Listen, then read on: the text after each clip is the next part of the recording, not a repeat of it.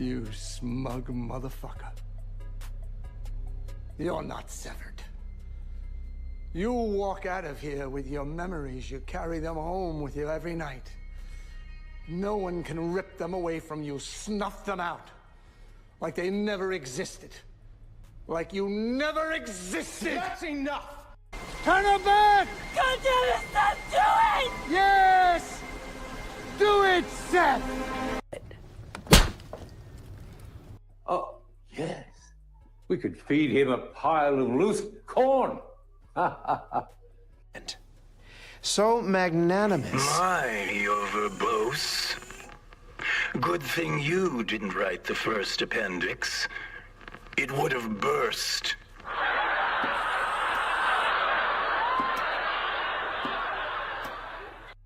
I threw a tin of candies.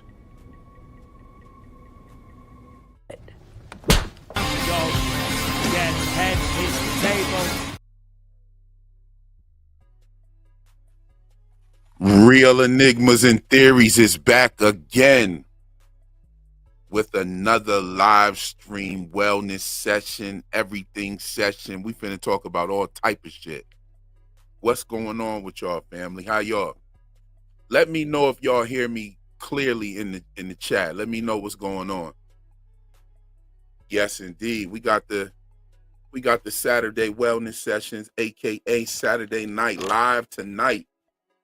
We definitely had to come up here and do a Saturday Night Live. I have realized that I hadn't scheduled the live, but I had it in my mind to do.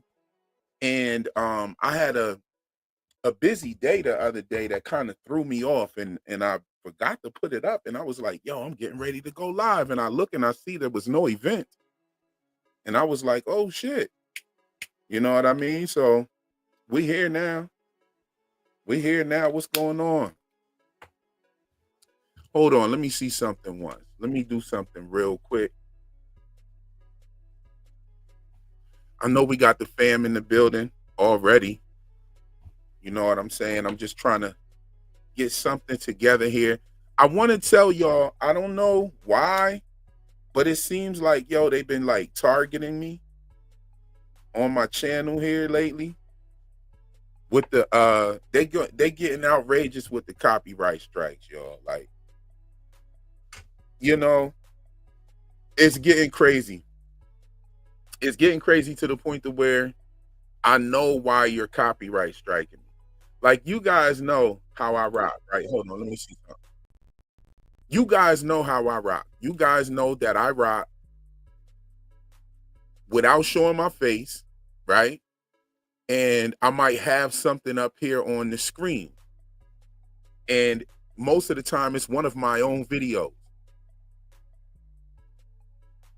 So if I'm getting a copyright strike on a live stream for having one of my own videos playing in the background, then why didn't the video get copyright strike?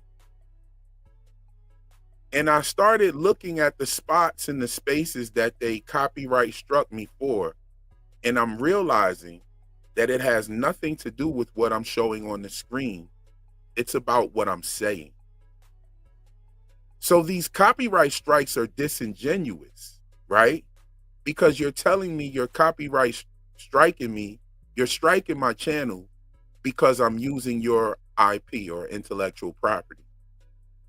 However, you don't strike the video that I dropped, but you strike my live stream when I'm playing the video in the background for talking.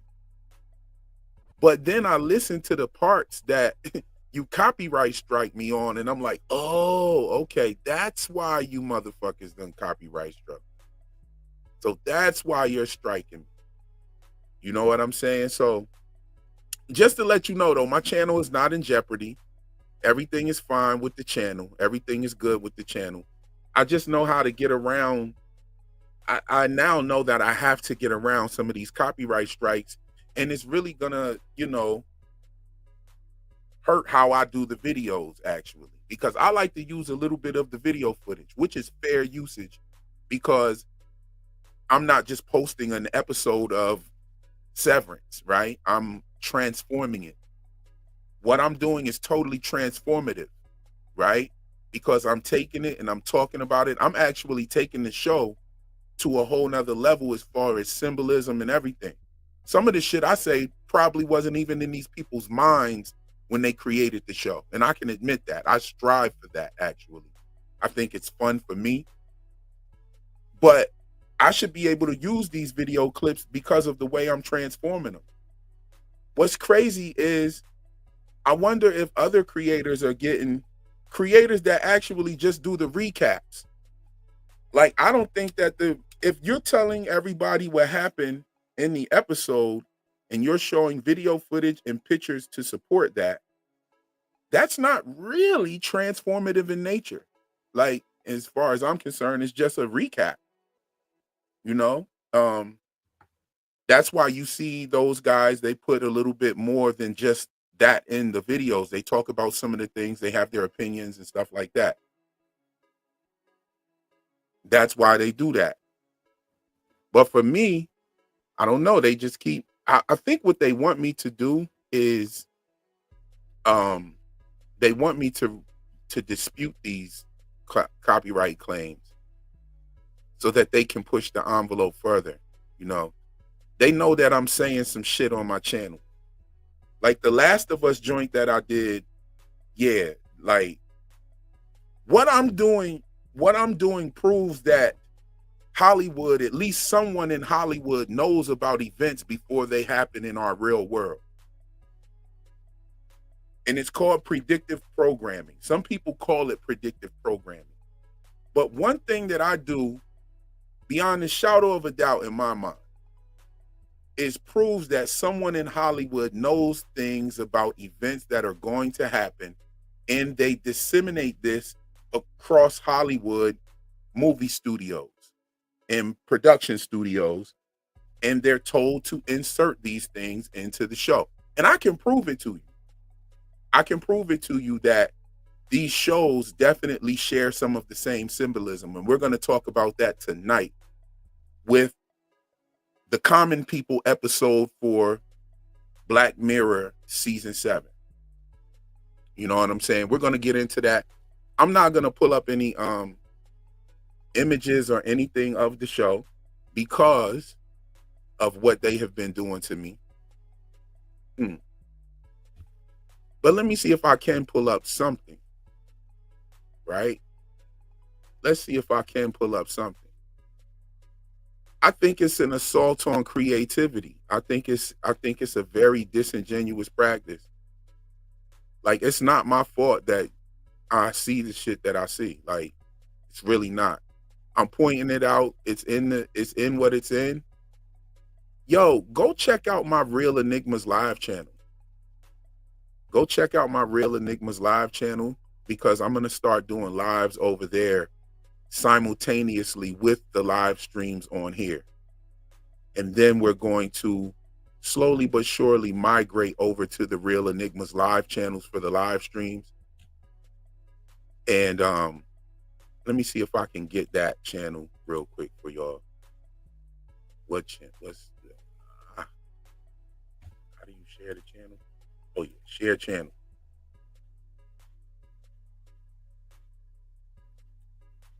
Let me share that for y'all real quick.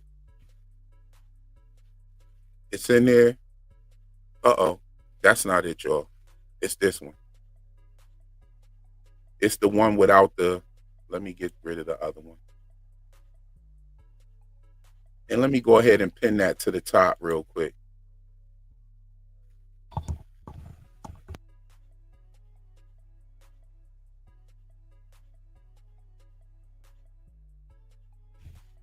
Okay, hold on. Let me I'm gonna get down for a minute here. Let me see. If y'all saw that, that's the Real Enigmas that's the Real Enigmas live channel. And I also have another one that I'll be doing soon called Real Enigmas and Gangsters. I finally have some images up for these channels.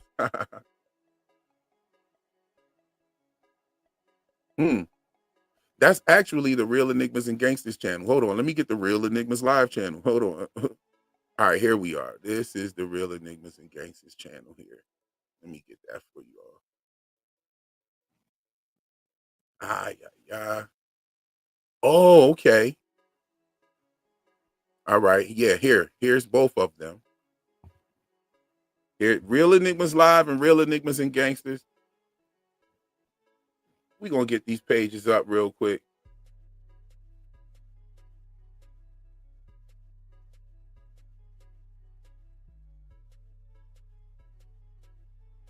Oh, both of them say real. Oh, okay. All right. Oh, I'm tripping, y'all. I'm bugging. I'm sorry about that, you guys. Hold on. Let me get my shit together. Switch account. Go to Real Enigmas and Live. Okay, Real Enigmas. Okay. Now we'll go to channel here. Yes. Okay, now we cooking with Crisco family. All right, now we got it. Now we got it. Here's the Real Enigmas in Live channel. Let me pin that one.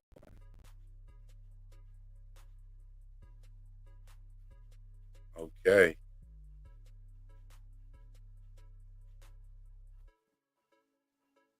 All right, all right. So let me get into this chat real quick. Because I know the fam is in the building. We got A Lord Corey in the building. Good to see you, fam. Good to see you as always up in the building supporting. We got that Debbie Ebby, Bobebi, Banana Fana, Fofebi to the P5, Momebi. Debbie is here with us. Beautiful Debbie. Yes, yes. We have the beautiful Amy, the beautiful sunshine chick. Yo, check this out. We have some beautiful people in the building. We got the beautiful Shani in the building with us, Holistic Self TV. Yes. She's here with us as well tonight. That's what's up. I hope everyone's Saturn day is going well. Yes. You know what? Today's bicycle day. Happy bicycle day, everybody. If you know, you know. You know what I'm saying? Who else we got? We got Ephemeral Soup in the house. Yes, we do. Yes. We got Lake and Love in the building. Hello. How you doing? We got the brother Golden Child is in the building. Golden Child always comes through with some heat. We got S Drag Nasty up in here. Ebony is in the building. What's good, Ebony? Good to see you. Miss T is here. Good to see you, Miss T. Hello. Yes. Yes, who else is here? We got Groucho the Grouch is in the building. Wait until they start copyright striking the comments. Wow. Lame. Sorry to hear, homie. What's up, Seafood Weaver? What's good? Yes, indeed. Good to see you here as well. Yeah, that shit is lame. Like, they're not even copyright striking me for using their shit. That's the crazy part. They're copyright striking me because I'm saying certain things. Because how you copyright strike the live video, which is like way longer, and sometimes I don't even have anything up. Like, how'd you find it? How'd you know? But you didn't copyright strike the video. Because my last one's Last of Us copyright video didn't get copyright strike because I just used still images. I didn't use any video footage. I just used still images. And I cooked on that joint too. You know what I'm saying? And they didn't even copyright strike that. But if y'all go back and listen to that last live stream, you will understand why. We got Brother Exist in the building. Got to know the ways of fair use. There's company. There are companies whose job it is to exploit fair use with frivolous claims. Yes, you're right. You're 100% right. Someone says, Groucho Grouch says, isn't it all automatic at this point? Like an AI filter or something? No, like some of it is. Some of it is dependent on AI, and they do use AI. And video footage is encoded, right? And so they know how to see who's using their stuff. But why didn't they copyright strike the original video? You know what I mean? I'm not even tripping about the copyright strikes. I'm not tripping about the views or none of that type of shit, right? Because, you know, YouTube is cool and it's very fun to do and everything, but I still exist without that shit. You know what I'm saying? It doesn't really matter to me. But, you know, I am out here for y'all. I love doing what I'm doing. I have come accustomed to, covering these things and come accustomed to having to worry about things like copyright strikes. And so that's fine for me. That's fine. I get it. I get the game. But yo, I mean, there's a reason. Like, I had a video, Beetlejuice video. They didn't even copyright strike it. They just blocked it. You know what I'm saying? Mm-hmm. Exist says, real, your channel nurses far less video and images from the show than any other I've seen. Yes, I've seen that too. I watched other videos and said, damn, the clip they just used was like 15 seconds long. I never have used a 15-second clip in any video I've ever done. Like, I've always clipped them like a couple of seconds. Then I got to using like 5-second clips. You know what I'm saying? But I know why they coming at me. And it's understood. You know what I mean? Yes. I think we got both of them up there now. I think we got them right now. Real Enigmas Live. Yeah, here's the Real Enigmas Live joint. Yeah, fair use disclaimer is best. Yeah, I've tried that. We'll see how it goes just using still images. You know what I'm saying? We got Ghost MKC in the building. What's good, family? Good to have you here. Thank you very much, Miss T, for joining both of those channels. Thank y'all. Everybody that subbed to those channels, thank you. You know, I will be having some content on there. Real Enigmas Live. I'll be going live just talking about anything and everything. You know what I'm saying? May even have like full panels, you know what I mean, with multiple people up there.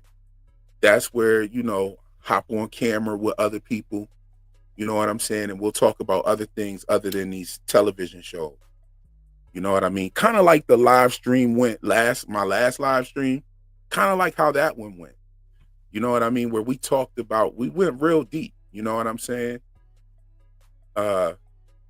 Yes, and tomorrow is 420. Okay, yeah. Debbie said, I'm up in the country with spotty internet, y'all. Behave for mama. Yes, please behave. Because we got other snipers out here that will cut your toes off. Don't worry. We got Steve the Green Hand in the building. What's good, Steve? Dawn is here with us. Starry is here with us. Saturday is wonderful. I just finished watching Sinners. Awesome. I definitely want to see Sinners. I'm going to the theater to see Sinners. I have to go see Sinners because I hear that the music is amazing in Sinners. And so I'm definitely going to go to the theater to see it. But I also want to cover that movie. So be on the lookout for that one. I'm also watching Black Mirror. And as I just said, we're going to talk a little bit about Black Mirror.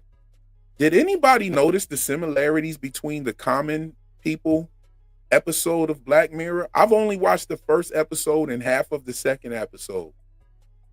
You know, I like to digest these episodes. I don't just sit there and just like gulp down the whole bottle. You know what I'm saying? You know, so I'm taking my time on it. Coriano is in the building, 444 on the West Coast. What's going on with you over there on West Coast in it? That's what's good with you. We got Ground Star in the building. What's going on, family? Greg said that's nasty work. It is, but we still cooking. They can't stop us. Daniel said, I hope you see Sinners soon if you haven't yet. Tremendous movie. Yes, I will be going to see Sinners. You know what I mean? I actually have a surgery on Wednesday. I got to go get surgery on Wednesday. And I have something called a supernumerary tooth. It's where, like, after all of your teeth start growing, more teeth want to start just popping up. And it can't be seen. It's like inside my gum. It's not like some people I've seen with like supernumerary teeth where the teeth are like on top of each other, or it'll come in front of a tooth or behind a tooth. This one is in my gum. And I literally have to have them like remove it because it's growing, and it's like it don't know where the hell it want to go. So it's fucking with my existing teeth, which were perfectly fine. And now you got this little guy coming in here 40 something years later. Like, how is it 40 something years later I'm growing a new tooth inside my gum? Go look up supernumerary teeth. You know what I'm saying? Some people grow them on other spots of the body, but I got to go get a surgery and get that taken out. Hopefully that doesn't take me out the game for a little minute, but you know, I can actually sit down and get all of these scripts written, and when my mouth fully heals, I can hit the ground running. You know what I'm saying? So yes, let's see what y'all talking about in here. Starry says yes, Daniel, and I think she's talking about the movie there, Sinners. Ghost MKC says, I saw Sinners. I hope you break it down as well as in another video. Oh, you already know. Kugler's best, in my opinion. I want to hear your take on its message with the Akashic records and the vampire metaphor for every construct. I will definitely cook that, bro. It's definitely right up my alley. You know, when you're talking about dinosaurs, when you're talking about vampires, you're talking about something that has been talked about since the beginning of printed media. You know, vampire novels in the Bible were the first things to hit. Well, the Bible and vampire novels and shit like that was the first thing to be mass produced on when the printing press was invented, right? Even in the Bible itself, it's talking about blood drinking. Some people believe the vampires to be the descendants of those who drunk the blood of Christ when he was poked in the kidney. I remember an old movie, Tales from the Crypt, had a movie called Demon Night with Jada Pinkett in it, and they touched on that. That is a very lesser known fact about vampires, that they are believed to descend from those who drank blood from Christ's wounds. Very interesting take on the vampire lore. And so, like, I get into that pretty deeply, and I talk about all the different, you know, some writers, when they make vampire stories and stuff like that, they tend to, you know, add their own sauce and flavor and lore into it. But the vampire lore is very interesting. As a matter of fact, one of the first major films was a vampire movie. I believe it was Nosferatu. That was one of the first major films before we had sound in movies. So vampires have been talked about for hundreds of years, literally, right? Hundreds of years. It's just like the Sasquatch situation, right? Native American or native indigenous people all through the Americas spoke about the Sasquatch or the Yeti, or what, you know, now people call Bigfoot, which I believe to be a gaslighting terminology. And that's the same when you're talking about vampires. You know what I mean? They've been talked about for a very long time. I think it's part allegory and some truth to it, actually. Call me crazy, but I think it's some allegory and some truth as well. I believe they are talking about beings that exist for a long time, and they probably feed off different things about humans. It could be the flesh, the blood. It could also be the emotions and the energy that we give off as well. Who knows? I don't know, but I've researched the topic enough to feel like I can talk about it and speak on it.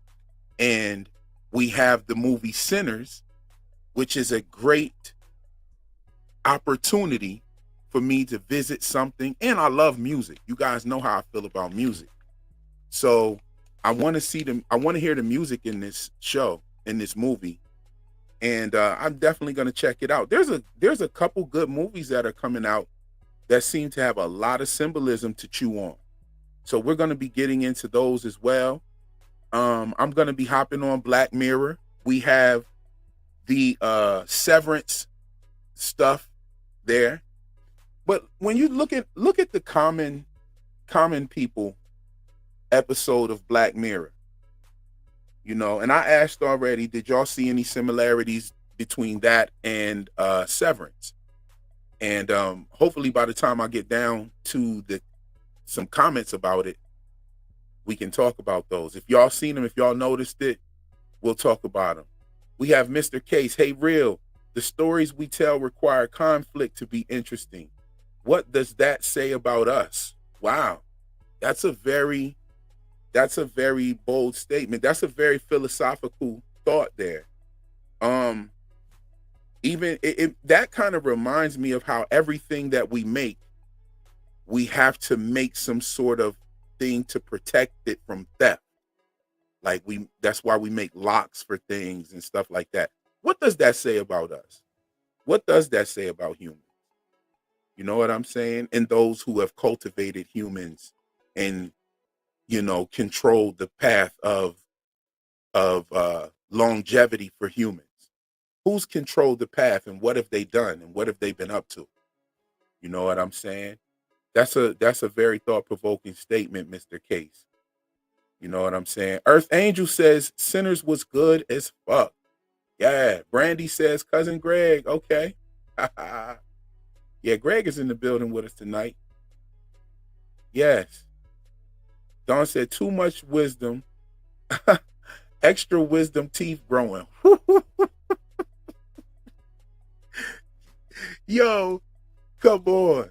That's crazy. Yeah, I think that's what it is. Yo, this wisdom tooth is crazy. This thing is crazy. I am so happy that I'm going to be getting this surgery on Wednesday and getting this thing pulled up out of here. Because it's not like an average tooth pain. You know how it kind of feels like an earache? It's not bad like that. It's just when I open my mouth wide. It's when I eat. I've been eating with one side of my mouth because of this thing is like in there. And finally, the day is coming soon for the surgery to get this thing removed. It's like inside. I can't look at it. It feels like you can see it though. It's a very sharp pain. Feels like a knife. Yeah, it's a different kind of pain.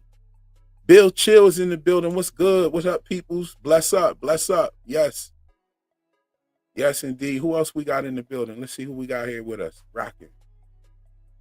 We got Elizabeth in the building. Yay, Saturday night cooking. Hey, y'all. Yeah, we're going to be cooking for sure.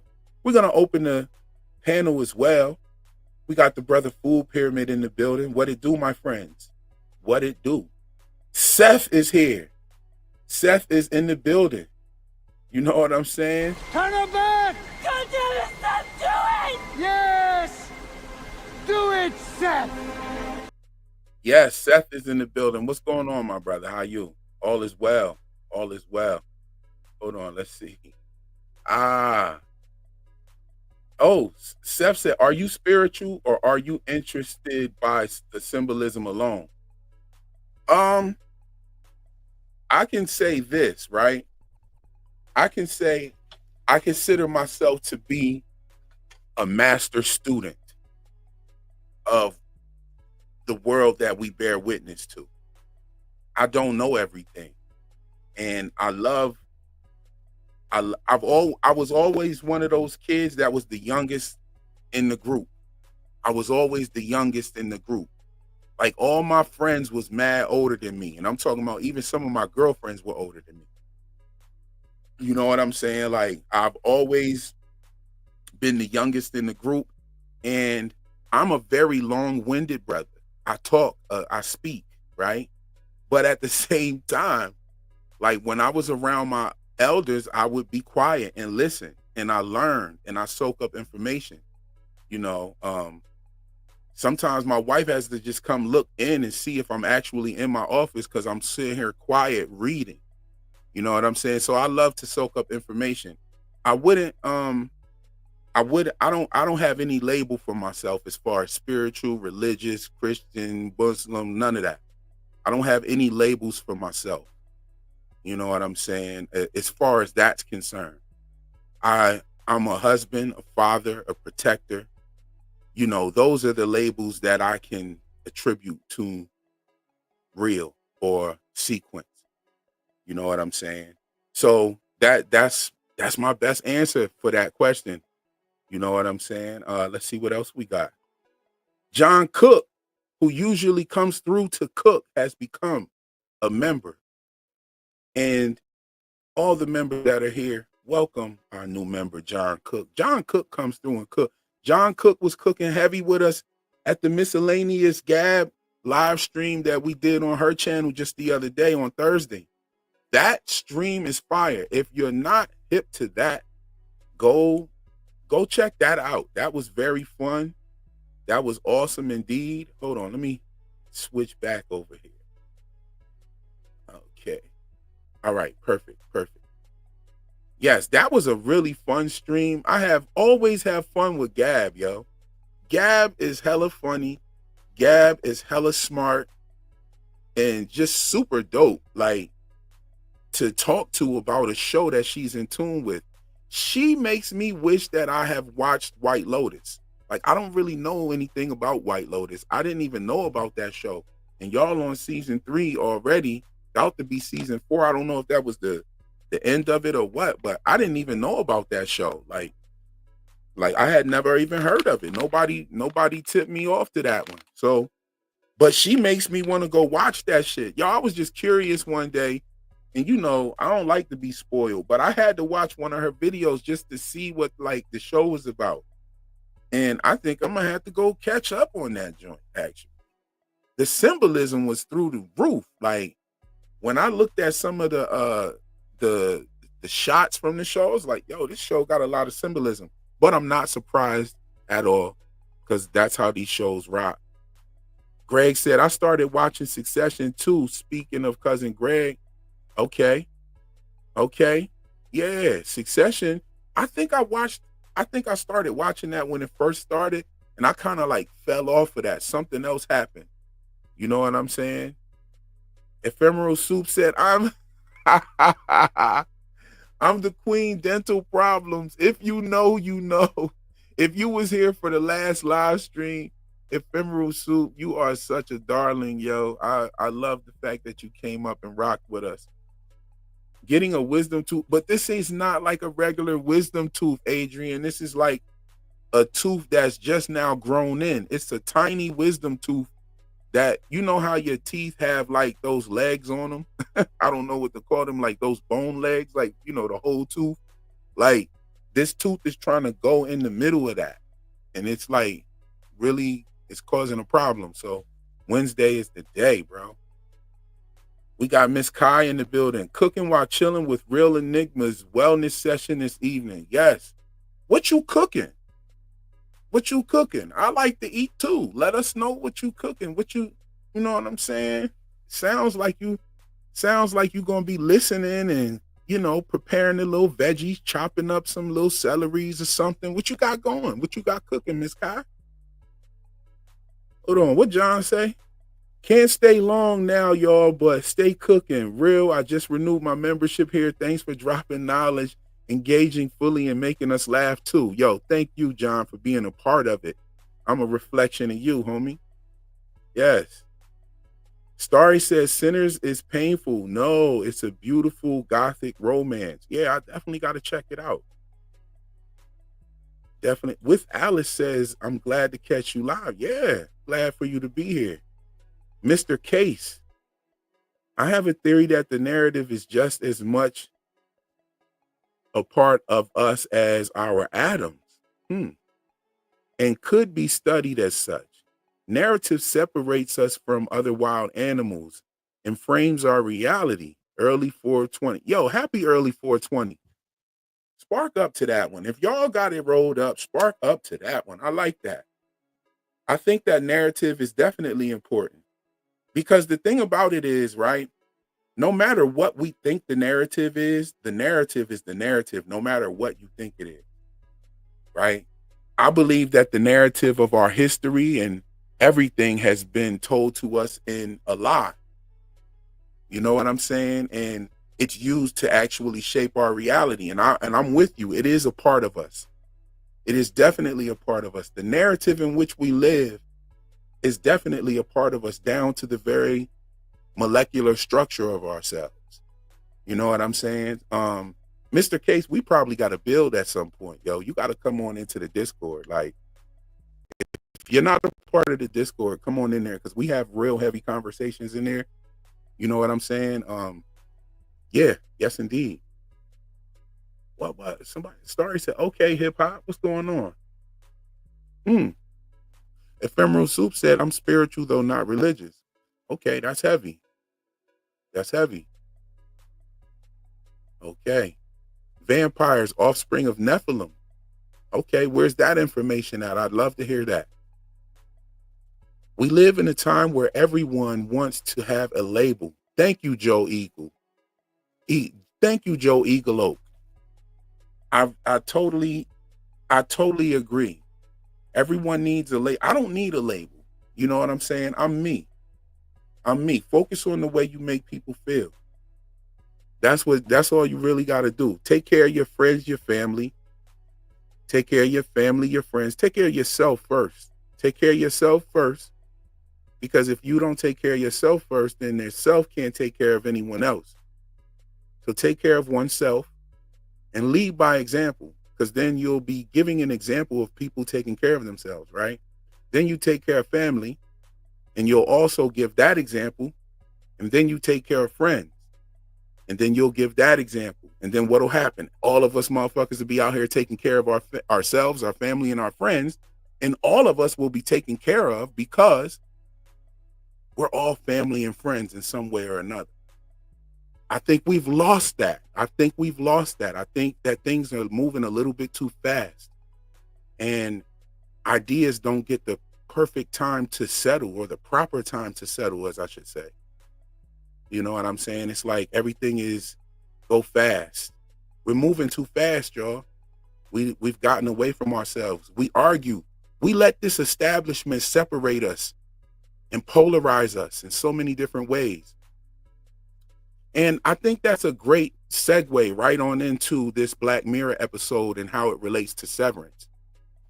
Okay, so we have the episode Common People. I wonder if I can get one shot of it up. I wonder if I can get like one shot of it up, just like a screenshot or something.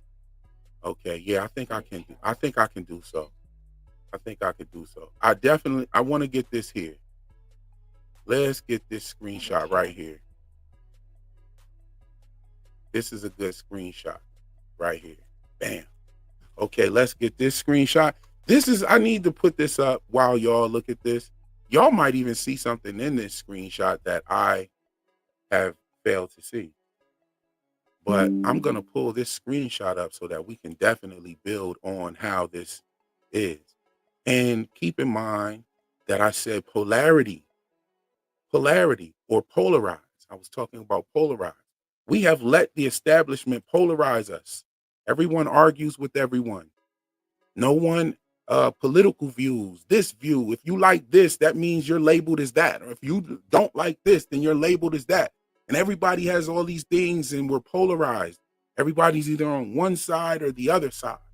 There's nobody in the means. We're not holding hands.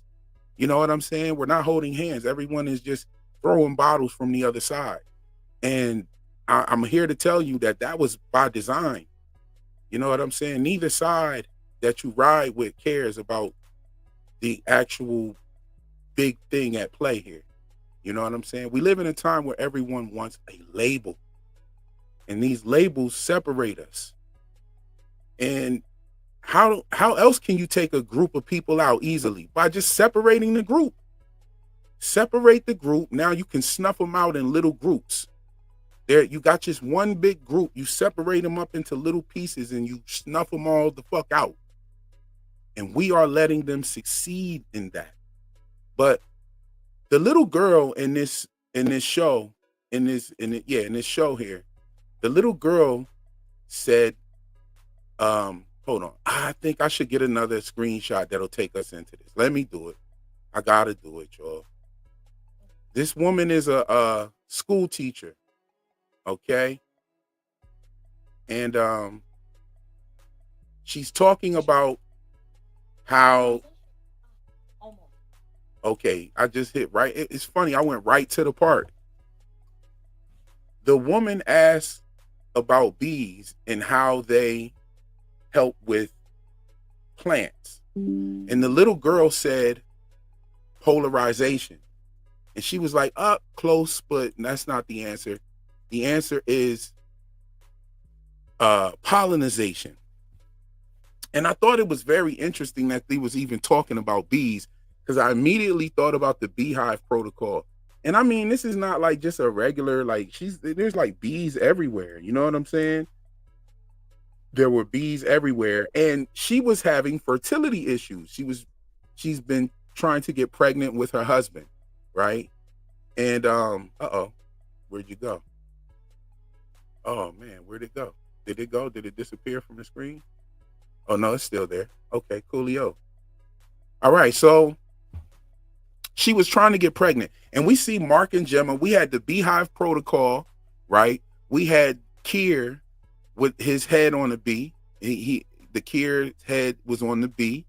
We had the beehive protocol. We had Kier wax, who was made out of wax. We also had the wax candle that Cobell stole from Mark's basement and took it to the severed floor, which is another basement, right? And you know, all of the bee stuff that we've talked about, and the beehive protocol. I think I said that, right? And I noticed that right away. That's what made me pay attention. And then it gets to a point to where she is having fertility issues. And I immediately thought about Mark and Gemma. And I was like, oh shit, like, oh, they talking that shit. And what was so crazy is they actually had a crib, a baby crib in their house, you know? Hold on, let me find that part. Man, I'm putting screenshots of this shit up here. Okay, so they were talking about getting rid of the baby crib as well. We going in with screenshots. They might not like it, they might try to strike it, but I think I can hike it. Let's go. Here's another screenshot they put up in there. Here's another severance nod they gave us. Right here with the crib, the baby crib. And there's the box for the baby crib and everything. One thing was they were successful at putting the crib together. I thought that was very interesting. You know what I'm saying? And this woman ends up getting severed. Okay? So she ends up having some sort of like brain tumor issue right here. And this company comes in and says that they can pretty much make a clone of her brain matter, download it to their server, and then go in there and put synthetic material in there that would substitute for the tumor infected region of her brain. And then they would be able to upload her consciousness back into that part so that her brain could carry on with the usual synapses and she would be herself. But this was severance. It was totally severance. Like, because like the lady literally starts saying advertisements and not realizing that that's who she is. So like, it was crazy that they did that, you know? Hold on, let me go through the comments a little bit real quick.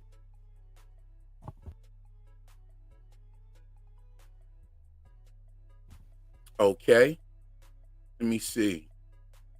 Yeah, Succession was fire. Succession was fire. Somebody said bunnies and blunts. You know what I'm saying? True, real, 100% burning books. Yes. Mm-hmm. Y'all see how far away? I'm like 8 minutes away in the comments here. My bad. Tracy Ellis Ross was great in Common People Black Mirror. Yeah, she killed it. She killed it. You know what I'm saying? Like, at first I thought she was lying to them about her own experience until dude snapped out on her in the clinic and she used the little app and everything like that. I was like, oh, okay. You know what I mean? Let's see here.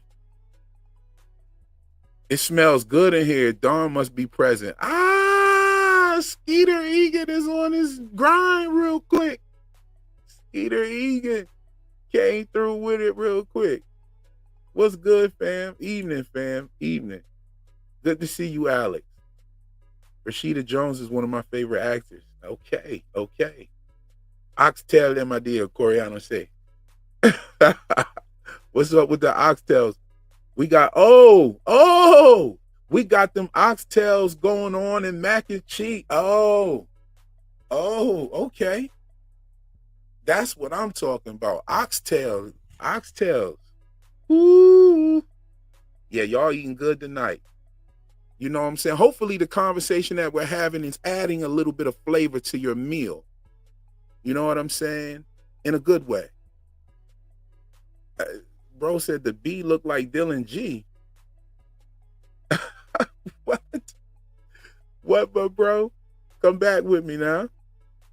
Oh, we got Freedom's March in the building with the super chat. Very, very appreciative of your generosity, fam. Thank you so much. Shout out to you, bro.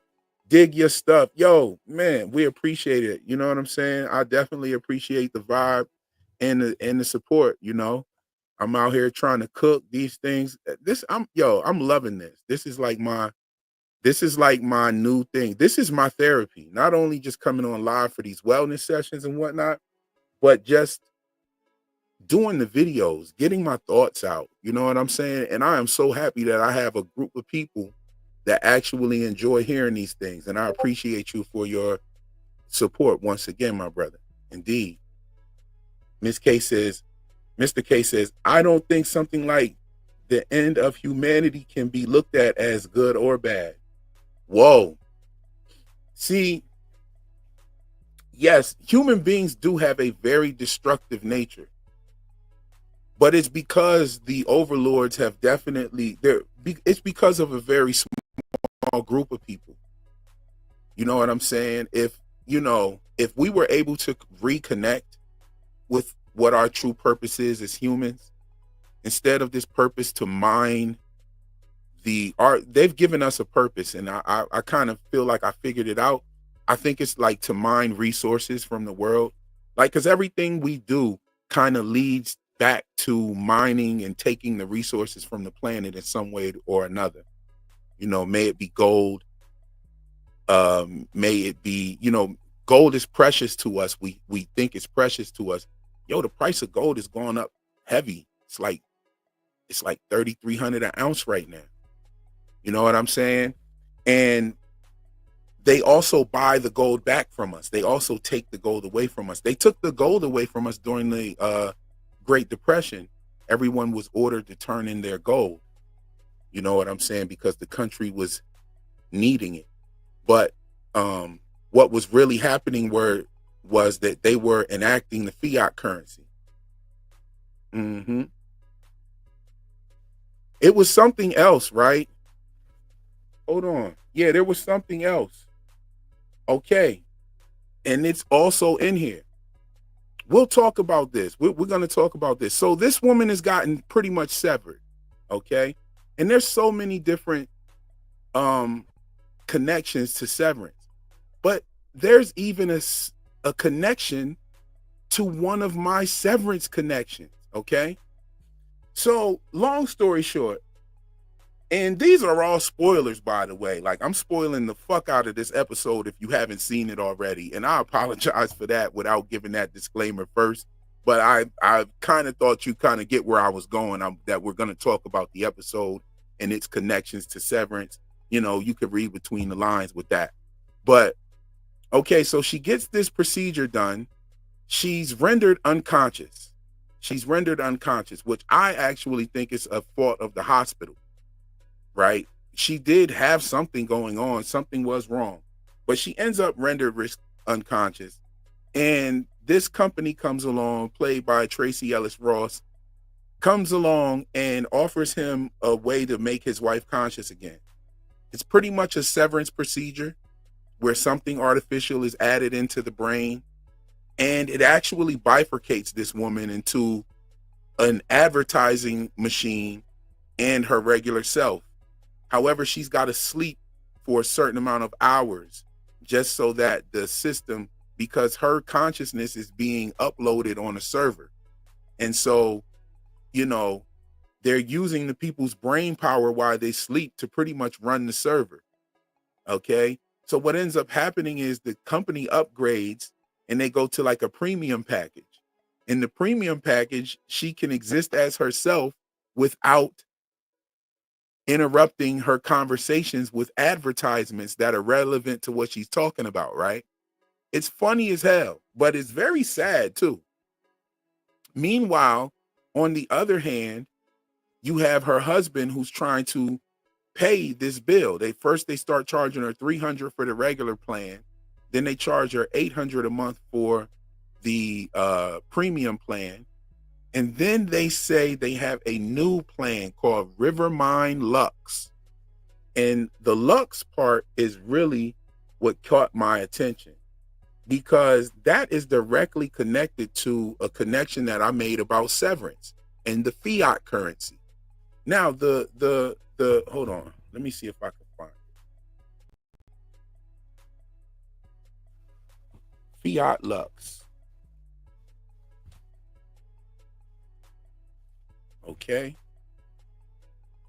Okay, so Fiat Lux means let there be light.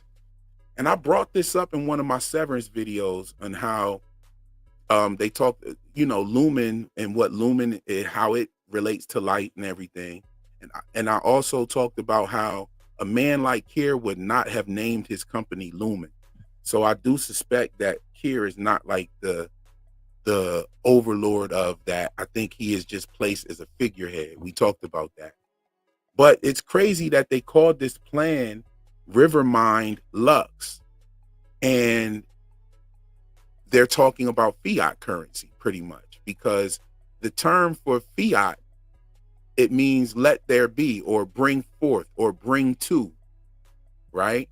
And Fiat Lux means let there be light.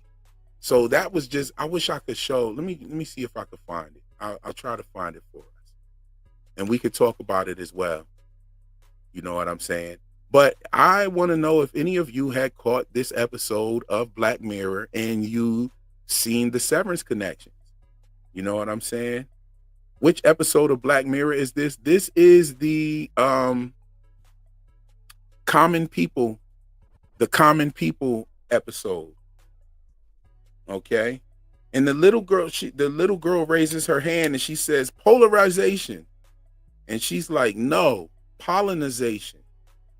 And I can't make this point enough. Like, not only is the country polarized, but people, relationships between men and women and partners alike, of even same gender love. And you even have different races, religions.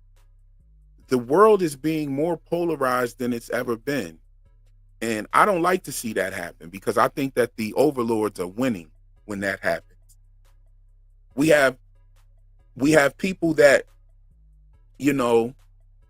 I've seen a video where a lady was talking to somebody about a topic, a controversial topic, and the lady punched her in the face, right? And it's crazy because I thought to myself, like, man, like, whatever you think, like, I don't think that would have been the answer. And I'm sure that the sister that did that agrees, right? However, we have gotten into a spot where a lot of these content creators that go out and interview people about controversial topics are antagonistic on purpose for the sake of getting views. Now, I'm not saying at all that the sister was right for punching her at all, because she was 100% wrong. Your brain shouldn't just shut down and just automatically go into violence mode because you're confronted with a different worldview. I don't agree with that at all. At the same time, these content creators must be aware, like, when does it stop? When does it stop? When do we get to a point to where the views are not that important? You know what I'm saying? When do we get to that? When do we get to that point? Let me see. Predictive programming. Yes. It does sound like Severance. It does sound like Severance. And even the way that these people were brought into it was very similar to how people on Severance do this because they have some kind of problem or a dilemma. It even had, on the other hand, this thing called Dumb Dummies, where people do shit online for money, like pull their own teeth out or drink their own piss, or the guy stuck his tongue on a mouse trap so that he could get extra time for his wife on the Lux plan. Like crazy shit. Like Black Mirror has always had a way of putting out an episode that you look at and you say, damn, we're not really too far from that. Or damn, that's going on right now. You know what I'm saying? Rabbits and Reefer. Okay. I don't have no problem with that. I don't know what you was talking about. Okay. Yeah, we getting real philosophical in the chat. Some of these joints, y'all in here going in. You know what? Hold on. Let me put down this link real quick. Some of y'all going in down here, it sounds like y'all really got some shit to say. So there's the link. If you want to come join the panel, you know what I'm saying? We got the beautiful Vic in the building. Good to see you. Yes, we have Aaron Laura in the building. What's good with you? You know what I'm saying? Brother Rick Rock is in the building with us. Temper balancing streams, merriment and theory department. Yo, that's crazy right there. We appreciate you, bro. We appreciate you for building a fire we can all gather around, real. Thank you very much. Thank you very much. I appreciate that. This is a great tribe. And humans are not all bad. Is suffering necessarily bad? I don't think that the bad things and the suffering that we go through all the time is bad. It depends on the level of it, and it depends on what part of a journey it's in. For me, I think the things that we go through that are adverse to how we feel actually make the beautiful times in life much more beautiful. It actually gives it purpose. So like the bad things in life that we experience make the good times even much better. Like, because if we had lives with no suffering at all, then what would be a good day? Like, if every day was a sunny day, then what would a sunny day be? You know? So I think that there's a balance of things. Now, when we're talking about needless suffering, like people in the world starving, that's ridiculous to me, because starving is probably one of the most solvable diseases that we can solve, you know. But we, not to go off on that, we have somebody here patiently waiting in the back. We got Corey in the back. What's going on, Corey? Hold on. I'm gonna bring you up. Let me go through a couple more of these wonderful comments and thought-provoking statements from the tribe, as we say.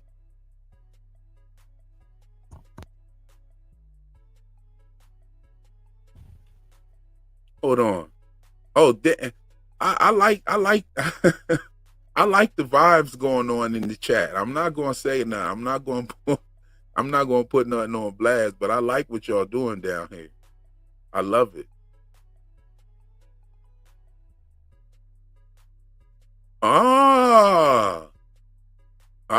Miss yes.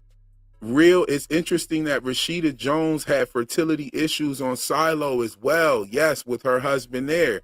And she was trying to have a baby there as well. Rashida Jones is top notch. Like, she's crazy with it. You know what I mean?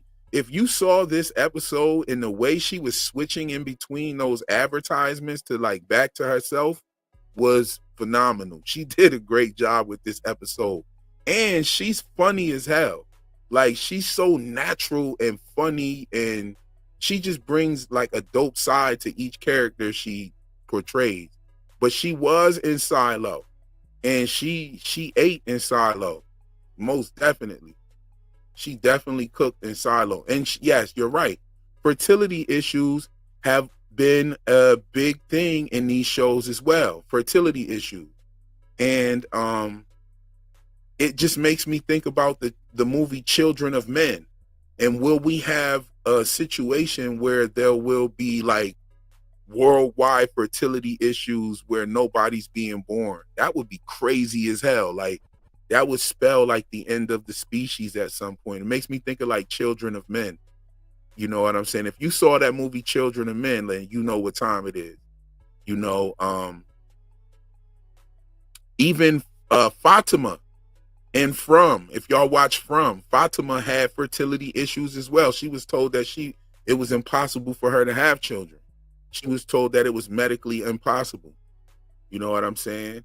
We got A-Lord Corey in the back room too. We gonna go through a couple of more of these brothers. I'm gonna pull both of y'all up at the same time. Pause. Dawn said it was smooth. Miscellaneous Glad last night called Drummond Evil Holder like it's canon. Real is shaping the discourse. Real is shaping the discourse.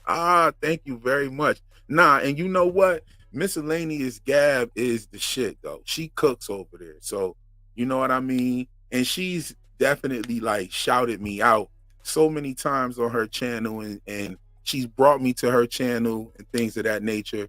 So yeah, we are shaping the discussion around these shows. We changing what's going on. I want to talk about The Last of Us too. I'm gonna get into that.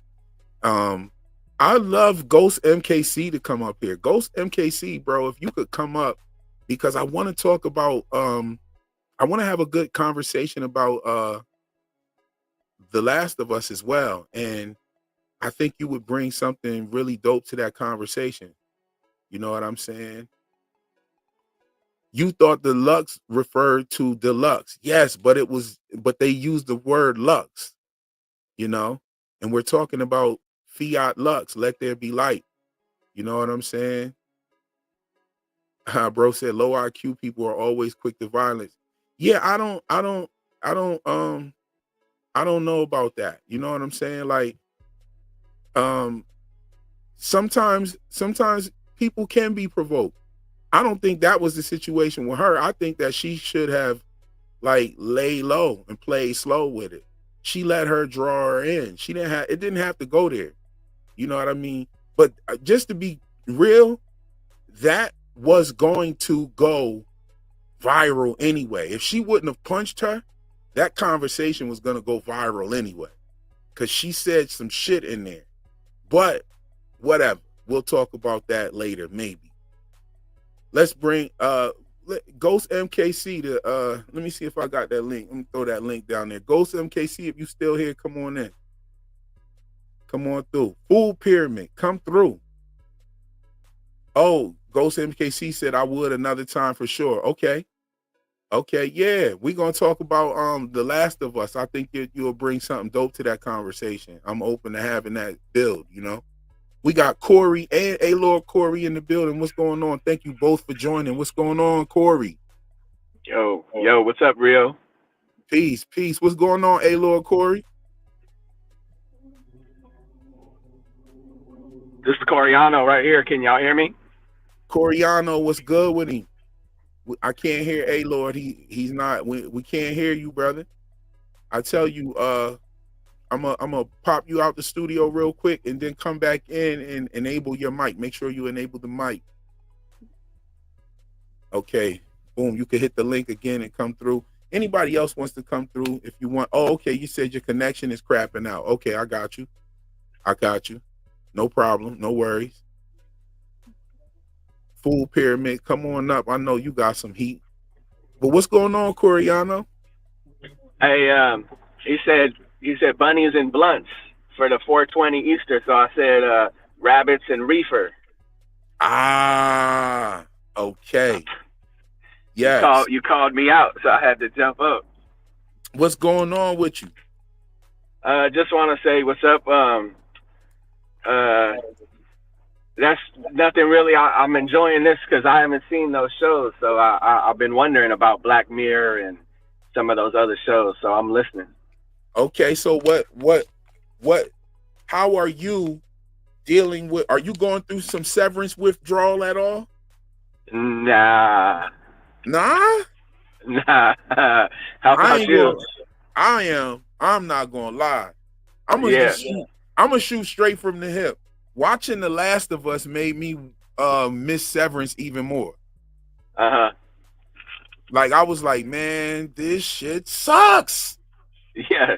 Severance got us But spoiled. but it's beautiful. But Yeah. it's beautiful. The Last of Us is beautiful.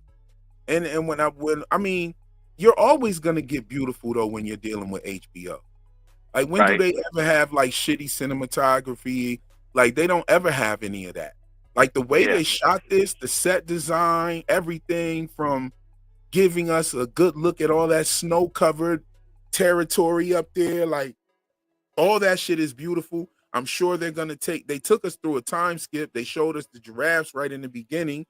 Like, so I'm sure that we're gonna see some more progression with the seasons probably throughout this season. Maybe, hopefully, I don't know. But it just seems like everything is just, it's beautifully shot. You know, the acting is you know what I mean? The Okay. acting is off. I don't know like if they've made some of the right decisions as far as the adaptation to the game, the adaptation Right. to a live Yeah. action. Some of the That's things were great. yeah, that's my daughter's video game right there. Last of Us, that's her favorite video game.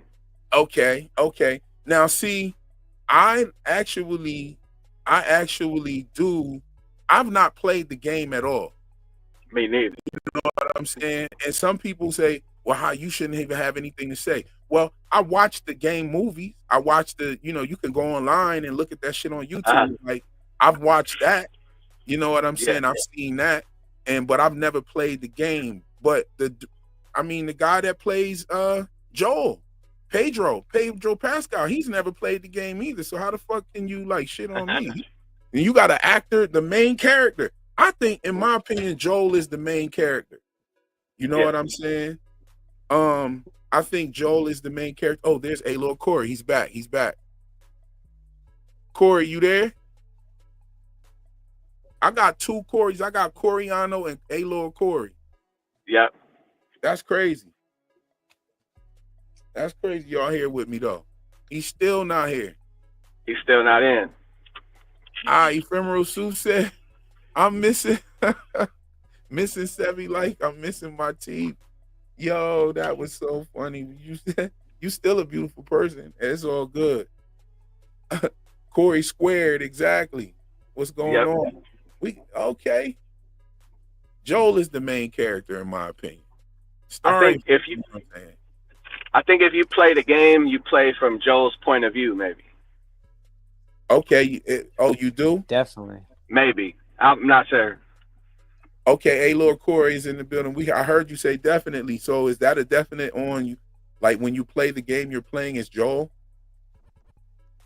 I watched it like on YouTube from start to finish. It's amazing how they like draw you in from like that first moment when everything's kind of peaceful and it all kind of falls apart. But that's like literally Joel's story because you're playing him from the beginning and then you get to watch, your daughter or his daughter die like in his arms. So like it just sets the tone from start to end, and then metaphorically adopt the girl who's resistant to the disease. So that's why everyone kind of had like mixed feelings about the girl taking on the story in the second part of the game, and Joel dying. It's just like you. Spoiler alert. Oh shit! I mean that's not even really a spoiler. I mean that's out there in the game. He's talking about the gameplay, like taking the main character from Joel to her. Do you think that they're going to? It, do you think that that's what they're trying to do for season 2 of the live action? Hey, that must be why why it's my daughter's favorite game. That I'm not sure Hell how I no. feel about that. Hell no. I Oh, mean, that's there's too much crazy. money on the line. Keep Pedro on payroll. Yeah, I don't think that I don't think. I think they might. I think they might still do it, but they'll do it in a way that's different from the game. I mean, they've already given us Abby's motivation and stuff, and I remember not even knowing any of that at the beginning when I was watching the game and stuff. You know what I'm saying? Like, I didn't know any of that when I watched part 2. You know what I'm saying? And that kind of came in. It came in fast though, and it came in hot. Oh, I said, damn, like I thought that was fucked up. I was like, damn, they killed the dude. Like, what the fuck? So I don't know. Tomorrow's the night, actually. Tomorrow's the night. We're gonna do a pregame. I'm gonna watch the episode. I don't know if we get in the video. If they go crazy with more stock stuff, and I might just drop some symbolism shit and not even talk about the damn show like that. Like, I have really, mixed feelings about anybody dying. Like they kill people on that show. Oh yeah, they get busy on that show. Yeah. I just don't see how you killing a dude that ran through the fireflies in that hospital like that, and you just killing him like that. Like, I don't know. Like, dude's pretty much like a bad, but he was older, I guess. He may be missing a step or two. You know what I'm saying? Like, I don't know. This shit's kind of corny to me. I don't understand for the life of me why Ellie would be mad at Joel. How is Ellie mad at Joel? The only thing I'm thinking is maybe because he lied. He lied about it. But it's something that y'all all was going to have to lie about anyway, because you can't spill the beans about you being immune and shit. So what the fuck are we talking about here? And if this dude would have let them take you and kill you, you wouldn't even be here to be angry. You wouldn't even exist. So what the fuck? Like, I don't know. It's kind of corny. It's like a daughter. Yeah. You know what I'm saying? Hey, let me jump off. That learning and shit, like, is. Sorry, Corey. Can I say one quick thing and then I'll get off the line? Let somebody else get on there. Oh, you good? You good to go? Okay, let me tell you one thing. You talk about the field guys.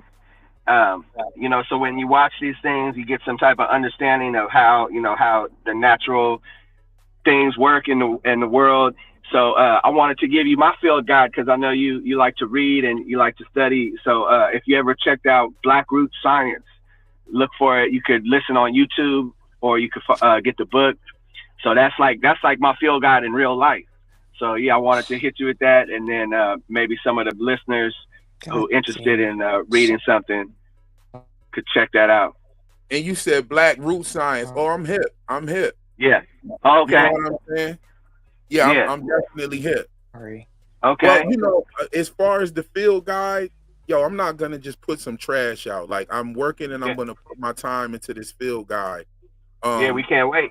Yeah, the field guide is gonna be crazy as fuck. Like, what I have so far is crazy. Like, I'm not gonna lie to you. I've read like my introduction. My introduction almost kind of, it had me like a little choked up. You get that feeling in your throat, and you like, oh, like, wow, this is really me right here. Like, my intro is crazy. I'm just giving it up like that. Like, but the information is what's most important, right? And so it also has to be in a way that is just like professional. You know what I mean? I was gonna go the route where I was just gonna kind of like self-edit it myself. I'm pretty good at grammatics when it comes to like writing it, and I can look up things, and you got your Google Docs and your Microsoft Word and stuff. It kind of helps you with that stuff. I was gonna go that route, but nah, I'm actually gonna hire an editor. My man Taryn Matheru, He checked it out for me. He was like, "Yeah, you need to hire an editor because this is fire right here. You don't want to just throw it out like this." And he was like, "While you're in the editing process, get your artwork finished, and you can pretty much, judge what you want to do with the art." So it's gonna be my hand drawings as well, and it's also gonna be all me. You know what I'm That's saying? amazing. So, yeah, it's gonna be fire. I don't want to just throw it out there. I wish I could have got it done by the time Severance was over at least, and it could be up and everything. I'm gonna tell you, you think this is going? I think it's going to change the game on how people look at TV, bro, and listen to music videos, lyrics and songs, poems, books. Like It's Hollywood. already been happening with the internet. It's already been happening, that whole type of awakening to symbols and to the meanings behind things. It's amazing how fast it's happened since the internet. Absolutely. And I've been living like this before the internet. Like, Right. I've already been looking at everyday life in the symbology, the numerology. Me and my mom was talking today, and she was talking about root numbers and stuff like that. And we were all going through checking each other's root number and checking the similarities, and it started actually to make a lot of sense, even between me and my lady, the children, like all of those different nuances to the numerology. Even I want to start looking at some of this stuff in the Pythagorean theorem. Like, I've looked at so many things under that and have not looked at certain aspects of my own life with that stuff. So I definitely need to, I definitely want to add on and build on to that. The field guide will be something that you can use for all of the above, not just for just watching TV shows either. Yep. Like, you'll be able to go. Real. Mhm. Sorry, you know what I use? Black Root Science. That's it. I'm out of here. I'm out of here. Y'all have a good day. All right, I hear you. All right, peace. Yeah. So Black Root Science. I'm hip to Black Root Science as well. But this field guide is going to be something else. It's going to be a different monster. Like, it's not just gonna. You'll be able to go out and look at your building architecture out in your local downtown area. You'll be able to see it all everywhere. It's everywhere. It's in our stop signs. It's in our with the octagonal patterns. It's in our hexagonal patterns. Even when the hexagonal pattern is the cube. I was also checking out the Minecraft movie. Now, when we're talking about the hexagon is a cube. I don't know if y'all peep the science behind that, but a hexagonal pattern makes a cube. It shows you the three-dimensional cube. And so I was also checking out the Minecraft movie. I didn't finish it. I don't think that movie is for kids, in my opinion, but some disagree. It's rated PG. I was like, yo, what? For real? But it was kind of some inappropriate shit for PG as far as I'm concerned. That's what I thought about it. You know what I mean? But it's funny how I put this parallel to it. They had a lot of inappropriate jokes in the movie, and it's a PG movie. But funny thing is that you have games like Roblox and Minecraft that are actually used that by inappropriate adults to try to talk to children. And you have this rated PG movie that has all this inappropriate shit in it. And it was like, yo, really? Like, so that was my thoughts on that. What's your thoughts on that, Lord Corey? What's good with you, man? You got your signal coming? What's good? It's here and there. I didn't watch the Minecraft movie, but it's really interesting that you say the hexagonal pattern represents the cube in 3 dimensions. Because I studied organic chemistry, and one thing that we looked at is looking at something in its face is different from looking at something at its side, and then it has a totally different reaction once you see it in space. So like the ring structure, like benzene, is 6 rings, right? And that's actually sweet smelling, is aromatic, but it's highly poisonous. So it's just a thing that I just want to put out there. But you got me thinking back to chemistry. I mean, even when we're talking about the bees, we're talking about hexagonal patterns. You know what I'm Right. saying? Right. You know, But in chemistry, it's like nature adopts like the easiest structure so that it's more stable in nature. So same thing for the bees, same thing for wood, same thing for microscopic structures. They want to go to a place that's it has the least resistance, so and offers the most stability. So I really appreciate those underlying things in science. So thank you for that refresher. oh yeah, I mean, it's all around us actually. Like you could look at the cube and you could see the hexagon. Like if you look at a cube, like let me see if I can get a picture of a cube. Here it is. And you also see the merry-go-round. And this symbolism has been like everywhere in all the shows, like from everywhere we've been seeing like these hexagonal patterns everywhere. And even when Helly was swimming, I believe that was a octagon that she Octagon, yeah. the clock was on. I don't hold on. I have a picture of it somewhere. But they're definitely layering this symbolism throughout these shows. Let's think about it like this, right? Severance, the season 2 just ended, right? And here you are with Black Mirror dropping right afterwards, right after Severance is ending, and their very first episode talks about this woman pretty much getting severed. You have the bee references, you have the crib references. Where's the crib at? Yeah, the baby crib reference. And check this out. She said that she bought this crib it was a bargain. She said, I'm a sucker for bargains. And that is exactly what Mark said. He was like, I got it for a bargain. And like, so did the creators of Severance and the creators of Black Mirror just have like the same idea essentially? And it just so happened to come out around the same time? You know what I'm saying? The Ishtar references as well. And Black Mirror comes out around the time of Easter. So yeah, I thought that was crazy. You have the goat references and all the Baphomet references in Severance. And Severance came in the last days of Capricorn, right? In the Capricorn astrological period, right? You know, so they're throwing these things in there purposely. And Black Mirror has nothing to do with anything on Apple TV. Very So I ominous. mean, why? Where is this coming from? That's You just got funny how they kind of yeah, it's just funny how they kind of sync together like that. It's not an actual connection. It's just funny how the pattern is still set.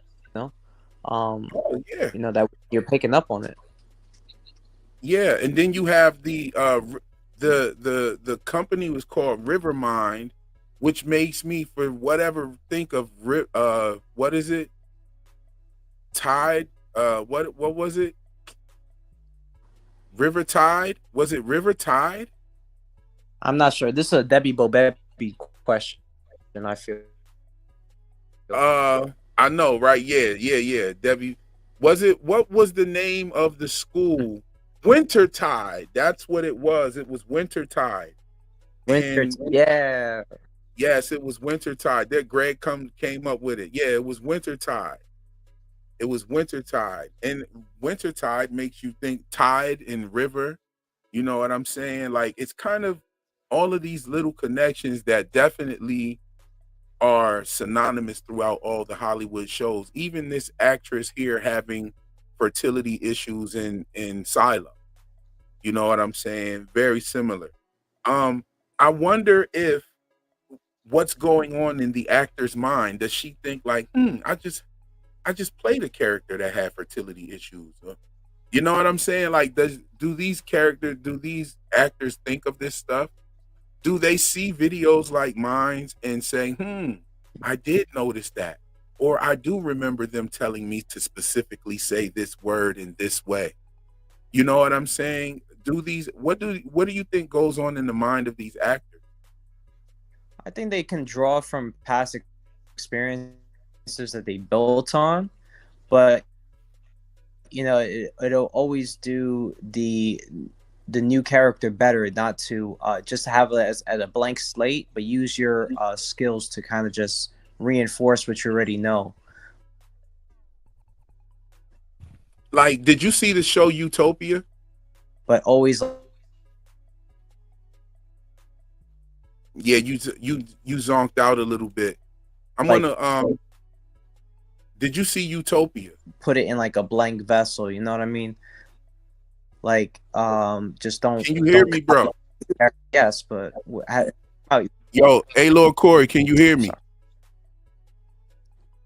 Can you hear me? Yeah, today's not Oh man, my day for the connection. yeah, your connections got you sounding like the Zootopia or internet. Utopia? Utopia. I can hear you. It's me. Utopia. That's the issue. Yeah, I can Utopia. hear you. Okay. Yeah. Yeah, Utopia. Hold on, let me see here. His connection is shite. Yes, Utopia. Okay, so Utopia is a remake of a 2013 British production. And this dropped on Amazon in 2020. Now, this show, the 2013 joint is the best one, in my opinion. You know what I'm saying? Seth Flake's voice. Yeah. I figured out Severance to the tiniest detail the other night, but I forgot. Fitting. Yo, Kyle Gross in the building. What's going on, fam? Okay, yeah, I watched both. Bill Chill. Like, I watched both. Now, here's the thing, right? Lord, forgive me. Check this out, right? I want to point this out. I'm about to cook. I'm about to cook. Do y'all mind? Let me get some feedback in the chat. I'm about to cook, y'all. I'm just letting you know. Y'all ready for this? Y'all ready for this? I'm about to cook. I'm looking for some feedback in the chat first. I'm about to just go in real quick. Cook it up. We're gonna cook. Let's go for it. All right, here we go. Okay, so put your mind in the place of one of these actors playing in this Utopia show. It's 2020. We've had a lockdown, shutdown, whatever you want to call it. We've got people running around, getting tested, wearing masks, threat of a pandemic going on. And this show Utopia drops the 27th, I believe, of September in 2020. The show is about a mysterious virus made in a lab. It's about a guy that created a vaccine. And while he was creating the vaccine, he also created the virus. And he put all of the information in a comic book called Utopia. And he put the cure in his daughter. This is his daughter here. And all of the information to Utopia. I believe the first comic book was called Dystopia. And then the second one was called Utopia. Now, ask yourself this question. What is going on in an actor's mind when the pandemic happens and they just now got done playing in a production about a pandemic? And then the production gets released on Amazon during the pandemic, during the election cycle. All of this shit's going on. Everything you see in the show is going on in real life. Like everything you see going on in the first 2 episodes, all the way down, everything. It's so crazy. What's going on in an actor's mind after they see something like that? You know what I'm saying? Yo, hey, Lord Corey, no problem, no worries, man. What's going on? If you're acting in this show and you just got done playing in a show that was about a pandemic, a vaccine, all of this shit, what is going on in your mind when the pandemic happens? Are you like, holy shit, man? Like, what the fuck? We just acted this out, and now it's happening in our real life. Are you bugging about it? And the crazy part is, it's not like it was an original piece of work. It was a remake. It was a remake. You understand? Now here's the other interesting part, right? They had the vaccine come through, and it was an mRNA vaccine. The mRNA technology was invented or implemented in 2013, which is the same year of the original Utopia TV show that played in Britain, the British one. It came out in 2013. Let's not forget that The Last of Us also is a 2013 situation, and it was about a pandemic. You know what I'm saying? What's going on? What's really happening? I'm gonna show y'all something else, yo. Hold on. I'm gonna show y'all something else. This gonna fuck your head up. Does anybody know the show Counterpart? Does anybody know of the show Counterpart? I'm gonna show you this. Okay. Let's see if I could share this with you guys. We cooking, y'all. Yo, we gonna cook. If we gonna cook, we gonna fucking cook. Fuck it. Okay, let me pull this over here to another screen. Y'all can see this. Okay, so this is a show called Counterpart. Counterpart was deep. Okay, look at this right here. Y'all see the Counterpart shit jumping off. And by the way, YouTube, I'm playing this directly off IMDb, so don't fuck with me. You know, I know y'all like to do what y'all do. But let's talk for a second. Ooh, it's right there in front of our face. Why is this right there? And this is what I was going to talk about. And I mean, this is season 2, episode 6. Now y'all see season 2, episode 6 is right there. We're going to come back to that. Let's go somewhere else first. Let's go to the episode. Okay, so season 1. Okay. Season 1, episode 3, right? I'm going to break down the synopsis of what this show is about after I drop this. Okay? This one I'm telling you right here, you probably have never heard this anywhere before. Okay? And I'm going to fuck your head up with this. And this is definitely related to the pandemic as well. Right? This show came out in this episode aired February 4th, 2018. And in this episode, this woman right here, okay, she's in a movie theater and she's watching a movie. And in the movie, you know how when you're at a movie theater and you're watching a movie and they have like commercials that come on before the movie? So she's watching those. And one of them shows a group of kids playing in it's a public service announcement. And it's written, it's in German. Okay? German has a lot to do with these. As a matter of fact, that Black Mirror episode, the husband says Guten Tagen to his wife. You know what I'm saying? And he's Irish. And he just randomly says that to his wife. So the German shit is like everywhere. You even had Dr. Mauer and Severance. Like there's a lot of German references sprinkled around as well. Okay, so in this she's looking at those previews and Yeah, Stars fucked up when they got rid of this. This was on Stars, and they got rid of it. They got rid of it. But in the episode, she's looking at these public service announcement of these little kids playing in the park. One of them starts sneezing, and all of the kids pull out a mask out of their pocket, and they put their mask on, and they start pointing at the little kid.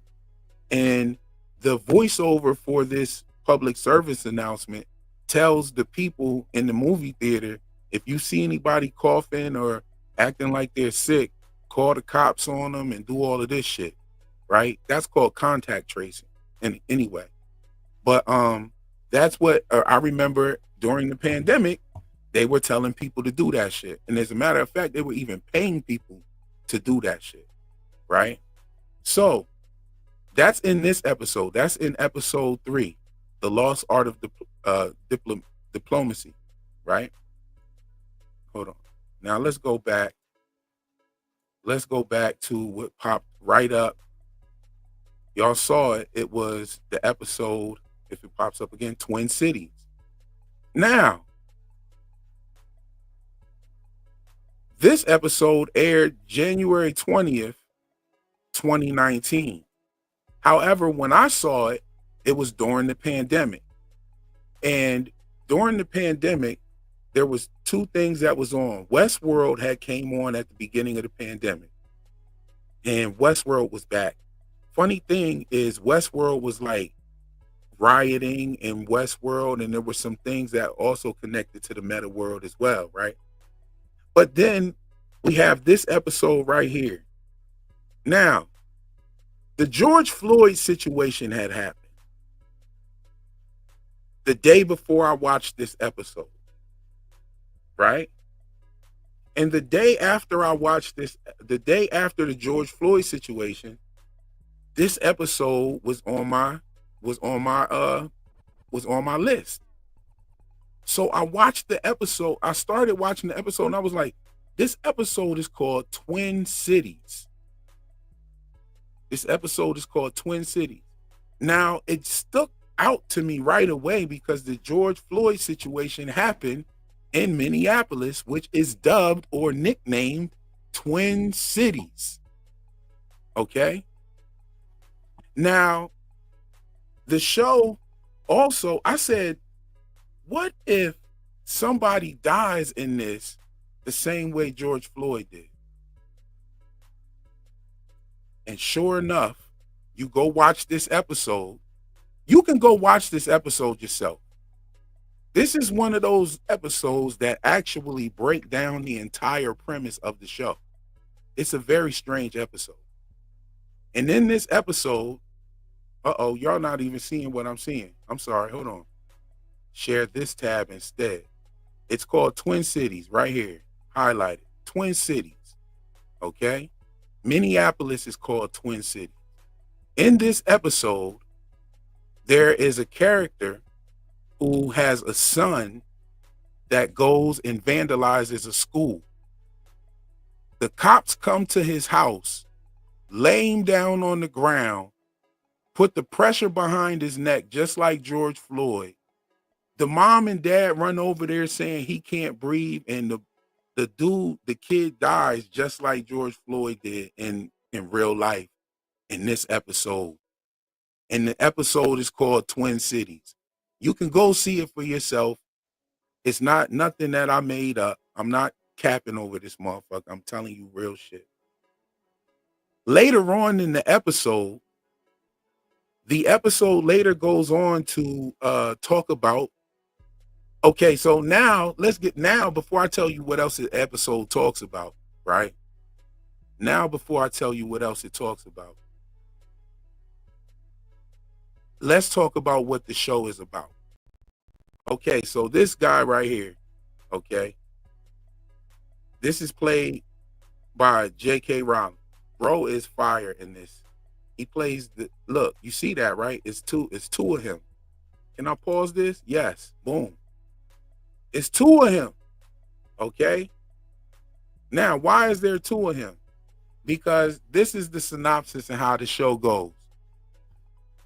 There's a building there's an office building with these scientists, and the scientists work in the basement. And the scientists do something where a door is created. And they go through this door. And when you're going through the door, you go to another Earth that's exactly identical. That's what I meant. J.K. Rowling, that's what I meant. I meant say Simmons, not Rowling. And but you go to a world that's identical to your world. And not only is the world identical, when you go through the door and start walking through, there's another motherfucker that look just like you, and everything is, y'all are identically the same. Your lives are identical. Everything is identical. Okay? And so this guy, the scientist that discovered this, they kind of kept it a secret for a little bit. And he told his colleagues, but they didn't tell anyone else. And so what happened, everything is the same. One day they were going there. It was their daughter's birthday. And he says, he comes to visit himself in that portal. And he's like, I got a present for my daughter. He was like, I got one for my daughter too. He was like, what is your present? They had the same exact present because everything that they do is exactly the same. And one of them says, how about I won't take my present to my daughter and you take your present to your daughter and let's see what happens. So it pretty much fucks the whole world up when he does that. It fucks everything up when he does that. And then what happens is on the other side, a pandemic breaks out that kills 2/3 of the population. So when you see that chick sitting in the movie theater, she's damn near sitting in there with like 2 people. Okay? Now, back to this episode right here that literally has someone dying just in the fashion of George Floyd, right? And the episode is called Twin Cities. George Floyd also has a twin, right? And this guy, in essence, has twins. Everyone has a twin, right? But then here we go again, right? Later on in the episode, they're talking about creating a virus to send to the other side to kill them and to take their resources, blah, blah, blah. And then the guy was like, no, let's just do it as a protection or a precautionary thing. And he was like, why? He was like, because if we're talking about doing it right now over here, then they are talking about the shit too.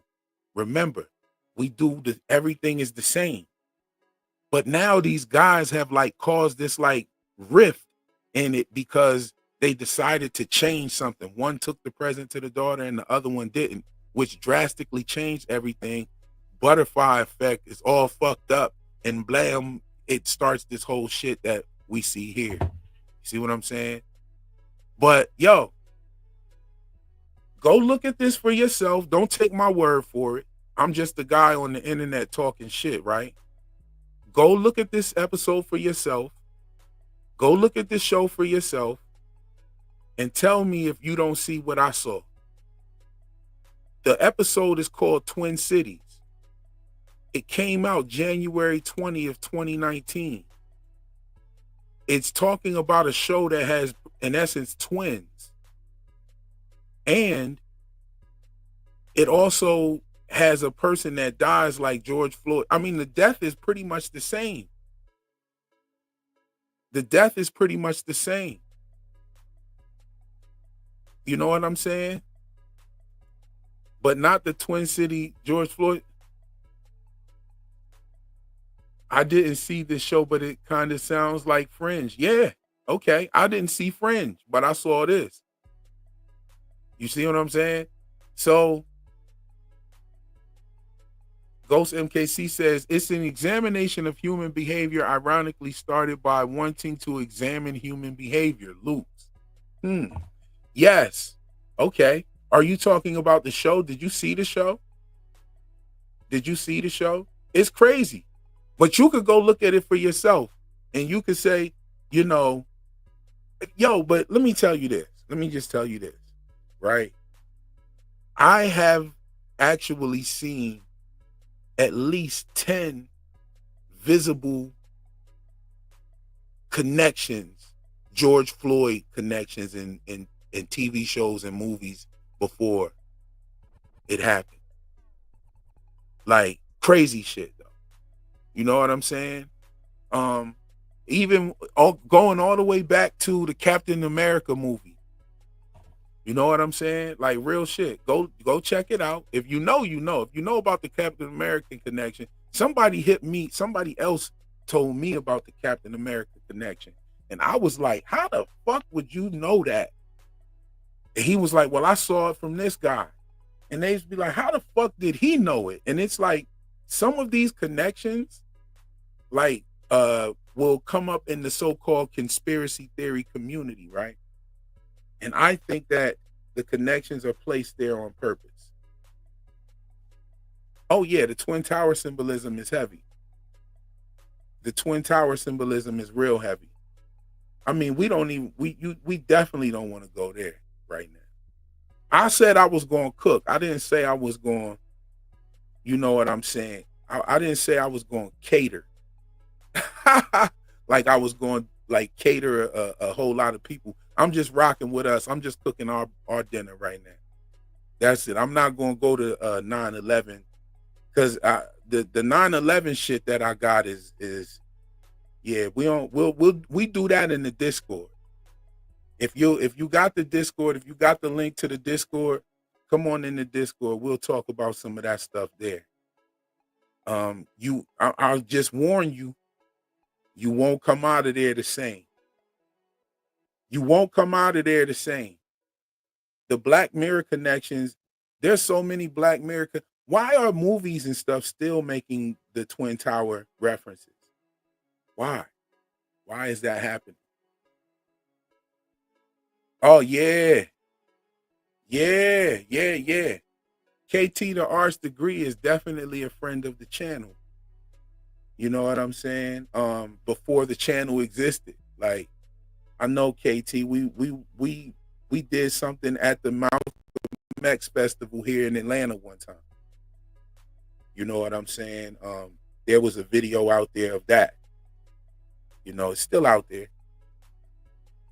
But this was like 2013 Malcolm X Festival, 2013 Malcolm X Festival. Yeah. You know? Yes, we will be Food Pyramid. We will be doing some watch parties soon. I just have to get somebody that's willing to actually host the watch party and put the show up in my absence if I'm not there. You see what I'm saying? Because I'll do it if I'm in there. But yeah, I definitely want to start doing that. The server is boosted up to you know, I think 4K or 1080p stuff going. You know what I'm saying? So we can watch them in good quality, you know. For those who want to watch shows and they might not have access to, we do rewatches after the show's aired. We might meet up after the show's aired and watch it again. So, you know, whatever show. You know what I mean? At this point, I'm only watching The Last of Us for symbolism, and you might not even get any more Last of Us videos unless they compel me to go stupid on something.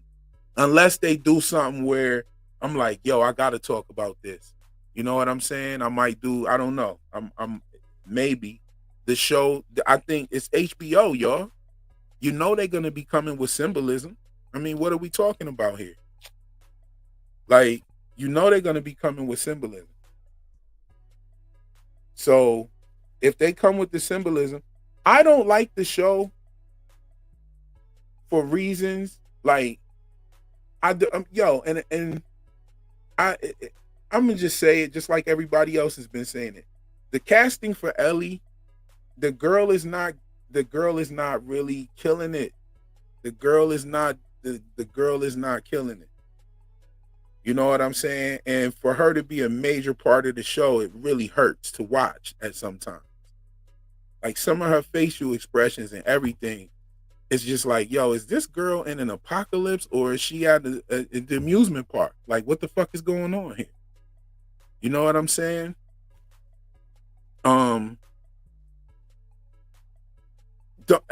not saying you can't laugh and smile in an apocalypse, but your laugh and smile looks a certain way. You dig? It looks a certain way. You know what I mean? It's just my opinion. Just my opinion. You know, I'm glad that y'all hopped off the stream before. We had two Corys up here. We had Corey squared up this motherfucker real quick. I'm glad that y'all hopped off before I got cooking on this right here. But the George Floyd joint, you know what I'm saying? This one was crazy. You know, there's more. There's more. You know, I know my from videos some of my from videos have been taken down because I was making connections to the Trump assassination attempt. You know what I'm saying? It is what it is. How many of you have actually seen this show, Counterpart? This show was amazing. And what was crazy is they said that they canceled it because J.K. Simmons wasn't marketable. And I'm like, what? And how do you call somebody not marketable and then they go on to play Omni-Man? And then they go on to do the voice for Omni-Man. Imagine that. Imagine that. Like, I think that somebody put something in that shit that they wasn't supposed to put in there, maybe. I don't know. And it didn't get caught until it was too late or what. I don't know why they would cancel that show. That show was amazing.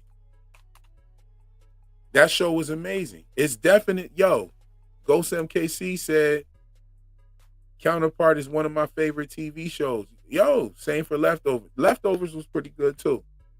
But Counterpart had the potential to be on a whole nother level, yo.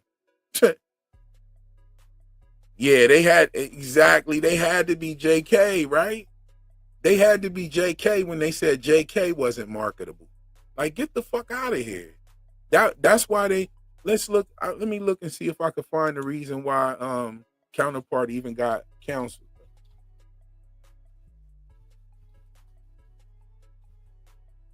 Yeah, let me see. Cancel. The show's creators announced was exploring the options. Cancel reason. Let me see.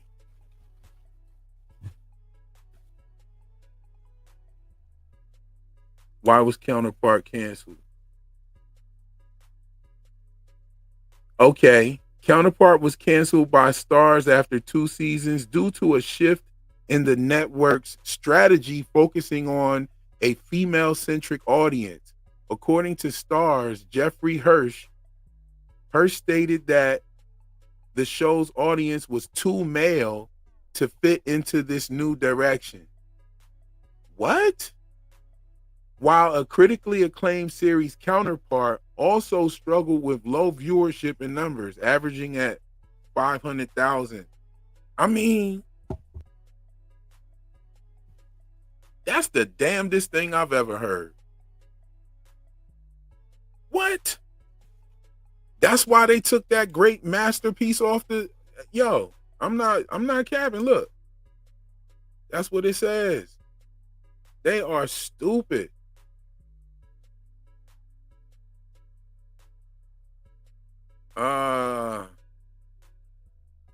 Yeah, that's dumb. That's dumb. That's the dumb reason. I heard somewhere that they said he wasn't marketable. And I remember reading the article and everything. I don't have time to go look for that article, but that was a dumb thing. The Counterpart show was straight gas all the way. All the way through. If you know, you know. Look at him sitting. Him playing, okay.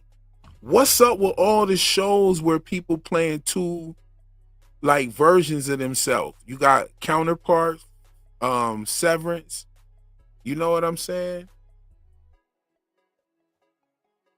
what is that about? How many of you guys watch From? How many of you guys watch From? Oh, canceling a show before the third season is how they avoid SAG royalties. Wow. I didn't know about that. I would only think that that would work with terrestrial shows though, right? Like I don't know if was it a digital show or did it if it was on the Stars Network, it probably came on like with, it probably had a night and everything. So yeah, you're right. He did Night Sky too, another awesome joint that got canceled. Yeah, that was crazy. Night Sky was them going into like some kind of uh device that would teleport them to this other place, like where they could look at an alien planet or some shit, him and his wife, and they had been looking at that shit like it was like their date night. They would just go out to the shed and get in the little thing and end up in like it looked like a spaceship. It's crazy. That was an ill ass show right there. That was a very dope show. That was a very dope show. Yo, this show was so dope, yo. Like Counterpart was so fire. And that reason that I just read is trash.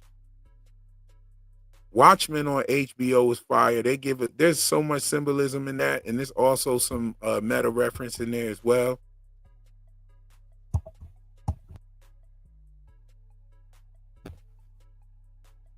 Yeah, Peripheral got canceled, and Outer Range got canceled, which I don't understand why they would even cancel Outer Range, especially when the second season did better than the first season. And the first season was fire, but the second season was even better. I was like, wow, why would that? Night Sky was deep. Night Sky was real heavy. Night Sky was about blood lineage and all of that shit. Split consciousness. People are upset with the identity these days. These are all plays on that. Yes, indeed. Maybe it's a part of the conditioning of why everyone is obsessed with identity. You know what I'm saying? Like, that might be a part of the conditioning that all these shows have something like that. You didn't like Peripheral? I'm surprised to hear you say that, Golden Child. I'm actually surprised at that one because Peripheral was crazy. It was talking about the same shit as well.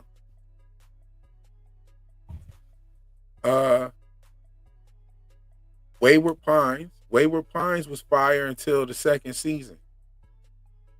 Wayward Pines actually got kind of corny for me, like right before the end of season 1, really.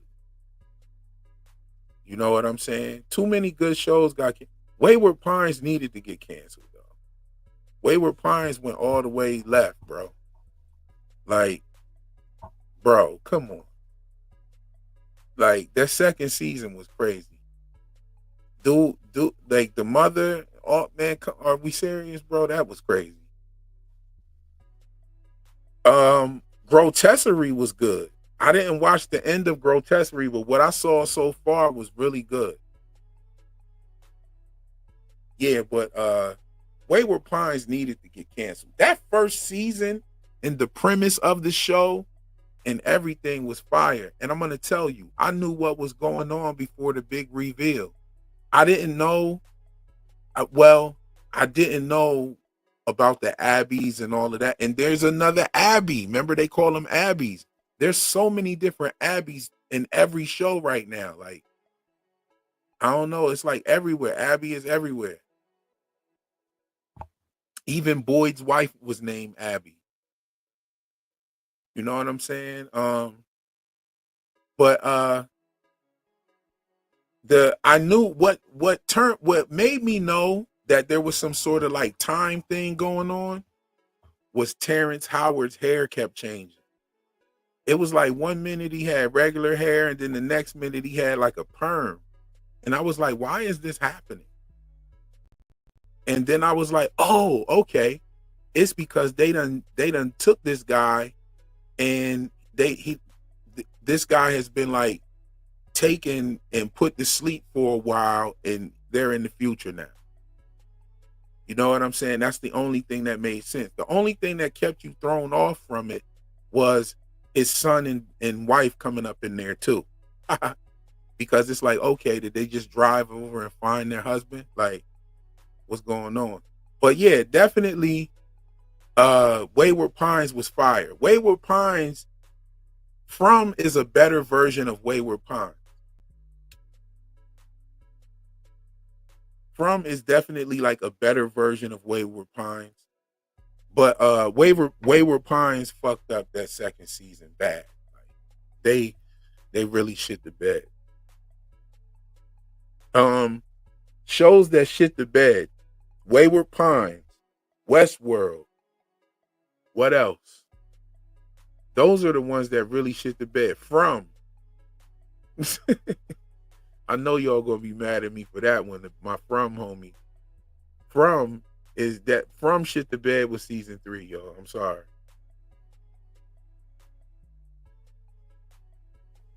What else? Who else is in here? Mindhunter. I never saw Mindhunter. I never saw Colony. Yes, Amy, when you watch Black Mirror and we go live again, I might be going live tomorrow for the pregame of Last of Us. If you've watched it by then, let me know what you thought. Definitely want to hear what you thought. The Lost Room and Childhood's Ends. No, I haven't seen any of those.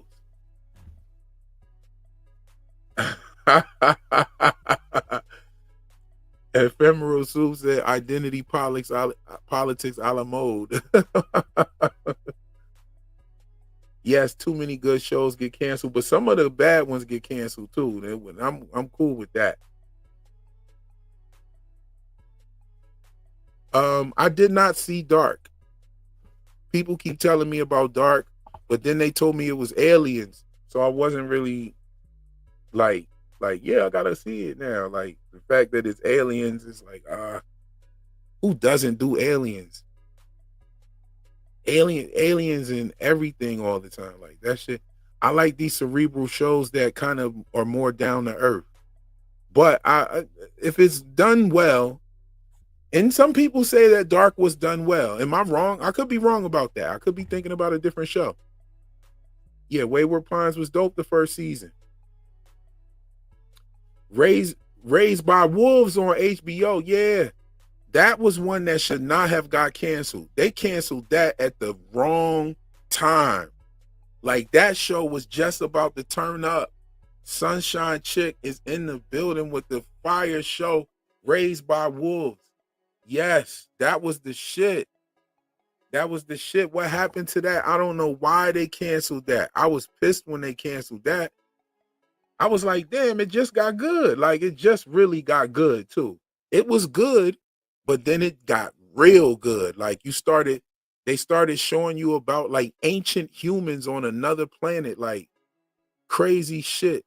And they had made like AI and everything. It was getting real deep. Okay, we got Chris Rod in the building. Is that CR? I think so. Love, love, love. Yes, indeed. Raised by Wolves. Yes, yes. True Blood shit the bed after the second season. Yes. Indeed, they did. Black Mirror for a couple of seasons shit the bed. Yeah.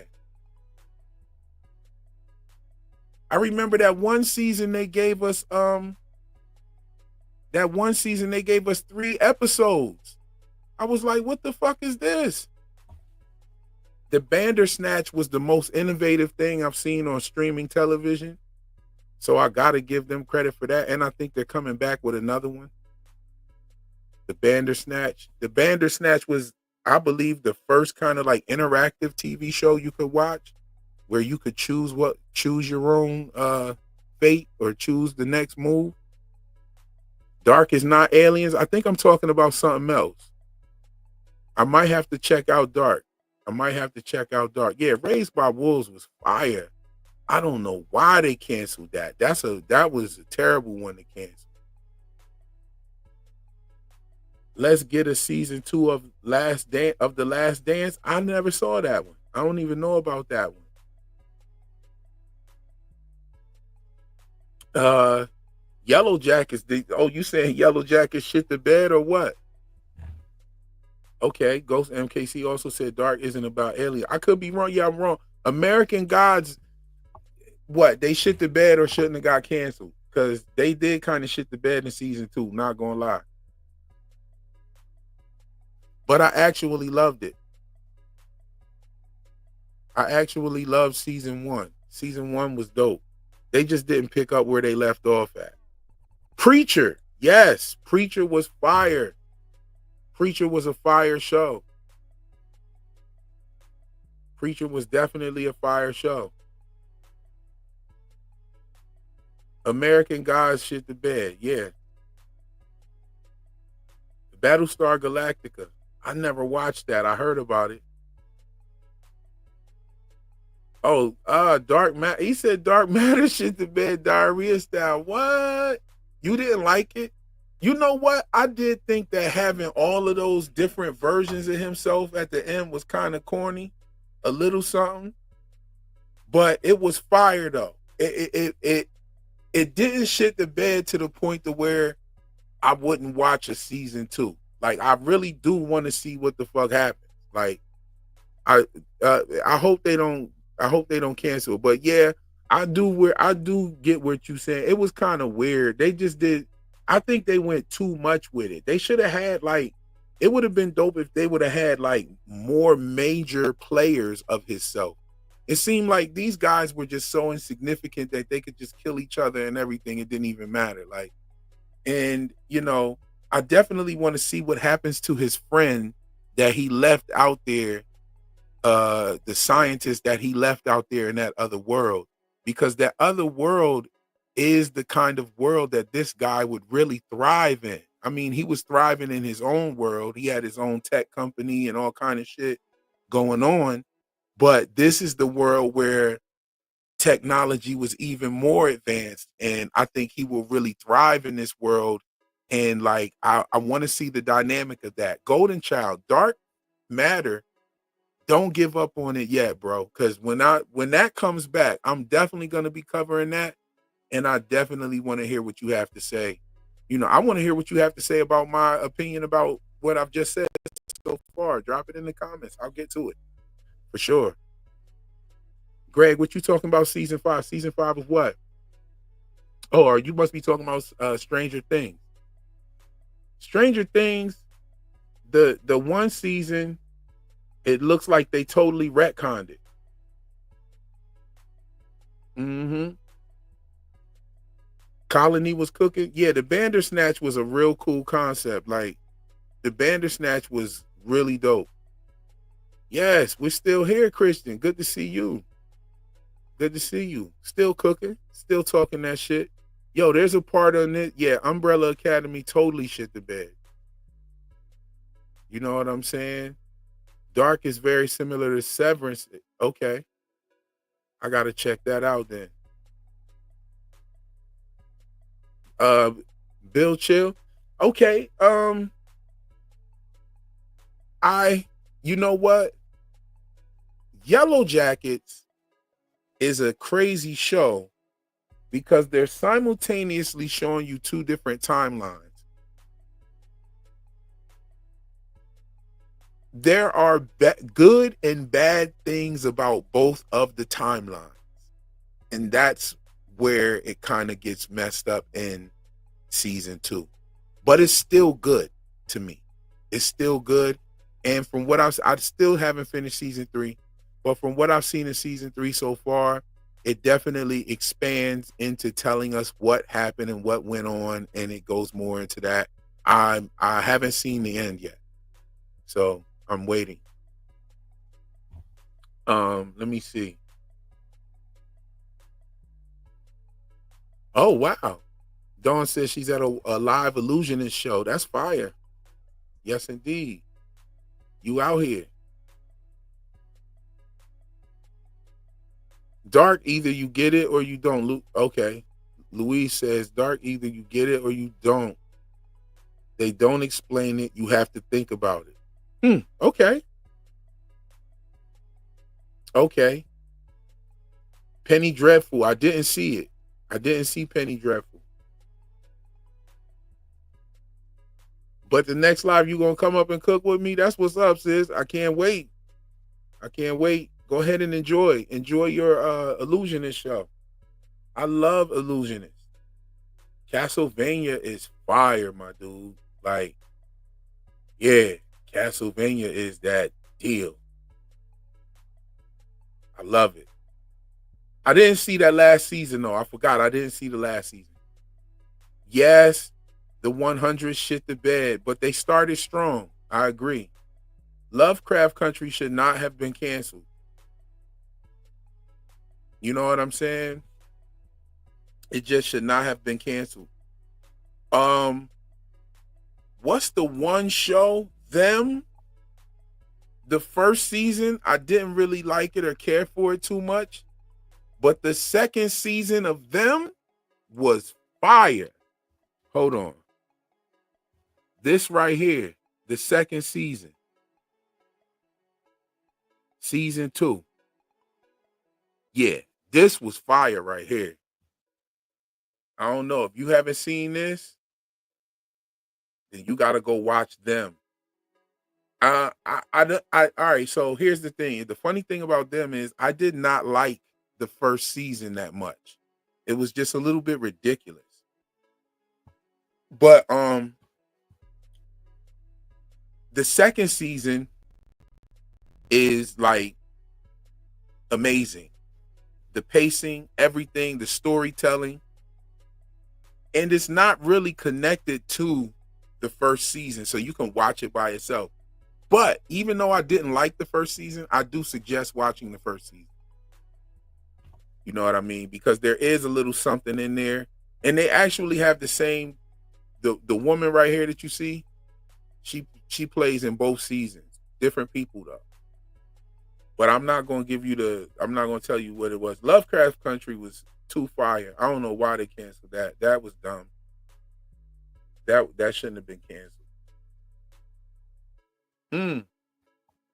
Yes, we were talking about Sinner. I'm gonna go to the theater to see Sinner. I think I need to go see that. The reason why I'm going to the theater to go see that is because the music. I want to hear it in the theater. I want to hear the surround sound, that good old AMC sound quality. It gets AMC's the best. I tell you one thing though. I'm gonna tell y'all something. When I went to Paley Fest in LA for the Severance part, the acoustics and the sound in that place is amazing. It was at the Dolby Center. And the Dolby Center lived up to its name in every way. Like, the seats we had dope seats, but this dude brought in a marching band. Like, Milchick came with a real live marching band, and the acoustics and the sound, I don't know, man. It felt any kind of sound that's made in that place fits right in its perfect atmosphere. For instance, he comes in with a marching band, and it literally sounded like I was outside on a football field listening to it. That's how good it sounded, right? It gave me that nice, airy psychoacoustic effect, and it was beautiful. Then when they actually played the episode, the sound was amazing. So the Dolby Center lived up to its name in every way. I'm gonna tell you the Power. Real, you gotta cover it if there's a season 2 of that. I didn't see the first season. I think that's on Netflix, right? The Power. A show that is really good that you should definitely check out if you haven't checked it out. I've been watching it. I've only saw the first episode, but Paradise is fire.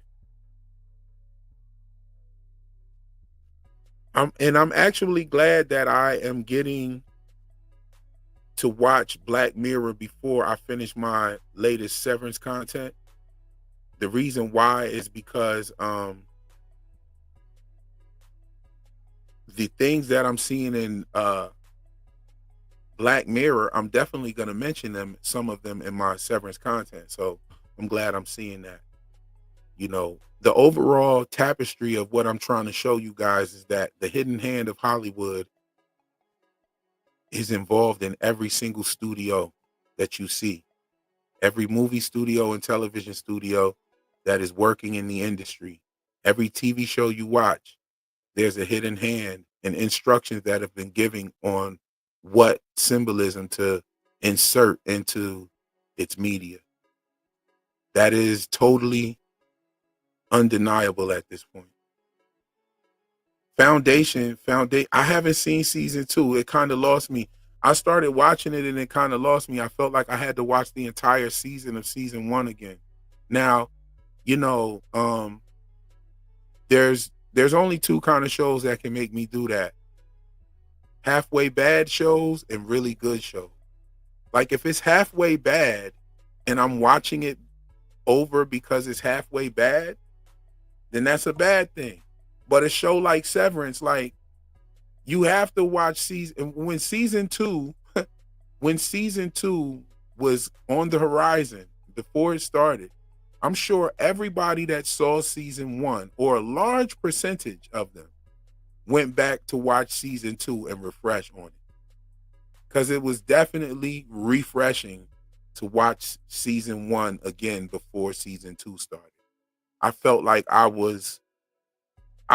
was so good, like to just jump right back in.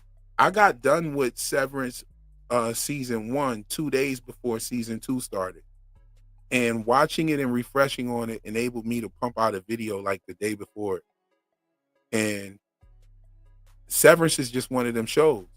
You know what I mean? But Foundation was really good too. Foundation was really good. The cloning and all of that kind of stuff, the storyline, pretty much the merit lottery that they had where, you know, she won the lottery because she figured out a problem and then she was intertwined into all of these other things, and then her child, all of that shit was great. I loved it all. But season 2 did lose me. Same here, Sunshine Chick, for sure. American Horror Story was good for a while. It just started getting too crazy. I think I checked out after Roanoke. After the Roanoke joint, I might have checked out after that. Let me see.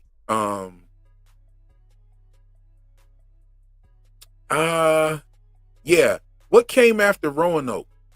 If the one with the 80s slasher vibe was next, I don't think I watched that one. You wait. So Foundation has got a season 3? Is Foundation got a season 3 coming out? Let me know. Christian says, I too want more Foundation. Yeah, it's designed for the audio, the Dolby Center. Like, go to IMAX. Yeah, okay. But the Dolby Center was crazy. I mean, yo, the Dolby Center was just like, whoa. Leftovers was fire. You know what I mean? Leftover. It kind of lost its magic, but the first season just had me on the edge of my seat. It was pretty good.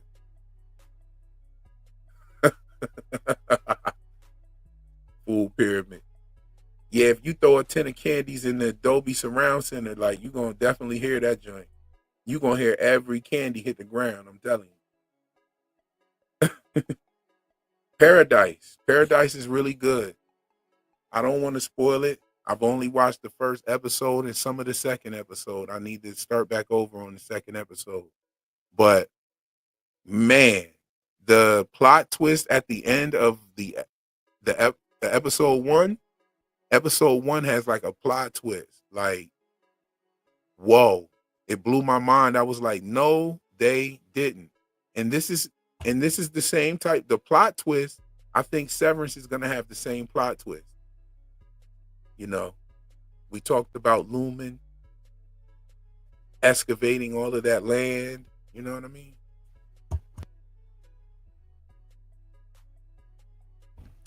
Let's see. What do y'all think about Invincible? I think Invincible was dope. I think they nailed it. I think Invincible was good. I liked The Boys at first, but then it just started getting too like referencey. You know what I'm saying? It just started getting too crazy for me. I just wasn't fucking with it all like that. You know what I'm saying? You got the dude shrunk down and went inside the dude's dick and blew up. Man, get the fuck out of here. I was like, okay, I'm out. Yeah, they was going crazy. Expanse was good.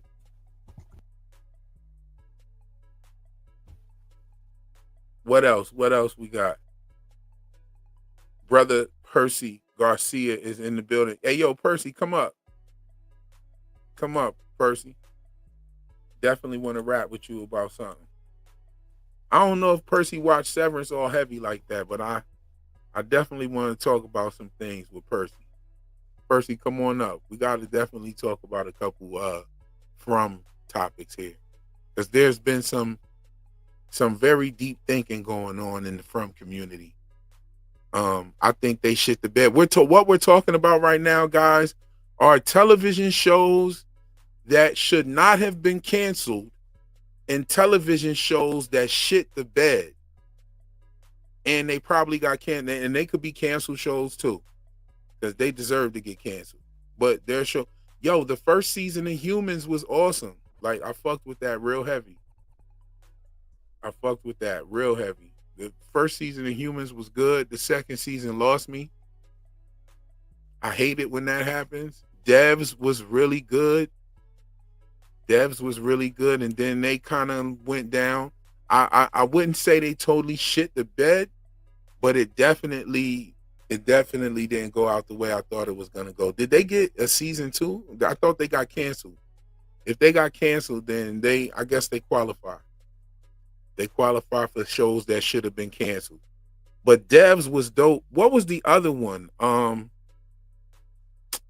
Something electric stories or something like that. It was. That one was fire.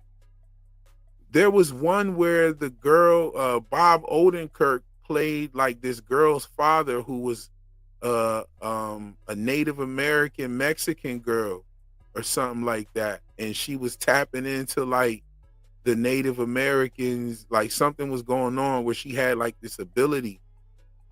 Like, it was crazy. That one was pretty good. The second season was, The Boys definitely shit the bed.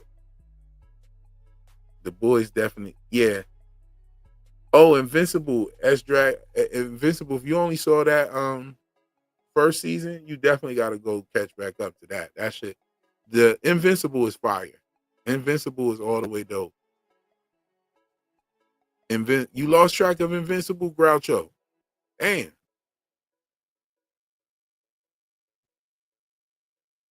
Invincible comic is really good. Yeah, it's crazy. Wheel of Time is corny. Wheel of Time fell off real hard, but I loved how it looked. But they just didn't really get to this. There was a lot of Tartarian symbolism in there. I loved it for that. The symbolism for Wheel of Time. Yeah, Starry. The symbolism in Wheel of Time definitely makes up for its bad acting and shit like that. I'm gonna tell you what was trash to me was the Lord of the Rings joint. What was it? The one on Amazon that they spent like $1 billion making and all that crap. Yeah, that shit was trash. It was just like, I hate a show where I'm watching it and everything, you can just predict everything that's gonna happen next. Especially it was where you could just kind of predict everything. Like, come on, man, this is trash.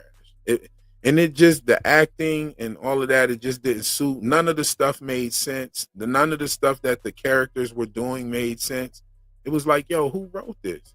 Like the part where they had those orcs were coming to fight the people, and the people had set up the the tower to collapse and all of that.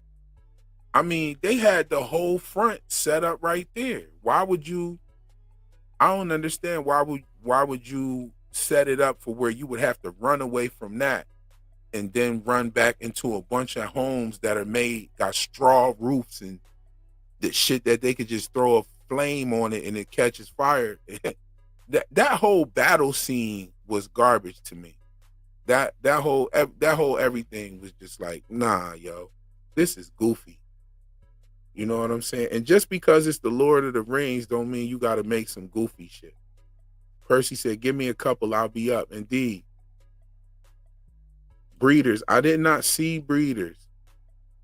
DBZ was peak. Which Dragon Ball Z you talking about? You talking about DBZ Daima? Because I like the canonizing that was done in Dragon Ball Daima. I like the fact that they canonized Super Saiyan 4. Ooh, that was pretty cool. My sons enjoyed that. My sons really enjoyed that. But if we want to go way back there, we talking 2015 or whatever, Dragon Ball, like Super and Dragon Ball Gods and all of that was fire. Electric Dreams, that was fire. I love those. Those were kind of like Amazon's version of Black Mirror.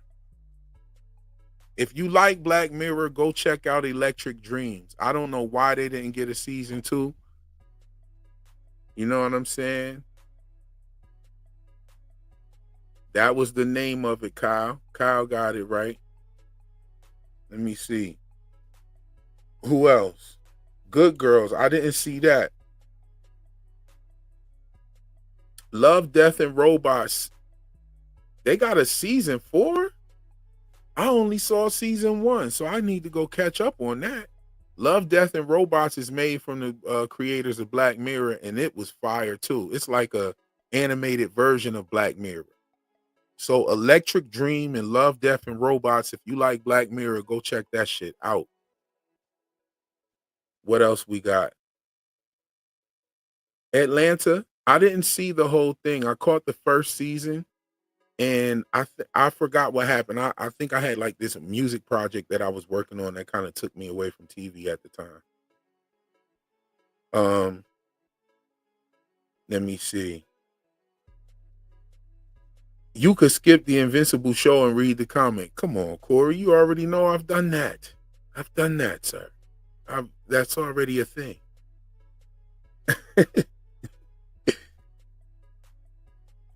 A lot of Lord of the Rings show was already written. So yeah, Lord of the Rings, I'm surprised that hasn't even come up in this conversation earlier. Like, we're talking about shows that shit the bed. Lord of the Rings shit the bed. No, not Lord of the Rings. I'm thinking Game of Thrones. Why haven't anybody brought up Game of Thrones and we're sitting here talking about shows that shit the bed?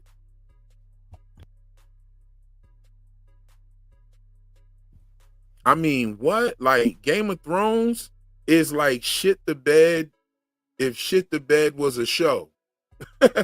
Because it is. OG, but Diamond's pretty slick so far. Diamond's all right. It's all right. I fucked with it. I wonder if it's going to be an ongoing thing. I'm not sure. Yeah, it is. Yeah, it is. Because, yeah, it's not over. Yeah, it's not over. Well, it is over. But I wonder if it'll be a season 2. Maybe. Super was dope. Super was real good. Oh, oh, shit. Here we go. Time to anime. Did anybody in here watch Ninja Kamui? Did any Common Side Effects? Oh, my God. That's like one of the best things on TV this year. Common Side Effects is my number 2. Severance is my number 1 for this year so far. And Common Side Effects comes in with a strong 2 for sure. Like, Common Side Effects, yeah. Okay, somebody said go watch Twin Peaks. I'm gonna definitely get around to that. That shit is old as hell, but I'm gonna watch it. Hopefully, I can stand it because I could not watch Lost. Lost is corny as shit to me. Like, but they people say like just get through the first season and you'll be good. But like it's so hard getting through the first season. All them flashbacks, and I don't really like those like network ABC, NBC, CBS shows and shit. Them shits just be like corny for no reason at all. Like y'all got the resources to make fire, and y'all don't do it. Like y'all have all the sets, all the resources. Y'all have some of the best actors. Like what the fuck is actually going on? Like I those shows get on my nerves. There I don't know, there probably been a couple that are good. But I don't know, they just have this campy feeling to them that I don't enjoy. You know what I mean? Let's see what else. Yeah, Atlanta. Carnival Row should still be on. Yeah, it shouldn't have got canceled. We did. Somebody did say it. Somebody did say Game of Thrones. Yeah, Game of Thrones shit the fucking bed all the way out. Like, and not just in the end. Like, nah, them last 3 seasons was whack. Like, I had a problem. I was like, hold on. So wait a minute. We lost a dragon because y'all just wanted to go up there and get one zombie and take back to Cersei? And that's why we lost the dragon? It's almost like they just wrote that shit just to give the Night King a dragon. That shit was the laziest shit I'd ever seen. I think that they should have, if they was going to make the Night King have a dragon, he should have went. And then on top of it, like, they was just walking around with them big ass chains to pull the damn dragon up out the water. Where'd they get the chains from? Like, these are like ice zombies. They was just walking around with some big chains. They just had the tools to get a dead dragon out of the frozen water. Like, nah, yo, get that the fuck out of here. That was trash. They could have easily like had him bring up one of the, like, you know, the dragons that we're seeing in House of the Dragon. All them dragons is dead, right? Why didn't they make him get one of them? Like, go find one of their bodies and just like raise it on up or something. One of the ones that didn't make it back or something. Like, what? They could have did something way better than writing a dumbass scene of going up to get one of these ice beings and bring them back to Cersei. Like, fuck Cersei, first of all. Like, let them shits fuck her up if she wants to, you know what I'm saying? If she wants to risk it like that. But, you know, anyway, that they shit the bed. I hope that House of the Dragon doesn't do that. The season 2 finale was not that good of House of the Dragon. However, it was good. It was good enough. It was good enough for me to give them a pass because House of the Dragon has been phenomenal thus far. So, boom. Let's see what else we got. What else y'all talking? You know what I mean? Oh, okay. You never watched it? You never watched that? Powers was good? Okay. What was the one superheroes where they had like they had the one Chinese dude who could like write I think he would write something in a manga and it would be like come to real life or something like that. That was a good ass show. Supercell, is that the one with Jamie Foxx? I don't know. That the one with Jamie Foxx. Lost is still your number one. Yeah, I just could not get with I guess I had to be there. You know what I'm saying? Yeah, David Lynch. Twin Peaks, I gotta go watch it. I gotta go check it out. I hope I can get into it. I really do. Hold on, let me see what y'all got down here. The ice zombies make their own chains like Lumen. Yeah, the ice zombies just had a straight up 3D printing squad in the back printing up the chain for the dragon. Like they already knew the dragon was coming And like they already knew all of this was gonna happen. Like, get out of here, yo. That shit was trash. Ever since then, the whole show just went downhill.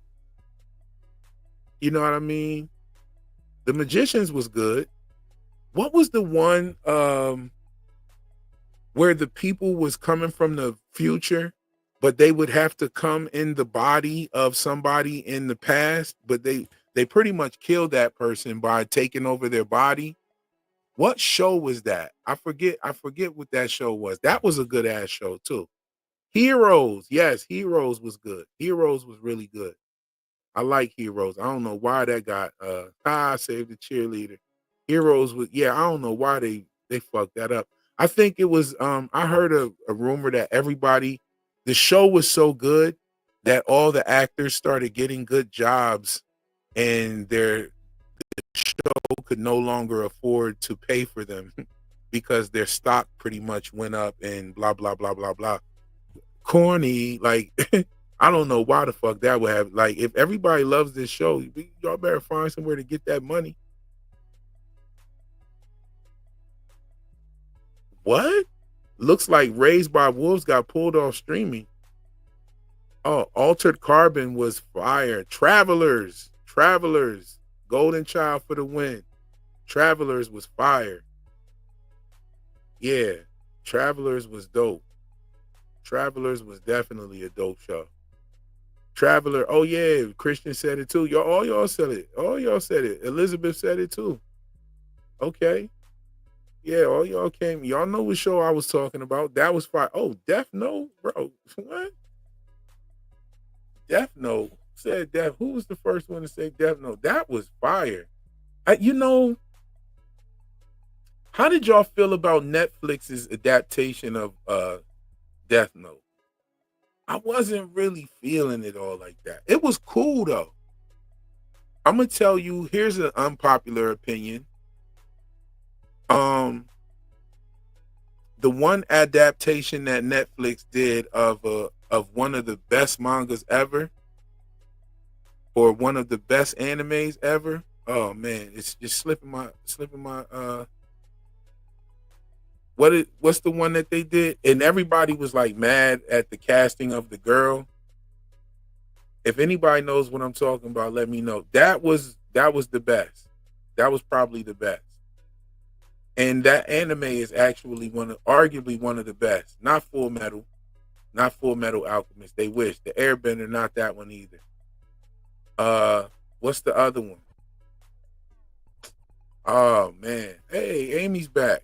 Cowboy Bebop. That's right now.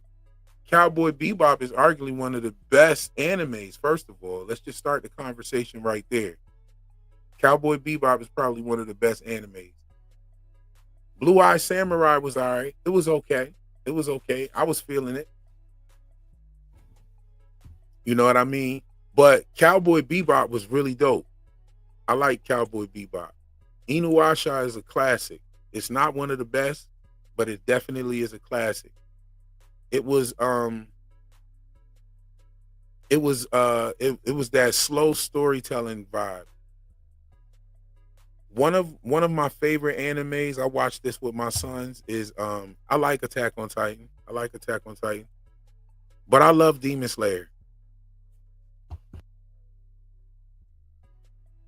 I love Demon Slayer and I love Solo Leveling.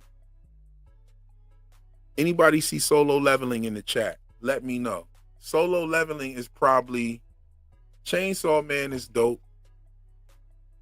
Solo Leveling is probably, that shit is just too dope, bro. But Demon Slayer is just like one of my favorites.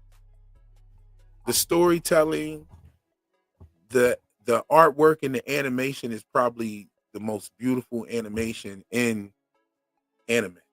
I'm thinking Demon Slayer. Dr. Stone is my shit too, though. I can't sleep on Dr. Stone. That's my shit. Who watches Dr. Stone? Dr. Stone is probably one of the best stories. It's one of the best stories in anime. Yeah. Okay. Did you watch The Walking Dead? Yes, indeed, I did. I watched every season of The Walking Dead. I started The Walking Dead in season 2. I sat there, and you know how they every time they do the marathon before the new season comes out. That's how I watched season 1. And let me tell you, I think that was around like 2011 or something like that, 2011, 2012, something up in there. That's when I was first going to start the YouTube page. Yep. I was going to start back then when The Walking Dead started season 2, and I was going to do a YouTube page then. But I talked myself out of that shit every year. And I would come up with all kind of excuses, and I don't want to do it, and I'm too busy doing this, and I'm too busy doing that. But what pulled me off the bench or pulled me off the porch was From did it. Because everybody was talking about one thing. Nobody saw the Native American aspects in the show. And I was looking for people to talk about that shit with. And boy, did I find y'all. Like, Daredevil Born Again. I gotta watch that. I gotta watch that. I definitely gotta watch that. I watched the first 2 episodes, and it was so dope. It was so dope. I mean, in the first episode, like, man, they get right to it. They don't play. And that's where I think The Last of Us is lost. Like, they lost me with that. Like, the Last of Us ended with Joel telling her to lie and them just moving on. It had nothing happen big. The big shit happened, and then the couple of the scenes later, the episode was over. So I just feel like the season 2 should have came back strong. A lot of action, a lot of shit going on. Like, it was just, I don't know. It was almost like, just look at the Last of Us season 1, episode 1, and look how much better it was than season 2's episode 1. It had that action, the whole outbreak. It started off nice and calm with her looking for the pancake batter and her having to settle for eggs. You know, there's your pancakes and your egg symbolism. That was also in From. Also in Severance with the waffle and egg symbolism. You know what I'm saying?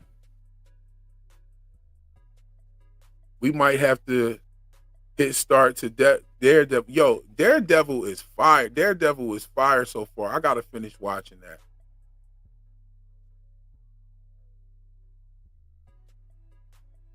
You know what I'm saying?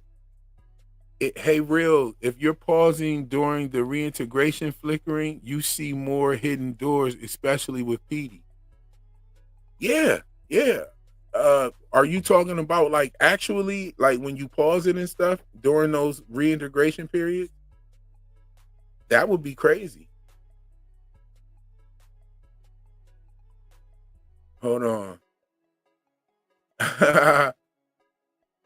Said I can't stand how disrespectful the girl is in The Last of Us. Yeah, she's corny. That shit is dumb. The Penguin is better than Daredevil Born Again? Really? Because the Penguin was good. The Penguin was probably the best thing on TV last year.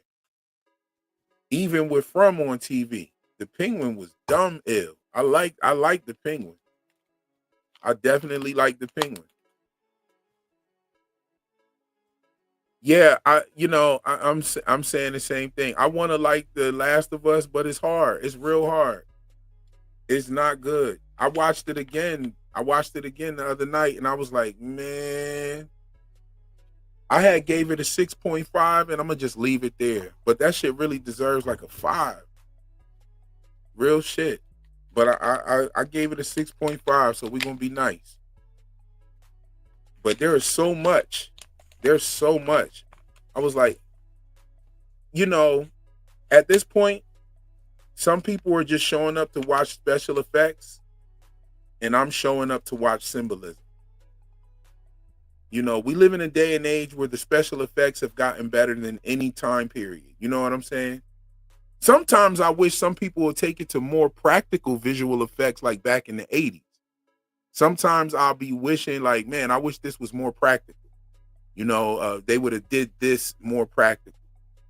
But some people are showing up for the special effects, and I'm showing up for the symbolism. So that's why you catch me watching this shit like that.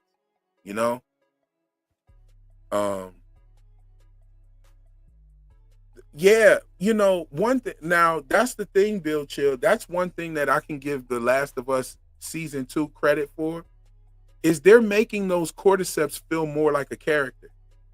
When I watched the video game, they didn't feel like a character at all. It just felt like obstacles. It was real dumb in the game. But it's only dumb because I'm just watching it. I assume that if I was sitting there playing it, hitting the button and doing all of that shit, then that would have been cool or whatever. But they didn't feel, the show is giving that adaptation justice, especially in season 2 so far. That's the only thing that they got 100% right, is making those cordyceps feel different. These things feel like more of a threat, and it literally feels like the mushroom is thinking purposely to destroy humans. It's like it's an attack on humans. We don't see any of the other animals suffering from it. It's like this cordyceps evolved purposely so that it can survive the human's body temperature. And once it got ready, it started sending the spores out, just like we see with the ants. And somehow, and it probably grew somewhere in, well, we do know that it was, close to a food manufacturing company in Indonesia, in Jakarta. So we do know that. And then the outbreak actually happened at a food manufacturing plant.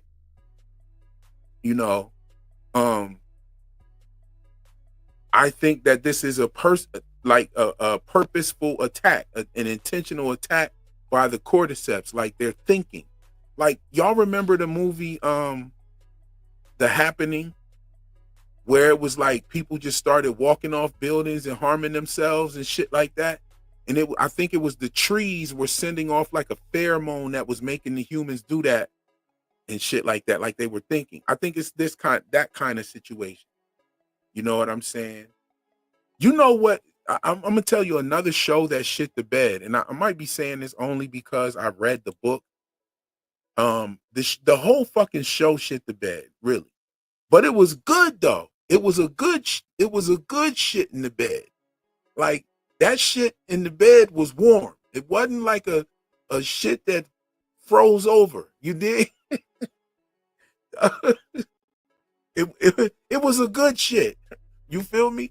It wasn't diarrhea style. It was turd. You scoop it up, get it the fuck out the bed, change the sheets, and kick the motherfucker who shitted in the bed out. Right? So it was one of them kind of shits. A healthy shit. The show Zoo. If y'all saw Zoo was good. Zoo was, yeah, Aaron, yeah, a solid shit. It was a solid shit.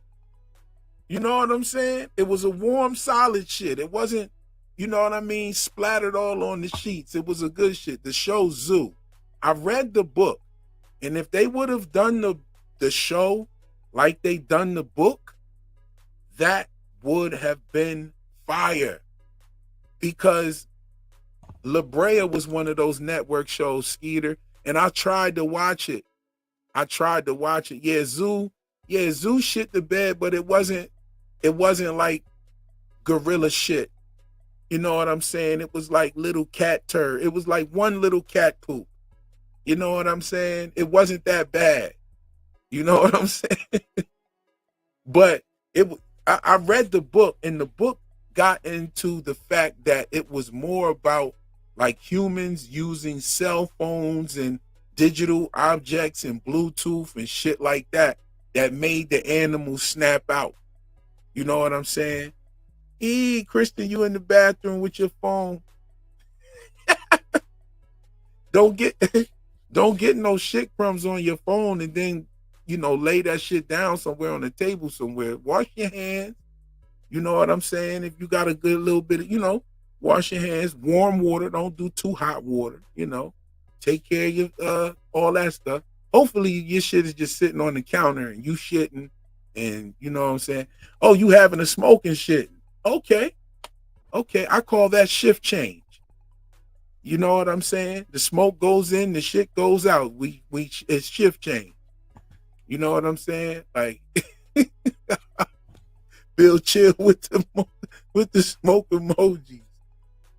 Yeah.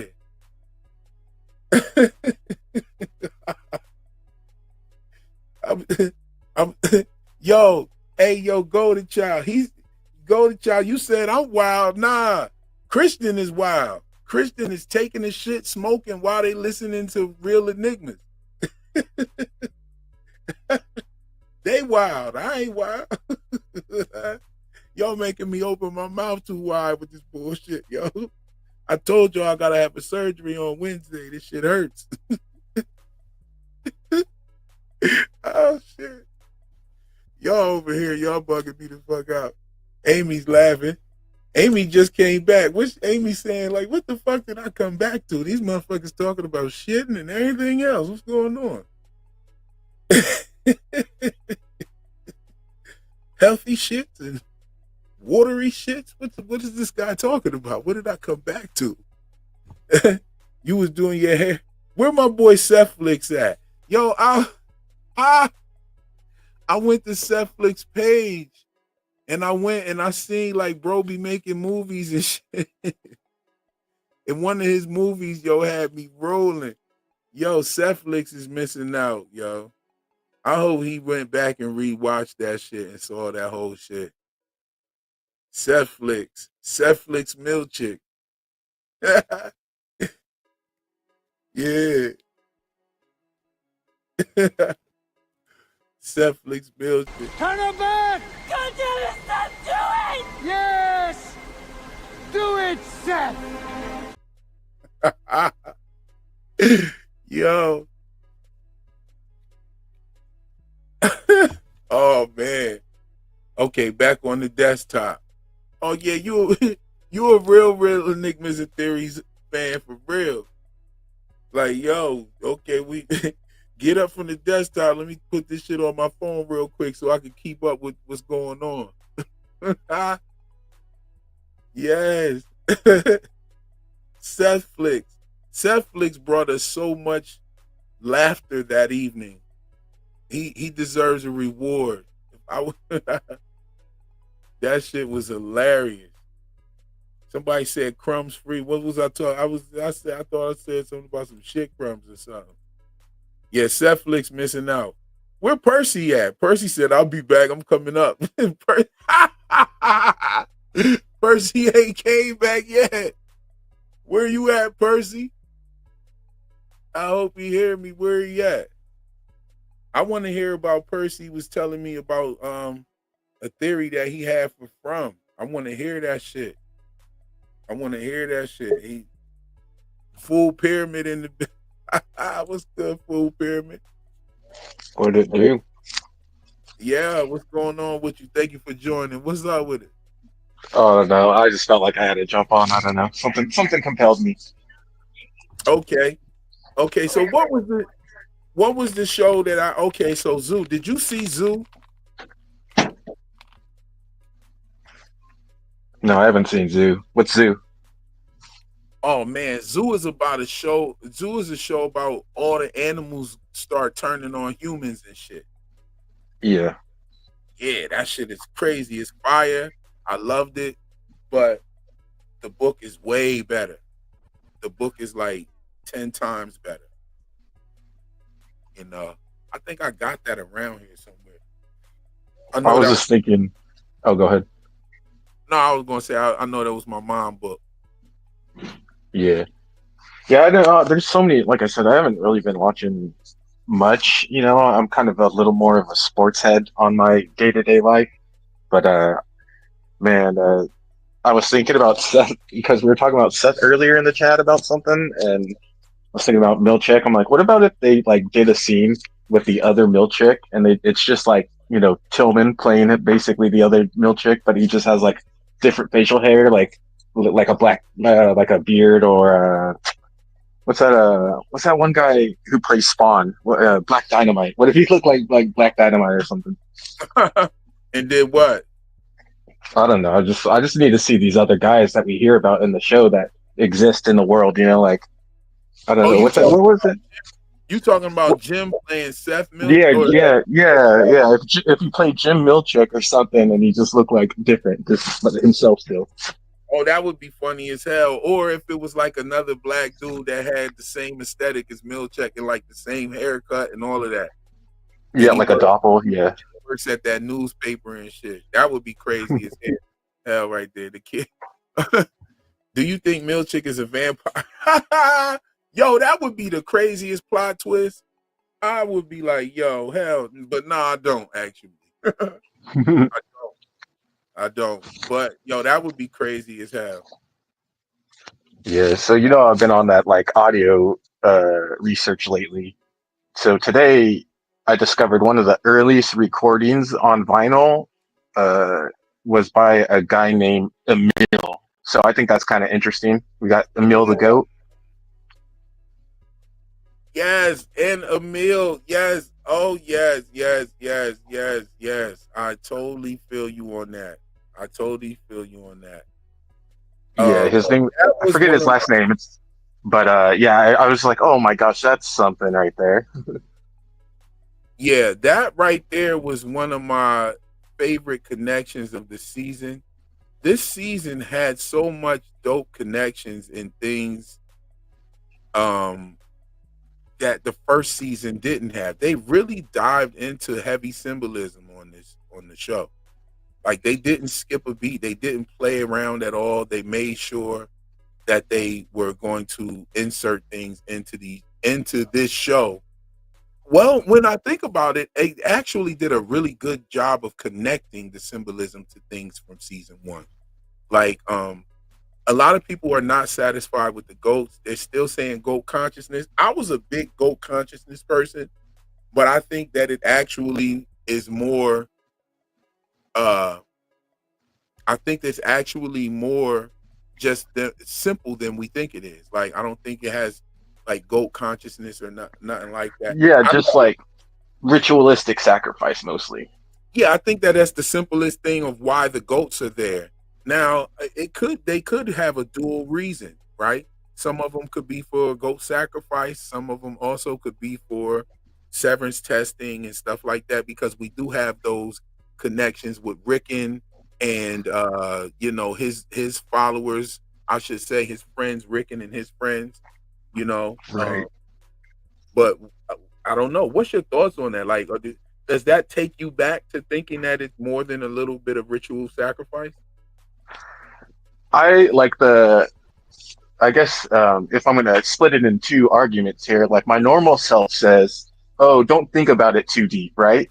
But then the other side of me goes, "There's that symbol on the sideboard where it looks as if somebody's like handing their own head over, and then it's like the goat's dead, and then there's like a figure standing tall, which makes me think of Kier." Right. And those kind of those kind of connections like you're making there with the email thing, Emil thing. You have the other connection of what I thought about it was the Emil or on education. That was what I put into my video. Hmm. That was one of my funnest connections right there. Um, then it also taken me to the love of his life being Sophia, and we know that the word Baphomet can be broken down into Sophie. You know what I'm saying? The word Baphomet. Are you familiar with the Atbash cipher? I'm not as familiar with that. I feel like I'm more like on the surface level. I know Baphomet a little, but I don't know as much of the etymology stuff as you do, and that's like what I love about some of the stuff you explore is like deeper like origins to the actual words and also what their ties are to different times in history. Yeah, like I'm not like I don't speak Hebrew or any of that stuff, you know what I'm saying? But Hmm. I do know about the Atbar cipher. I have like studied the Baphomet and all that kind of stuff. So I do know about like how you can decode it, what the Baphomet really means. Like it's not really what people make it out to be. It became a symbol. Funny enough, Hollywood is what made it into like a symbol of evil and the devil and stuff like that through like more of Aleister Crowley's teachings. Like really Hollywood stands on the shoulders of Aleister Crowley, like in every His way. connections to like anyone famous is kind of insane back then too. Yeah, I mean, he had whole things going down in Hollywood and in California and stuff like that. That we find that influence is what we see in Hollywood. So this is where you And get in and uh music too. and music as well. And this is where you get like the pentagram representing the devil and stuff like that. It's funny because like I see Christians will talk about that, but then they totally don't understand that the the uh the symbol of the 5-pointed star is not of the devil. The 5-point star actually represented Jesus in the 5 wounds, the 2 in his feet and the 2 in his hands and the 1 in his side. That's what the 5-pointed star represented. But now that Hollywood has got to it, you know what I mean, and put in their meanings and stuff like that, now people are afraid of that kind of stuff. You know what I'm saying? Um, that's just People are afraid of like, just hearing it and stuff, and I find it kind of interesting like to be afraid of words like that. what is. Let me ask you a question. What is one of the connections that I made that blew your mind on one of my videos? Really, I think it was the fact that I missed the lawful being the Eucharist like right away. Like I can't believe I missed that. That one was like so obvious once you said it. And then I was just like, oh, putting together all those little pieces in my head of like just like the sacrificial like the taking the sacrament in and everything, and just how Kier is this kind of a deity like figure. Okay, one of the illest connections that I thought that it was so hidden, so esoteric. Yeah. I thought it was the one of the firest connections, and it might not mean a lot to y'all. Y'all might be like, "Yeah, that's okay," but it was the usage of 1978 was everywhere. 1978 was in a lot of the number sequences that we seen Mark refining. Right, you had the 1, 9, 7, and 8. That was in almost everything we saw him refining, especially in season 2. Right, 1978 was the year of Mark's birth as well. Right. Mark was born. Mark was born on the day of. Hold on, I forget what. I think it was It might have been the Academy Awards. What it was an award ceremony where Christopher Walken won award for Best Picture. Right. I thought that was crazy, and also, Irv was driving a 1978 Chevy Nova.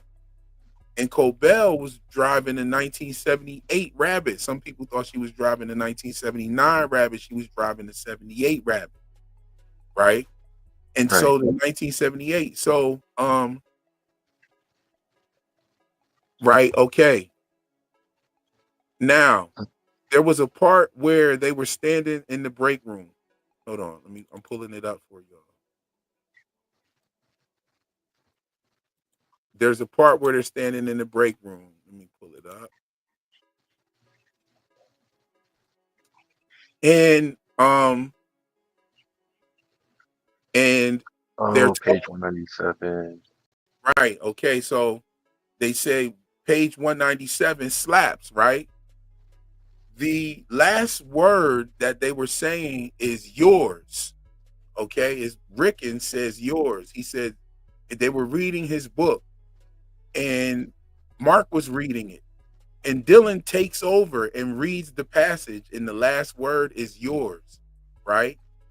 Well, yours broken down with the Pythagorean theorem, the base number turns to 8. Okay, you have YOURS, right? So the S is 1, right? The U is 3, Then you have the O is 6. The 7 is the Y.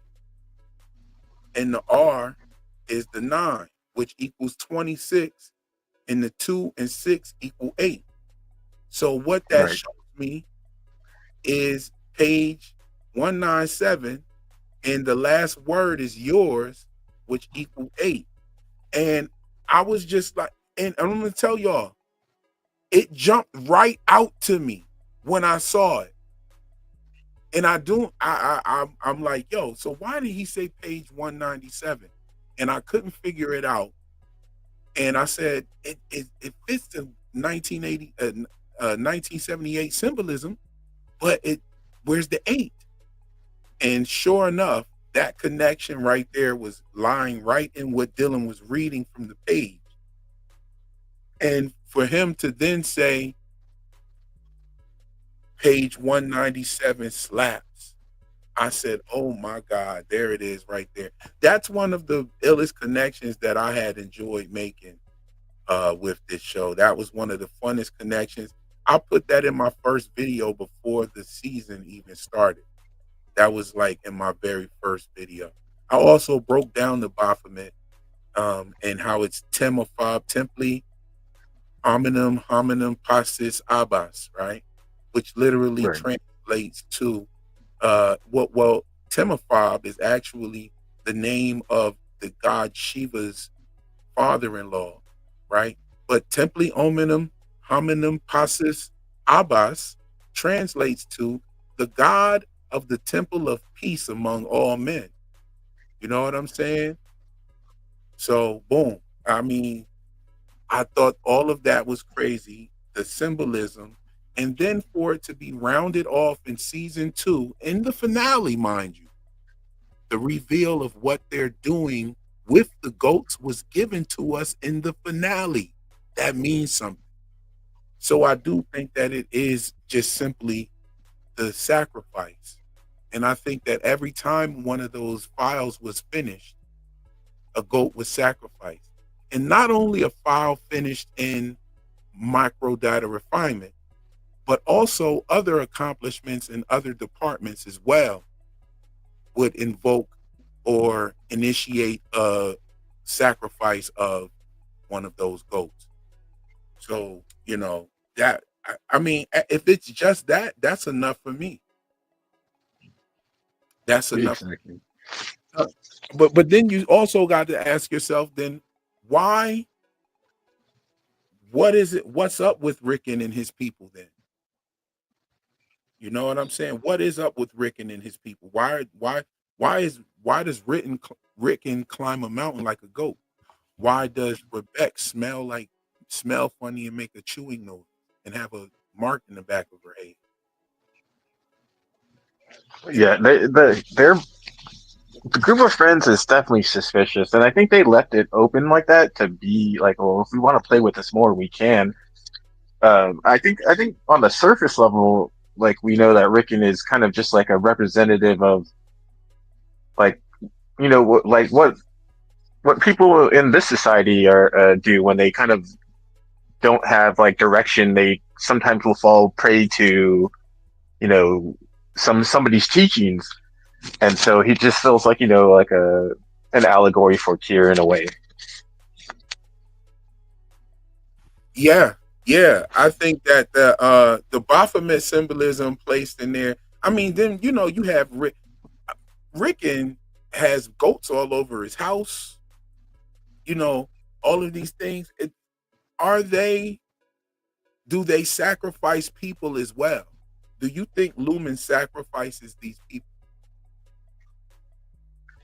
I think so. I think the Lexington letter really shows that they use it, like they'll flip a switch on somebody, make them commit some sort of crazy act, and whether it's like a terrorist act or whatever it is. But I think there's enough to suggest that they also will kill some of the individuals that they put through the test. What I think is the test that Gemma went through, right, with all the cards showing her how to fight and stuff like that, ego death stuff. At the same time, not only is she like learning to fight herself, she's fighting other people because there wasn't like it looked like instructions on how to take down people. Yeah, and also the card with the dog. It's like how to get past a guard dog if there's one there. Huh? Yeah, how to actually do canine hypnosis. And It's kind of crazy.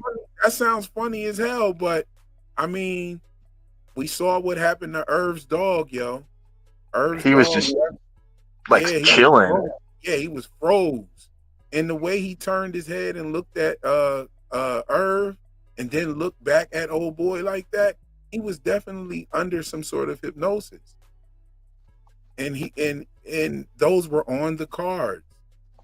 You dig what I'm saying? And that is the Yeah. card that's the other cards that they focused on. Like I'm looking for the card right now. I'm looking for the card now. Hold on, let's see. That whole episode gave us a lot of info. Yeah, that episode was downright amazing, and I understand why everyone thought like 8 was a letdown because you had such a spectacular episode.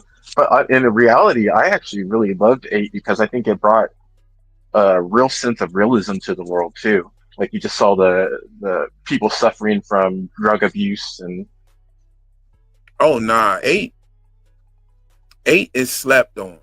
yeah, Eight, I love 8. well, But 7 is beautifully shot though. That's just the one thing. we're gonna fix that. We're gonna fix that. Like when I get to 8 and I get to okay, here we are. I know y'all saw that pop up. So where are we at here? Let me see one more time here.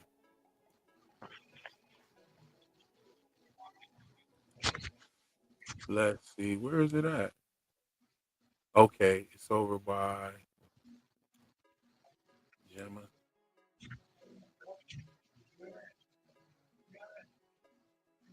Okay, it might be down here. No, it's not down there. All right, we'll just do it like this. Hold on. I got the cut. I got it up though.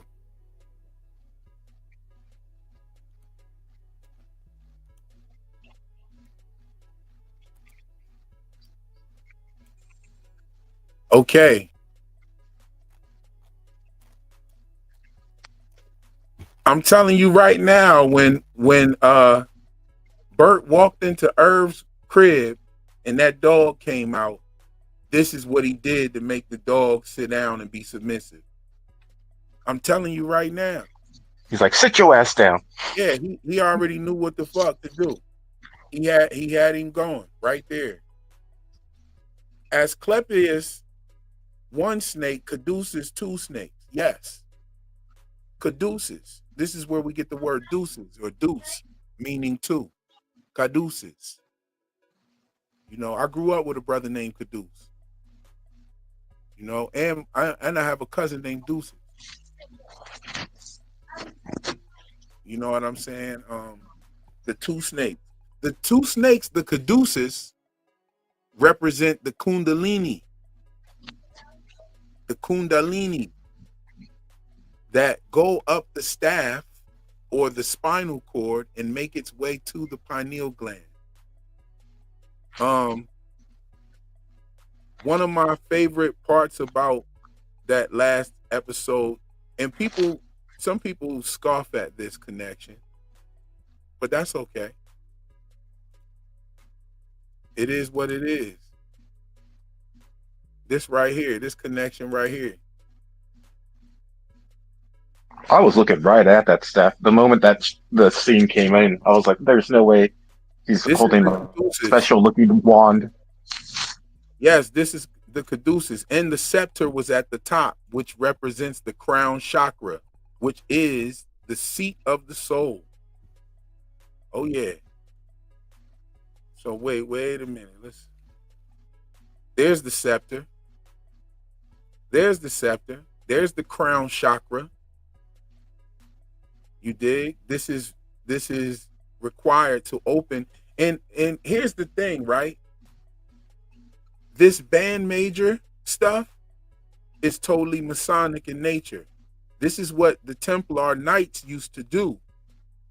Okay, this is where it comes from. The white gloves, okay? Look at the waffle pattern on the ceiling. Okay, this is the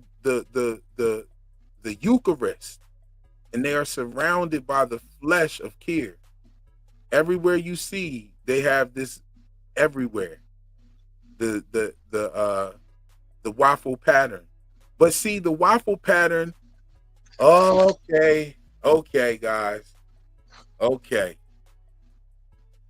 Okay. Am I gonna do it? Am I gonna do it now, or I'm gonna make y'all wait for the video. No, you know I what? feel like you should drop official video, but I mean, I'm gonna the real heads are in here anyway, so I don't do think it you'll now. spoil too much. I'm gonna do it now. Hold on. Let me. I'm gonna drop an official video, but I'm gonna drop some stuff on you. Give me 2 seconds. Give me a second. Hold on.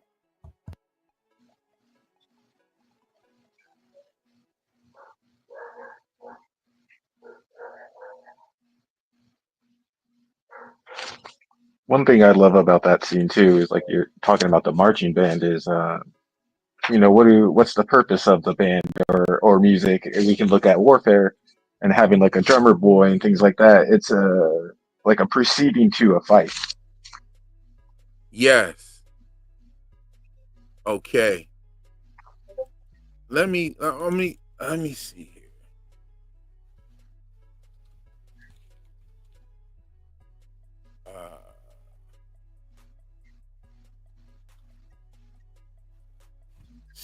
Let's see. I'm gonna do this. I'm gonna do it. Hold on. I'm gonna get it together here. I'm gonna drop some shit that I was gonna put in a video. It kind of connects The Last of Us, and and this has to do with searching, right? Searching for a hidden being. Okay. And when you're searching for a hidden being, you find this symbolism in many different places.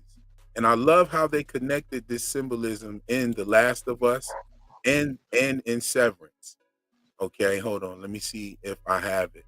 Yeah, I still got some stuff that I hold on to and wait a second to share. I still got some stuff. Okay, good. All right. So I think I have The Last of Us. I'm telling you, this is fire symbolism right here. Like, this is not no bullshit. Like, this is fire symbolism. Where did I put it at? Okay. As a matter of fact, it's in episode 1. You know what? Just the fastest way. Just let me go find it and give it the screenshot action real quick and just do it like that. Okay. And this is crazy because I noticed this and I said that there's a reason why they put this in Severance. And I was watching The Last of Us and it came right up and I said, oh my God, they damn near did it the just exact same way. And here I am. I'm at it. It's at The Last of Us. And it's looking for a hidden being. You could go look up this symbolism and this esoteric. I know people be doing it when I say stuff. I'll be sending people on rabbit holes sometimes. But this right here is actual facts here. Okay, we got one of them up, and I'll put this up for you guys, and I'll let you, and I'll see if this will like jog your mind a little bit. Okay, Real is in here cooking. Don't mind me. Okay, take that down. Shout out the Food Pyramid up here with me though. Okay, here's this picture. Does anybody are you familiar with The Last of Us?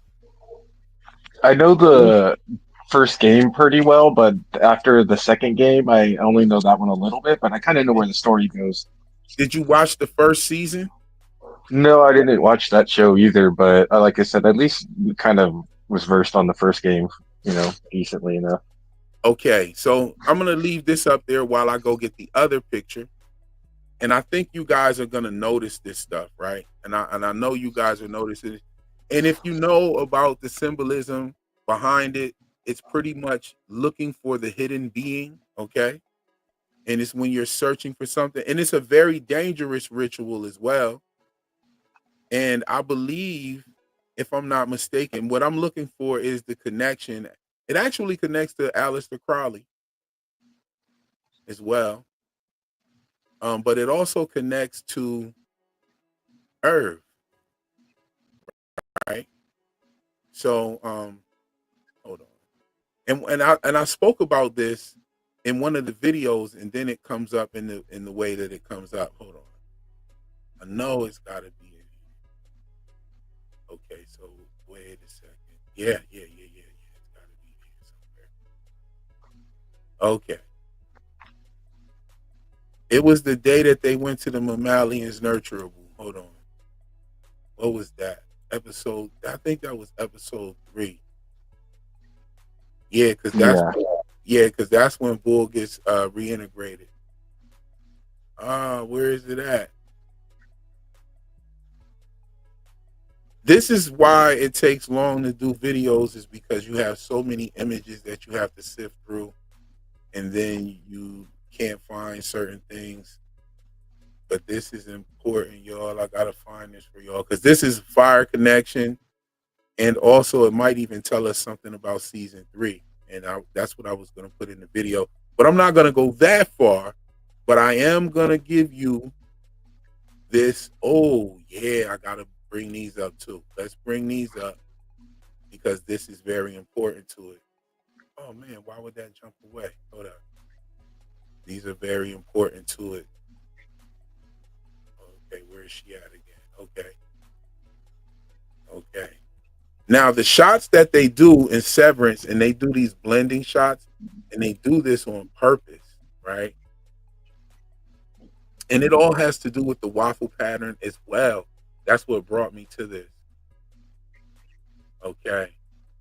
So are y'all looking at the picture? Let me see what anybody is saying. See what people are saying. Yo, there go my man Demo. What's going on? Demo's good. You never late, brother. You right here on time. Oh yes. Okay. Let me see. Is anybody talking about it? Is it coming up? Nobody sees it so far. Yeah, we get a sneak preview. We going sneak preview on it. Exactly. This is the rough behind the scenes vibe, because it's locating these things and looking at these things. Then also, what I like to do a lot of times before I present them is actually do some research on them, because I'm coming off the top of my head with the shit from noticing it, but then I have to research it because I'm not trying to bring you, wrong. You know what I'm saying? I'm not trying to bring you anything that's wrong. Hold on. Let's see. I'm almost there. Fams. I feel like I'm noticing something in just that shot right there, the freeze frame you have up. I'm hoping you will, and you can elaborate at any time. To me, I see directly behind his head the lamp in the middle of the triangle, isn't that like the hat that Aleister Crowley wears? Like Say his what? Aleister Crowley wears like a triangle shaped hat with a glowing like ray of light in the middle. Hold on. Could have swore I've seen a picture of him like that, and that there's that triangle figure behind the guy right now, and then with the Oh light yeah, in the that's middle. the triangle figure. All right, now you barking up the right tree right now. Go for it. That's what I see. I'm not sure more than that, other than I feel like I've seen, pretty much Crowley wearing that exact hat on his head, basically a triangle shaped hat with the light illuminating in the middle. Okay, hold on. I mean, that's the only thing I can think of, really.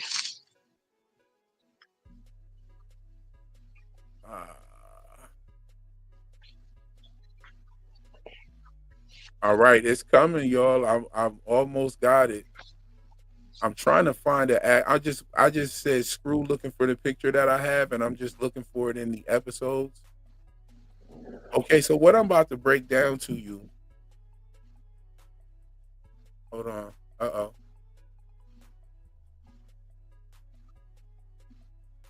What I'm about to break down to you about the image that you're looking at, and you hit it right on the head. It's the image behind him.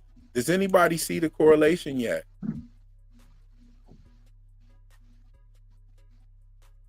Okay, hold on here. Give me a second. Give me a second. Go ahead and break down what you see real quick. We don't want to leave it too stale, but give me a second to present this. I'm giving y'all some BTS real quick. This the behind the scenes part. I have not written this down in any of my script. This is all off the top of the head. And I might do a bit of research real quick before I find that, after I find that image, to just present it to you, and so that I can make the point clear. Hold on one second.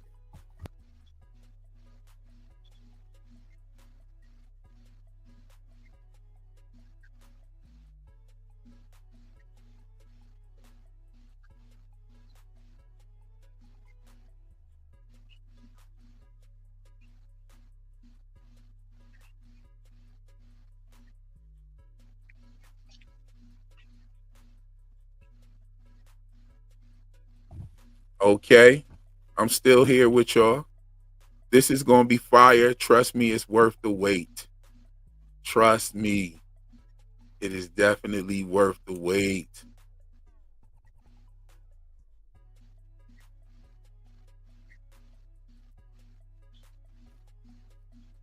Okay. All right, so I might even draft up something right here. Yeah, this is gonna be good, y'all. Trust me, it's coming.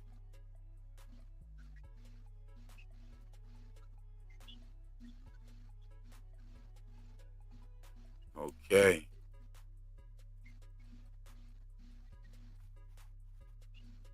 All right. Shape.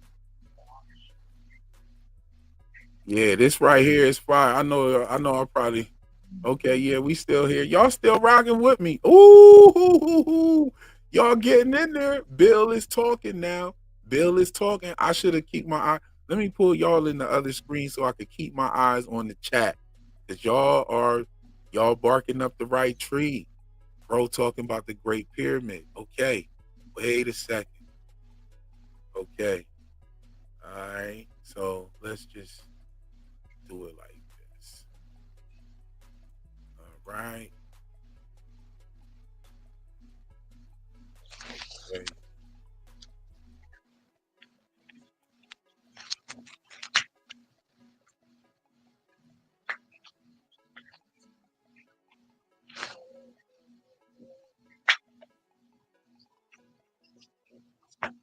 Oh, okay. All right. So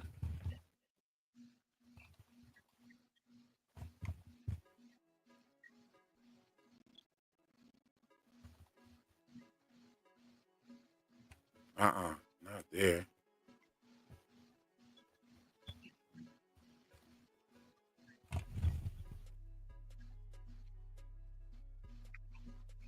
That's the thing with like putting together some of these series. I know your videos take time. Like I like to spit theories and stuff, but the last thing I'm going to do is probably put in the work and get all the photos together. You know? Yeah, getting all the photos together, getting all the information together, and all of that. You know what I'm saying? Yeah, time consuming for sure. Okay. So, all right. Now, what I was talking about to y'all guys were the connection with. So if you stayed and you waited, now we ready. We about to cook real quick. Okay. Now let me share this one with you guys. Now, if you're looking at this picture, what that picture looks like is Irv's drawing of the testing hallway, the hallway. Okay. Do you guys remember Irv's drawing of that? Of where it looked like? What episode was that in, guys? Do you know what episode it was in that Irv pulled the drawing out? When you talk about the one he did on the floor, Yeah, like the drawing that he did, of the testing hallway, the one that he drew himself on the floor. Yeah, on the back of the card or whatever, right? Yes. Oh man, what episode was that? He What visits. episode was that? It's not. He, Is it 6? Or where do we get a chance to see it? Because I'm gonna show you something. That drawing that he did is just like the symbol back there, right? Now the symbol creates something called the trapezoid. Are y'all familiar with the trapezoid? Let me see if I could pull up a trapezoid real quick.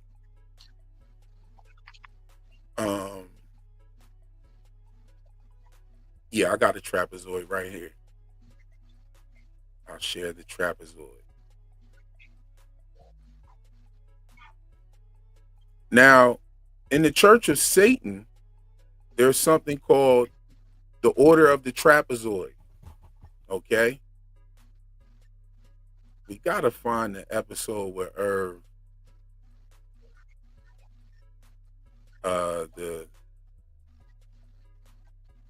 what the testing floor looked like. What episode was that?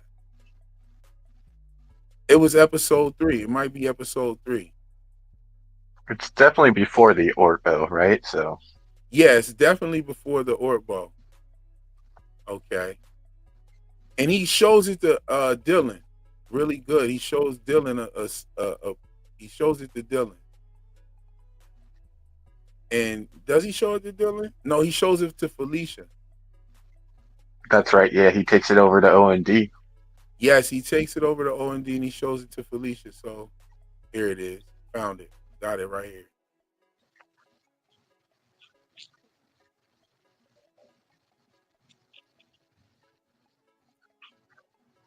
Okay, hold on. That's not dirt. That's something else. That's just a. Here, I'm gonna get it. He says, "Oh no, that's not birth. That's something else." Yeah, it is something else. It is something else. That's not birth. You're right. Okay, I have the picture of it up now. Hold up.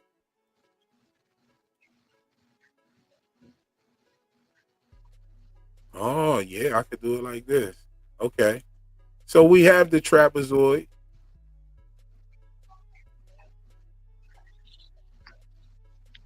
And we also have this. Okay. Now let's just take a look at this and take a look at that.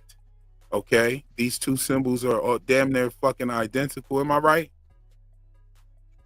Do you see the symbolism here? Let's go up here. Matter of fact, no, I could pull up both of them at the same time. Bam. There we go. Okay, you see the symbolism right here. Okay. And what was Joel doing while he was seeing this guy? If you've been watching The Last of Us and you know what he was doing was he was looking for his brother. This guy is who was keeping in contact with his brother on the radio. Okay. Now, I told you that this symbol of the trapezoid is looking for the hidden being. Oh, it's not a stretch, Christian. Follow me here. So, okay. So, Irv, this testing floor, they were looking for Gemma. They were looking for Miss Casey. And, I mean, look at the symbolism here. I mean, let's get rid of this one real quick so we can zoom in on the other one. I mean, come on. Uh-oh. You see the symbolism right there. He's drawn this in the same way. This is because this is the symbol of looking, and it's incomplete. It doesn't go all the way. Neither does this. It doesn't go all the way. This is a trapezoid, okay? This is the symbol of the trapezoid. Now, the order of the trapezoid, the order of the trapezoid, I believe, was started. The order of the trapezoid was started by the Church of Satan. Okay, and it was the inner core of the Temple of Set. Now, in my video, I'm talking about how Set is representing Seth, or Seth Milchick Seth Milchick is representing Seth in this operation. This is why each time it is Seth who takes her to this hallway. Okay? It is Seth who does this. And this is the core inner order of the Temple of Set, the order of the trapezoid. It existed within the Church of Satan. Okay? We're talking about like the height of this order was around 1978. Okay? Because the Temple of Set came around 1975. This is part of that 1978 symbolism. Now, the reason why I thought that this was significant is because Joel is looking for his brother and they are looking for Miss Casey. And this symbolism shows in both ways. You see? Now, like I said, I'm not going to go and like I'm not going to give you the haymaker, but I'm putting you on the path of where I'm going with this one. And it also, I think I'm starting to see that image now that you're saying it. I can see like how the two pyramids are like you're saying the two they meet at the top, and then how the doorway kind of meets in that same way, like the floor to the ceiling meet. Like it's almost like it's like guiding you to that point, right? Okay, so wait a second. I think I got to even make the point a little bit more clear. Hold on, peep this.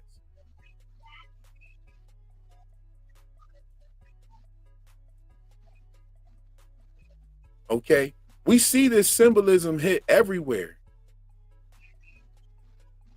Okay, it's also what made me even talk about this was it appears in the waffle pattern. It's actually a part of the waffle pattern. Look at the hallway. Okay, this is what they're talking about. They're talking about the order of the trapezoid. Dig this. Hold on, wait, there's more. Who's there? She's right there. That's who they're looking for. Right there within that symbolism, right there embedded and encoded into that. These kind of shots like this right here. I didn't make this shot. This is one of the transitions that they did. They used to do these slow blending transitions for season 2. They did it on purpose so that some of these images can actually blend like this. They're all over the place. There's a bunch of them. I caught some ill ones. Hold on. Okay, so wait, let's even go deeper. Hold up. I'm not going to drop the haymaker, but I'm definitely going to make the point a little bit more clear. I mean, we could even look right here at the waffle pattern. This is the image we were looking at that started this. Is this not a trapezoid? Okay, the imagery is everywhere. This is why they did it. This is what made me think like, yeah, I'm going to go ahead and drop a piece of that on there. Hold on. Let's see. I'm just trying to find non-haymaker material. You know what I'm saying? But it's going to hit hard when I drop this video. If I can get around to that shit. This shit is like, yo, watching all these shows and trying to get in tune. I'm watching Black Mirror. I got this on my brain. I got that on my... You know what? Yeah, we're going to chill right here. It's the order of the trapezoid all day long. And then the goat sacrifice as well. As a matter of fact, if I'm not mistaken, oh yeah. Hold on, wait. Let's see. No, I'm not going to drop this one. Yeah, it's there, you guys. Trust me.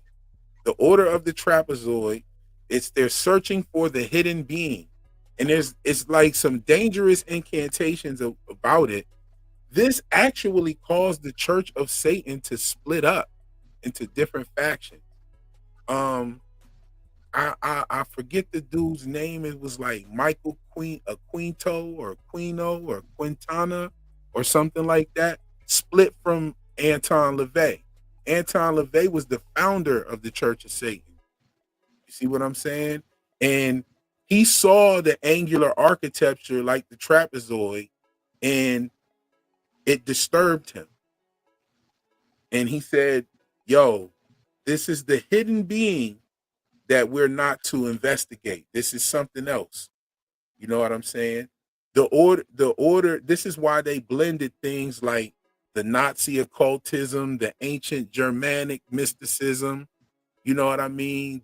All the metaphysics. This was why they blended all of that into the Church of Satan. The trapezoid was believed to like disrupt the natural energies and awaken latent abilities inside, but it was supposed to be dangerous. It was a form of black magic, manipulating magic. You know what I'm saying? Slave magic. It goes all the way back to the Thule Society. Like all of these things that I was bringing up. And so like I'm just trying to dance around my haymakers. But yeah, it's in there, and I have a couple more images that definitely lock it in.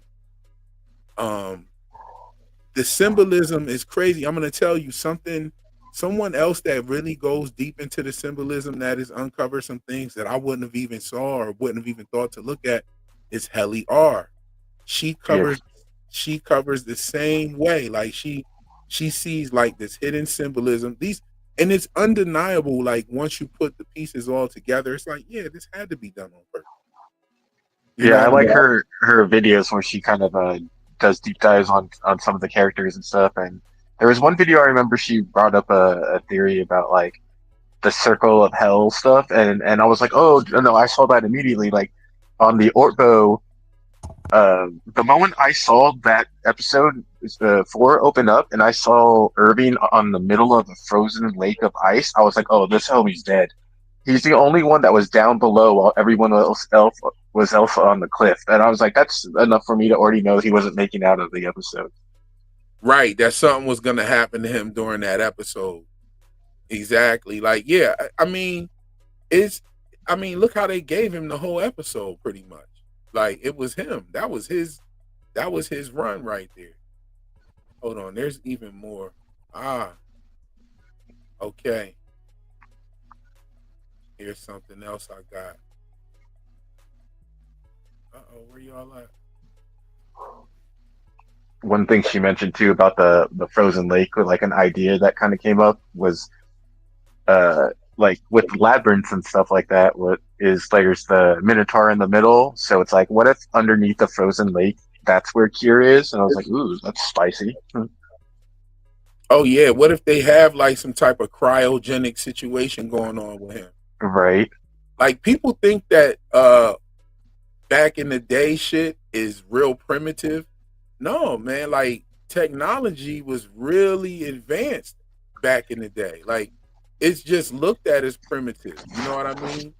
The edge of sleep had the same symbolism. This image right here is actually kind of tripping me out because I've seen that image before in a psychedelic trip I had.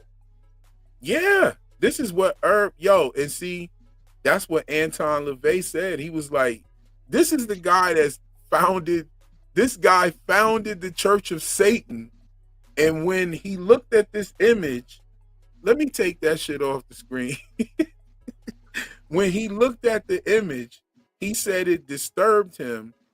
They wanted to continue explorations with this, created the Order of the Trapezoid, and it ended up breaking up the Church of not Scientology. Wow. the Church of Satan. I mean, same difference when you really talk about it. Okay, Christian says forced perspective. I can't wait till the video comes out. That image was used in the Bandersnatch. Yes, it's the hallway. It's the perspective. It's the artist's perspective. You know what I'm saying? Can I tell you a little bit about what that image means to me a little? Sure, go for it. Because I don't want to ruin anybody else's trips if they ever decide to have a trip on their own. So I'm not going to say what it was from, but basically I was in a room and it was that exact shape, like the way that room looks in that image, and colors like were red, orange, uh, yellow, and they're just alternating super fast, just going down into like a geometric, like into itself kind of thing, just flashing really fast. And then I was visited by some people. That's all I'll say, though. Yo, today's bicycle day. You know what I'm saying? Today is bicycle day. Feel free to say it. You know what bicycle day is, right? I Go had look. to Google that. I was like, oh, I had no idea. Yeah, yeah. Then tomorrow's 420, so it's like, whoa, okay, we cook. Yeah, it's the only reason I don't want to like elaborate too much because I feel like it's important for people to have Their like own, an experience without being having a suggestion. You know what I mean? right, without a certain level of influence, right? Yeah. Yeah, you know what I'm saying. Like I've done shrooms before. And that's it. You know what I'm saying? And I didn't even Yeah. do that until I was like 38 years old. Like I waited forever to do that. You know what I'm Yeah, saying? I did that. I did that once, but it wasn't my thing. I didn't care for it as much. Yeah, it was cool. Like mine's was like I went on this like very musical journey. Like and I made some fire shit that like Oh yeah, yeah, dude, I went on like a very musical journey and I was lucky like cuz that that really doesn't happen all like that. I wish I was in front of a computer when I tried it because I was in that same mode, dude. I was hearing electronic music in my head and I wanted to record it so bad. I was like, oh, Ah, yeah. Do you think the hallway is infinite? Um,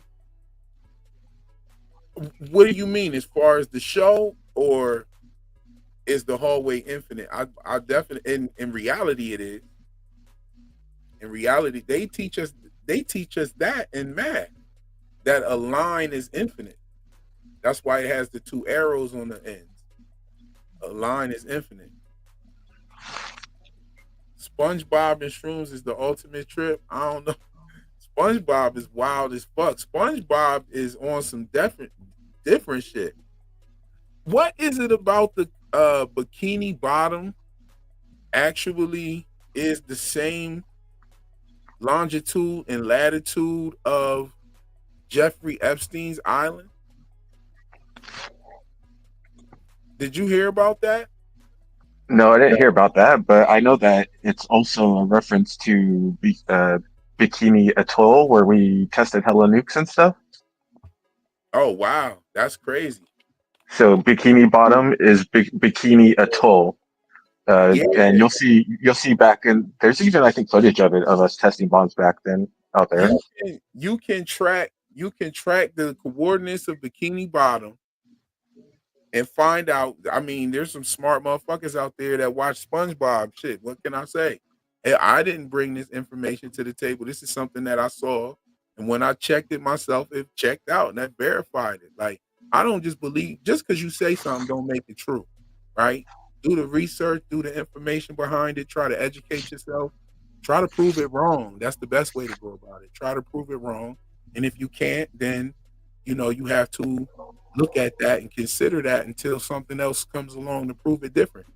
But I definitely checked it out, and it definitely is. Bikini Bottom is the same longitude and latitude as Epstein Island. There's a lot of shit with SpongeBob that'll blow your fucking mind. You think The Simpsons is crazy, and you think The Simpsons is predicting stuff. There's a lot of SpongeBob shit that'll blow your mind. I'm talking about blow your mind back. Mm-hmm. Bikini Atoll. Yeah. Yeah. Shit, we've been on here for almost 4 hours. Been on Yeah, I think I'm running out of juice. yeah. I'm still cooking. But I'm about to get off of Yeah. here though. I'm about to get off of here. I don't want it to be too long so people don't want to rewatch. People said they'll watch a 3-4 hour joint. I So think some people really put it on and like listen to it on while they're doing other stuff, so they're not too worried about it. I'm gonna tell you a highlight if you're watching this late and you weren't here earlier. One of the biggest highlights was when I was talking about the George Floyd stuff and then how it predicted programmed in the shows, and I was cooking a little bit before that as well. So if you didn't hear that, yeah, definitely go. Was you here for that Fool Pyramid? I was in the chat listening for sure. What was your thoughts on that? It's just crazy. Like I feel like there's a whole art imitates life thing, but then sometimes it's just like things are too on the head, right? And it makes you feel like do I have free will sometimes, or are things just already in place? You know, like What does that imply if that was shown in the show? If that was in, what does that imply to you? What does that imply? What are the implications of that? I think it's kind of just showing the state that we're in, really, right? Like I don't know, like police state. That's how I see it. My brother Big Heck in the building. What's going on? Heck, were you here for the George Floyd revelation? Let me know in the chat. Good night, Elizabeth. It was good having you. Thank you for rocking with us. We probably will say some interesting shit. You ready to crash soon too? I don't know. I might rock out for a little longer. I don't know. I actually have some work to do. But this is good for me. Like just dropping that little piece in there, just giving you all a little sneak peek of the. I'm sorry it took so long. Hopefully, if it was worth it, hopefully you vibing with that. Hopefully you was I vibing. think I'm picking up on it. I'm definitely gonna probably go look it up later just to verse myself a little bit more on it. Because these are topics like that I like to just read up on. I don't know, just one of the things that I've always done is like if something even a little bit interests me, I'll just start reading and reading and reading. And like you spawned me on kind of so many things with just the show alone with like Severance that has broken me out of my shell in my own way. So I'm just glad to be a part of this ride right now. Yes, Christian. Good night as well. Are you going? You going to bed? Who's going to bed? Somebody going to bed? Elizabeth S. Drag Nasty said, "I fell asleep." Welcome again. Wake up. You haven't made it to the next day yet. You're still here. Well, on the Eastern Standard Time at least. The sculpture. Oh, Golden Child said something. The sculptor who made the statue of himself being attacked by airplanes right before dying in the building he made it in was the one of the Twin Towers. That's crazy. That's Yo, trippy, dude. I'm gonna tell you this, right? What do y'all think about the little boy playing with the airplane in The Last of Us and how he made it crash? Why did the cameras just zoom in on that? Why did they zoom in on that? What was that for? What was that about? I'm about to show y'all that one too. Fuck it. They probably flagged me for that. I put it right at the end of the video too.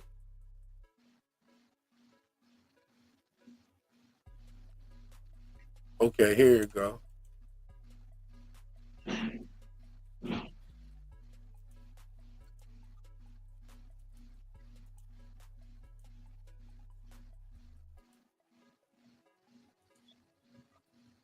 Yo, what's up with this right here?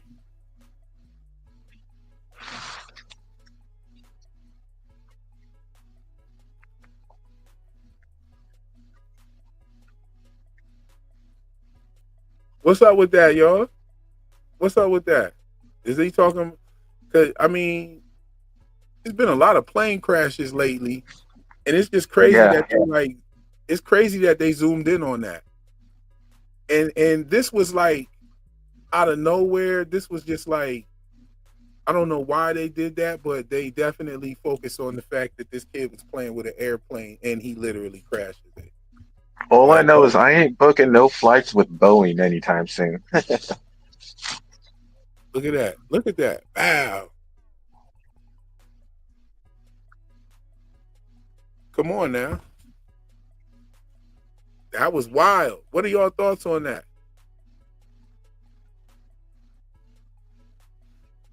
You know what I'm saying? Why even show that? Why even point out that? Why even point that out? What was that for? I was tripping off that. I said, wow, that's crazy. They literally gave us a kid playing with the airplane. Yeah. What was that? Amy, check this out. I'll play it for you again. I felt like this was kind of crazy with all the plane crashes going on, that The Last of Us took the time to focus on this little kid doing this.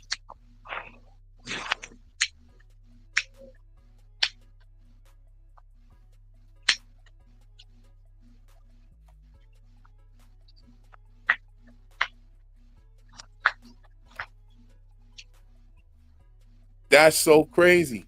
I thought it was dope how okay. So if you know about the game, here go a spoiler. Dina is pregnant. You know what I'm saying? By Jesse, right? And they're next to the dairy and eggs. Okay. Just like your that's your fertility symbolism, your eggs and dairy. Okay, your fertility symbolism. Milk comes from mothers. Okay. And she's pregnant, right? So milk, and this is where, a really dope part. This part of the episode was dope. I don't give a fuck how you feel about old girl. If any scene she did well, was this scene right here. This is where she shined at. She shined in that whole stock market crash scene. But this right here, why even put this in here? Because it's all gonna come crashing down soon. It's all maybe, or what if this was? I mean, highlighting the crash references. There's been a lot of airplane crashes, helicopter crashes, like an insane amount. Jeez, you know what I'm saying? What? That's heavy. That's heavy. It's normally not that. It's normally not that bad either. I know the incidents are definitely up. It may be symbolism for a self-inflicted attack on America. This was filmed 9 months ago. Put that into perspective. That's a great point. That even gives more credence to the predictive programming theory. You know, what is that? What? We just gonna pause it right there. Like,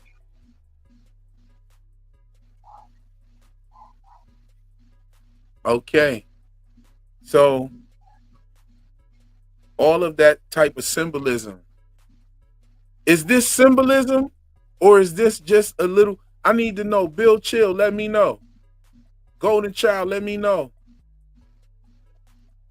Is this symbolism, or is it just a little kid playing with his airplane? Don't forget he's wearing a dinosaur shirt. Okay.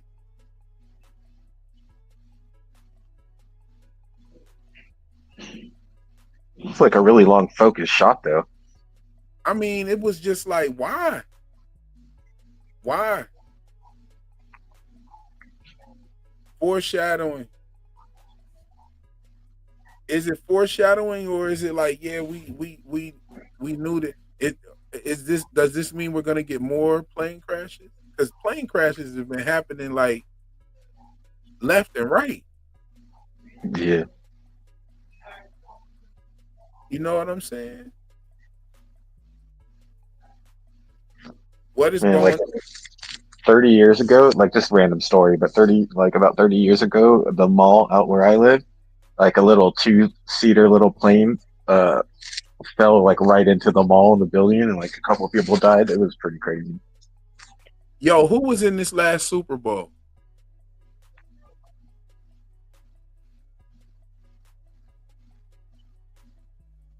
Who was in the last Super Bowl, bro? I know you said you into your sports and shit. Oh, you talking about Kendrick? No, who was in the what two Oh, what two the, teams were in the Super Bowl? Shit. the Eagles and who? The It Eagles was and Kansas City, right? the Eagles and the Chiefs. Yeah. So you have a bird and an Indian. Two things that yeah. Birds and Indians. Didn't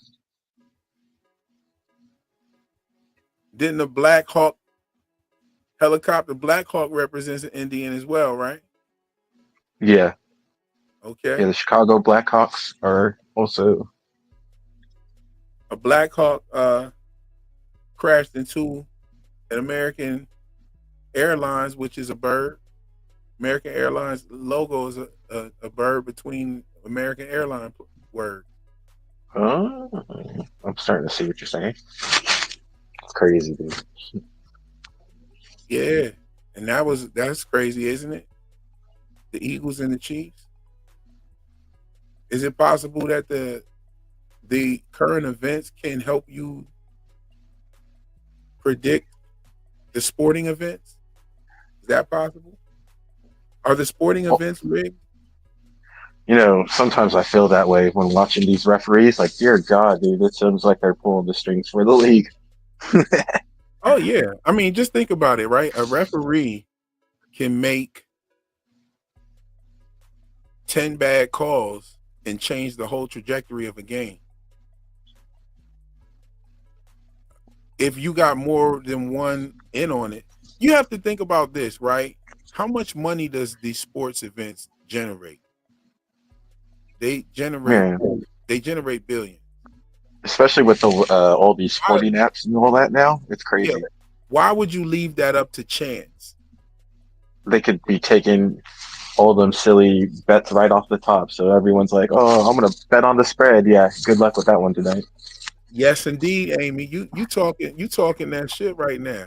Billions. Christian said billions. Yes. So do you think that they would leave billions up to whoever could run the fastest and catch the quickest and shit like that? Like, fuck no. That shit is not gonna be left up to chance.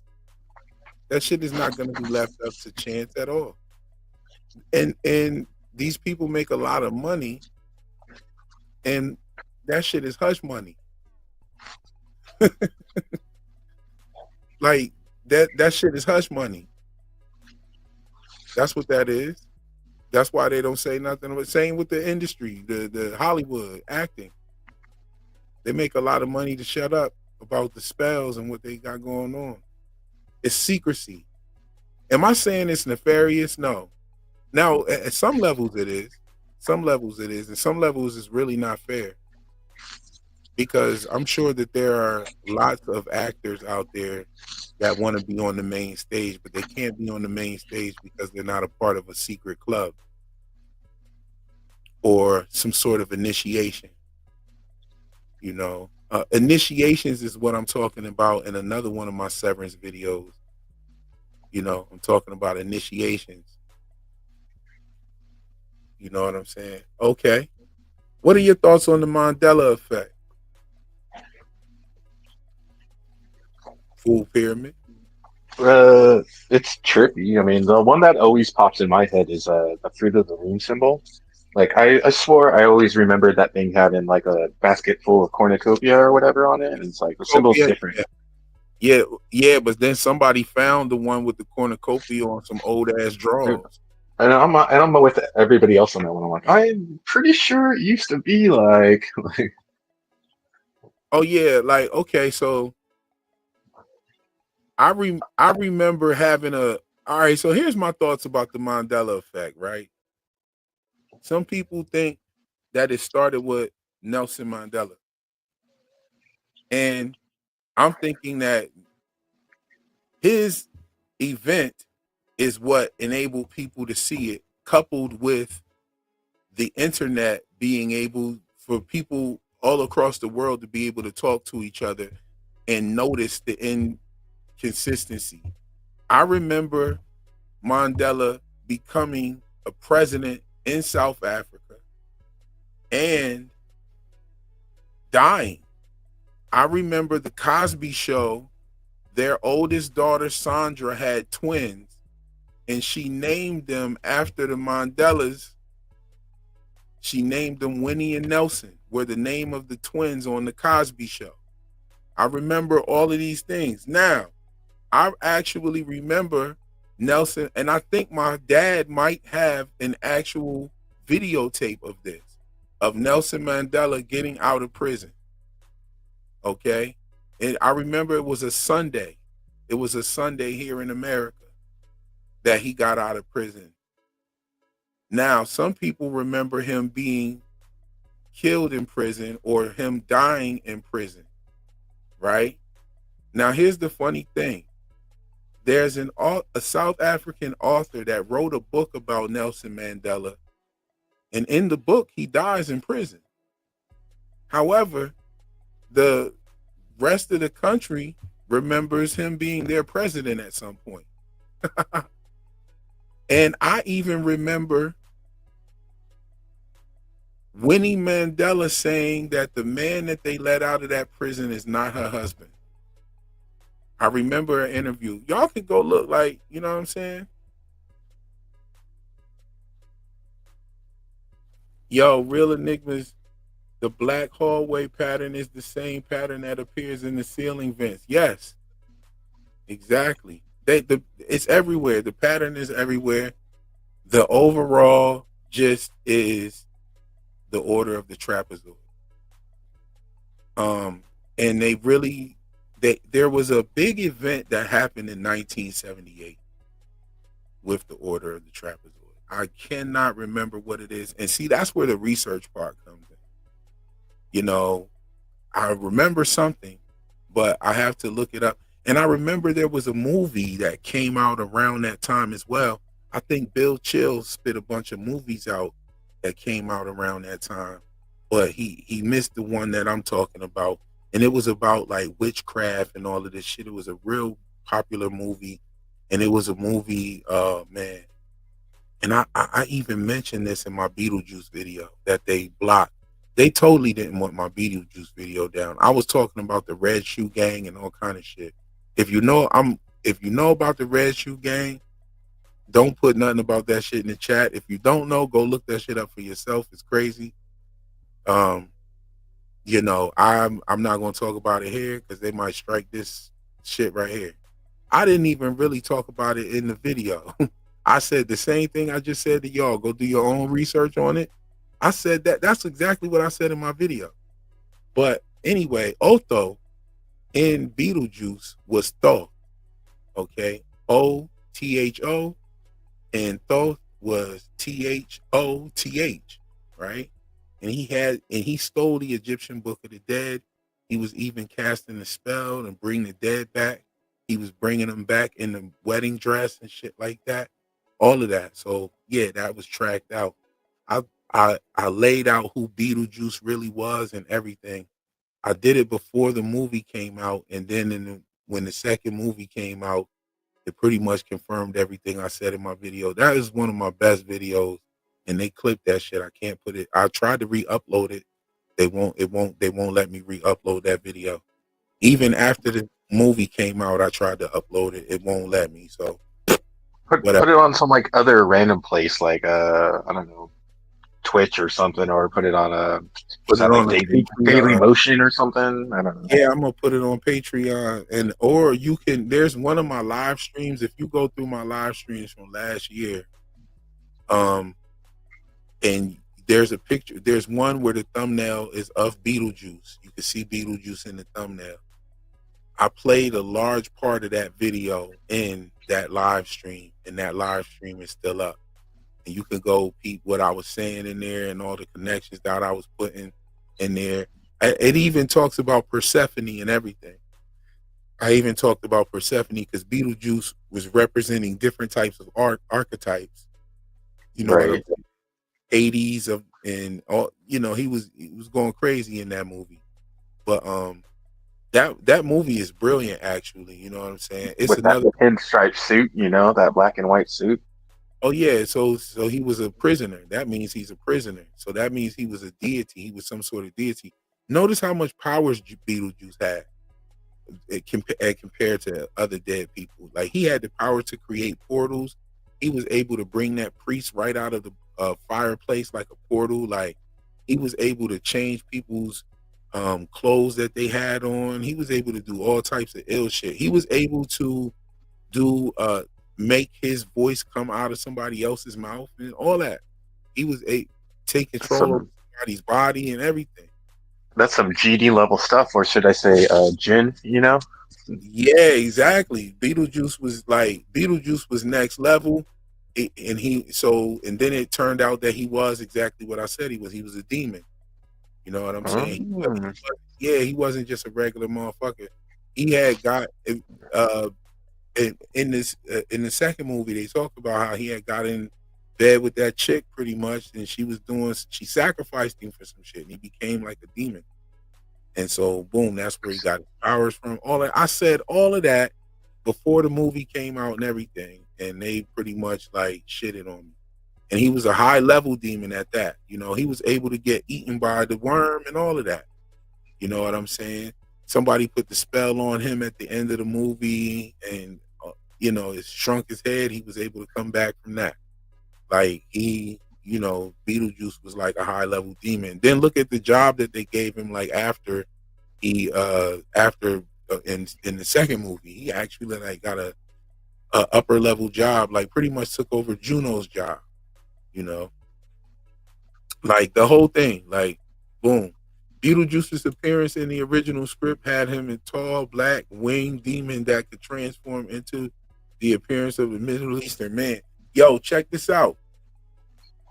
I found that out after I did my video. I wasn't even going off of like, I purposely didn't go into like the Beetlejuice lore. You know what I'm saying? That video was fire, y'all. Like that video was so fire. Hold on, let me see something. If I can find that video. I'm not gonna play it or anything, but I'm gonna show you where it's at. It's in my lives. Let me look for it and give you the actual name. Okay, it's called From Season 3 Theory. Check it out. Share this tab instead. Is this one right here? You want to get this one right here. This is the one. It got some of the Beetlejuice video in there. Yeah, I went crazy on this one, y'all. That video is one of my favorites for sure. Gotta go back to this airplane though, because we really haven't even gotten into the nitty gritty of why this is even a thing.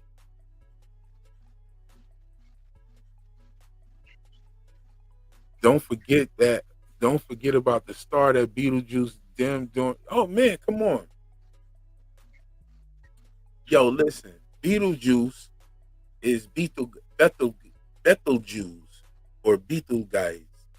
Yeah. Right? Okay. Also, man, that's why I wish Percy would have came back. Because we were gonna hold on, there's something else that I could even show you. Another video. It's in one of my From videos where I'm talking about boy gets shot in the arm. Here it go right here.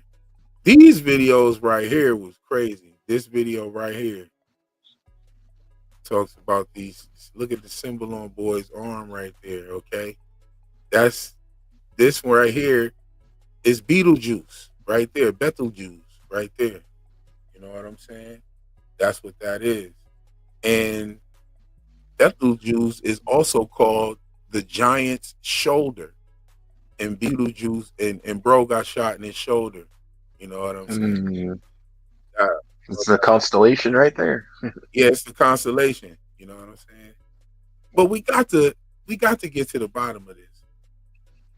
Yes, Beetlejuice. You know? Yes, Golden Child. I heard of that before with somebody. Yeah, okay. The Black Hallway also appears in season 2 opening credit. It switches between Gemma and Heather. Yes, it does. See, that black hallway is not, they're not done with that. They're not done with that. Y'all, let's talk about season 2 opening. What if season 2 opened up like this? Season 2 opens up like this. The screen is black first, and you hear some heavy breathing. And this mill chick standing in front of all these dudes here. And just before Dylan is about to like set it on him with all of the people, Mark and Helly run into there or something like that. You know, or it starts off with Mark and Helly running to that Mammalion's nature, right? Either way, Milchick, as I told you about Set in the underground or the underworld, Milchick is going to take them to that hallway. Milchick is the person who we have seen send people down that hallway. The only person. We seen Mark go down the hallway. We seen Lauren stand there, Evil Hodor, but we have not seen the hidden being who is Gemma. Who is Gemma. So I think that Milchick is going to end up being very instrumental in getting back to that testing floor. What's the move? You know, what is the move? What is happening? What is gonna be the move? They have to go get more people, right? They have to go get Mammalians nurturable.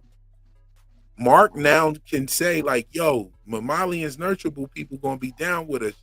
She helped me kick dude's ass. Like, you know what I'm saying? That would be the only smart thing to do. Is Petey on the floor? They have some pitchforks there, right? So maybe they can arm themselves. Exactly. They can arm themselves and all of that. Louise says, is Petey on the testing floor? Nah. We done seen Cobell go into his skull with a power drill. So yeah, he's done. Yeah, bro is through. Yeah, he is through.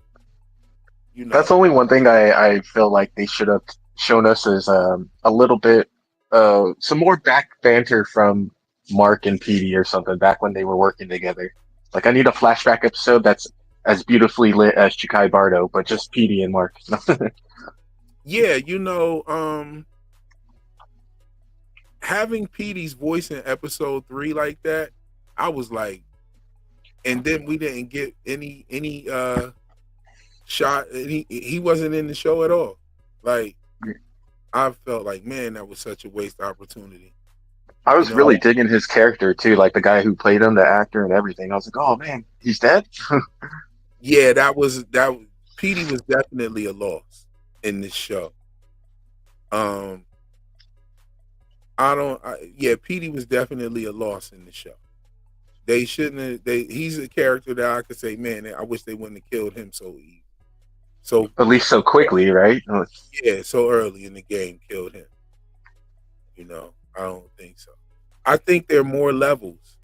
I think there are more levels out here. Absolutely, I agree. I think there are more levels than just the testing floor. I think it goes down deeper than the testing floor. Let me see. What were they going to do with Gemma? I don't believe that they were just going to kill her in that way. I think that she was going to be going. I think she would have had to go do something. Yeah, like send her on a femme fatale mission. Yeah, like check this out right here. This right here. They were doing some kind of training with her, like some kind of physical training. That's what this outfit gave me right there. I was like, they're doing some kind of physical training with her. This is not just I think she's gonna be some kind of sleeper operative or something. You know. And I think, you're not gonna be cooking food and arranging the shit like that and doing it how like you're not gonna be doing that if somebody kidnapped you. You know? You're not out here doing all of this, reading books, chilling, making sure like, oh man, I'll try this one this time. You know, rendered bone marrow. Yummy. Yeah, you're not gonna be putting the chip on there or none of that type of shit. I'm like, can you at least give me some like ketchup or something, guys? Come on. Oh yeah, that shit look like hot hell. I wouldn't even eat no shit looking like that. Like, yeah, that Lumen is bugging. Lumen is definitely bugging. Like, what the hell is that? Okay, so she had there's the getting ready for this room right here. This look right here is like, yo, this episode was fire though. I'm not gonna hold you. I was thinking about that writing scene. Like, I'm like, why is she writing notes? And then I was thinking, what if she's writing notes to, like, thank you cards for basically, high level investors in Severance or something? Because like, I imagine there has to be some outside money that came in at some point, right? Like, maybe the Egan's control the controlling stake of the company, but I could see there being like a secondary group in there somewhere. Yo, this is crazy, yo. This episode was crazy, but yeah, wait till I get that sweet vitriol notes done. Yeah, yeah. What did she say? It's charades. That's gonna be like 20 minutes of it. Yeah. Yeah, bro. I think she went along willingly. And That's what I forget from that scene too. I feel like that there's the way she talks to him almost seems like, oh, please just say you'll come with me and I'll change my mind. You know what I mean? Like that's yeah, what I get from her. yeah, this right here is she was hitting him with the reverse psychology. You know what I'm saying? Like making it sound like she wanted him to come, but she didn't really want him to come. Like this was gonna be her escape. And here is Milchick right here, set of the underworld. Yes, indeed. That's what that is. I'm trying to tell you. You know what I'm saying? Just, keep an eye. Keep an eye out. This right here was another blending scene that they did. This right here was they recreated this from the first intro credits. I thought that was brilliant. The lady, I can't remember the lady's name, but the house that was Gemma and Mark's house, she was staying there while they was filming. And so she just like had the opportunity to look at this set, look at how the light comes through the windows and everything. She really showed her ass. If somebody put her name in the chat if y'all know it. Oh, you're talking about she directed the episode, right? Yeah. It's Jessica Lee Gagne, Yeah. I think. Yep, that's her. Yeah. No, she really killed that episode like front to back. Just like it, I've never seen something feel like a movie in a show like that. You know what I mean? Right, and then episode 4 giving us a good a movie type episode, and then episode 7 doing it as well, then episode 8 doing it as well. I'm telling you right now, season 3 is going to be crazy. All of the eye shots as well. They had so many eye shots where they was doing the close up of someone's eyes. In episode 7, it was just all over the episode, like boom, right there. And there's the nurse, there's her eyes again. Like it was just everywhere. They were just doing the close ups of the eyes. I found that like so poetic the way they did it too. It was just all over the place. I think my favorite shot from that episode was when she's crying in the bathroom and then it switches from dark or whatever, from like light to dark and stuff. Oh god, that was just I like this too. intense. When they did this, they did these two shots are they blended these two shots right here. But I was trying to get it like frame by frame. I couldn't catch the blend. But the blend, like the blend on this shot right here was amazing. This was her listening to him fuddle around with the crib. Oh yeah, that was brutal. Yeah. Like And I understand some people thought like Cold Harbor was going to be like a huge test, but to me it made a lot of sense because I've had friends who've experienced a lot of miscarriages early in their marriage and stuff like that. So I've seen firsthand how like miscarriage can destroy a person. So I thought it meant quite a lot when I saw that crib.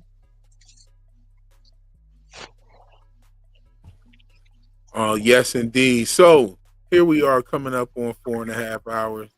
We did a 4.5 hour live stream the last time. You know what I'm saying? We had a good time the last time. We had a good time this time. I don't want it to be too long. We might do another one. We might go long like this tomorrow, maybe after The Last of Us. Do a long live stream, hang out for a little while, talk about The Last of Us. If I see any stock market stuff in there or even something that just piques my interest, I will come back at it. Thank you again, Full Pyramid, for joining. You want to say peace to the people? Yeah, for sure. Everybody have a good night. Yes, indeed. Thank you, everybody, for joining. Thank you, everybody that supports the channel and rocks with us, shares the video, likes the videos, and all of that to let everybody know you rocking with the real enigmas and theories. Just a little something to think about while we wait on the next episode. That's all for the live stream this evening. I'll catch you in the next one. Peace.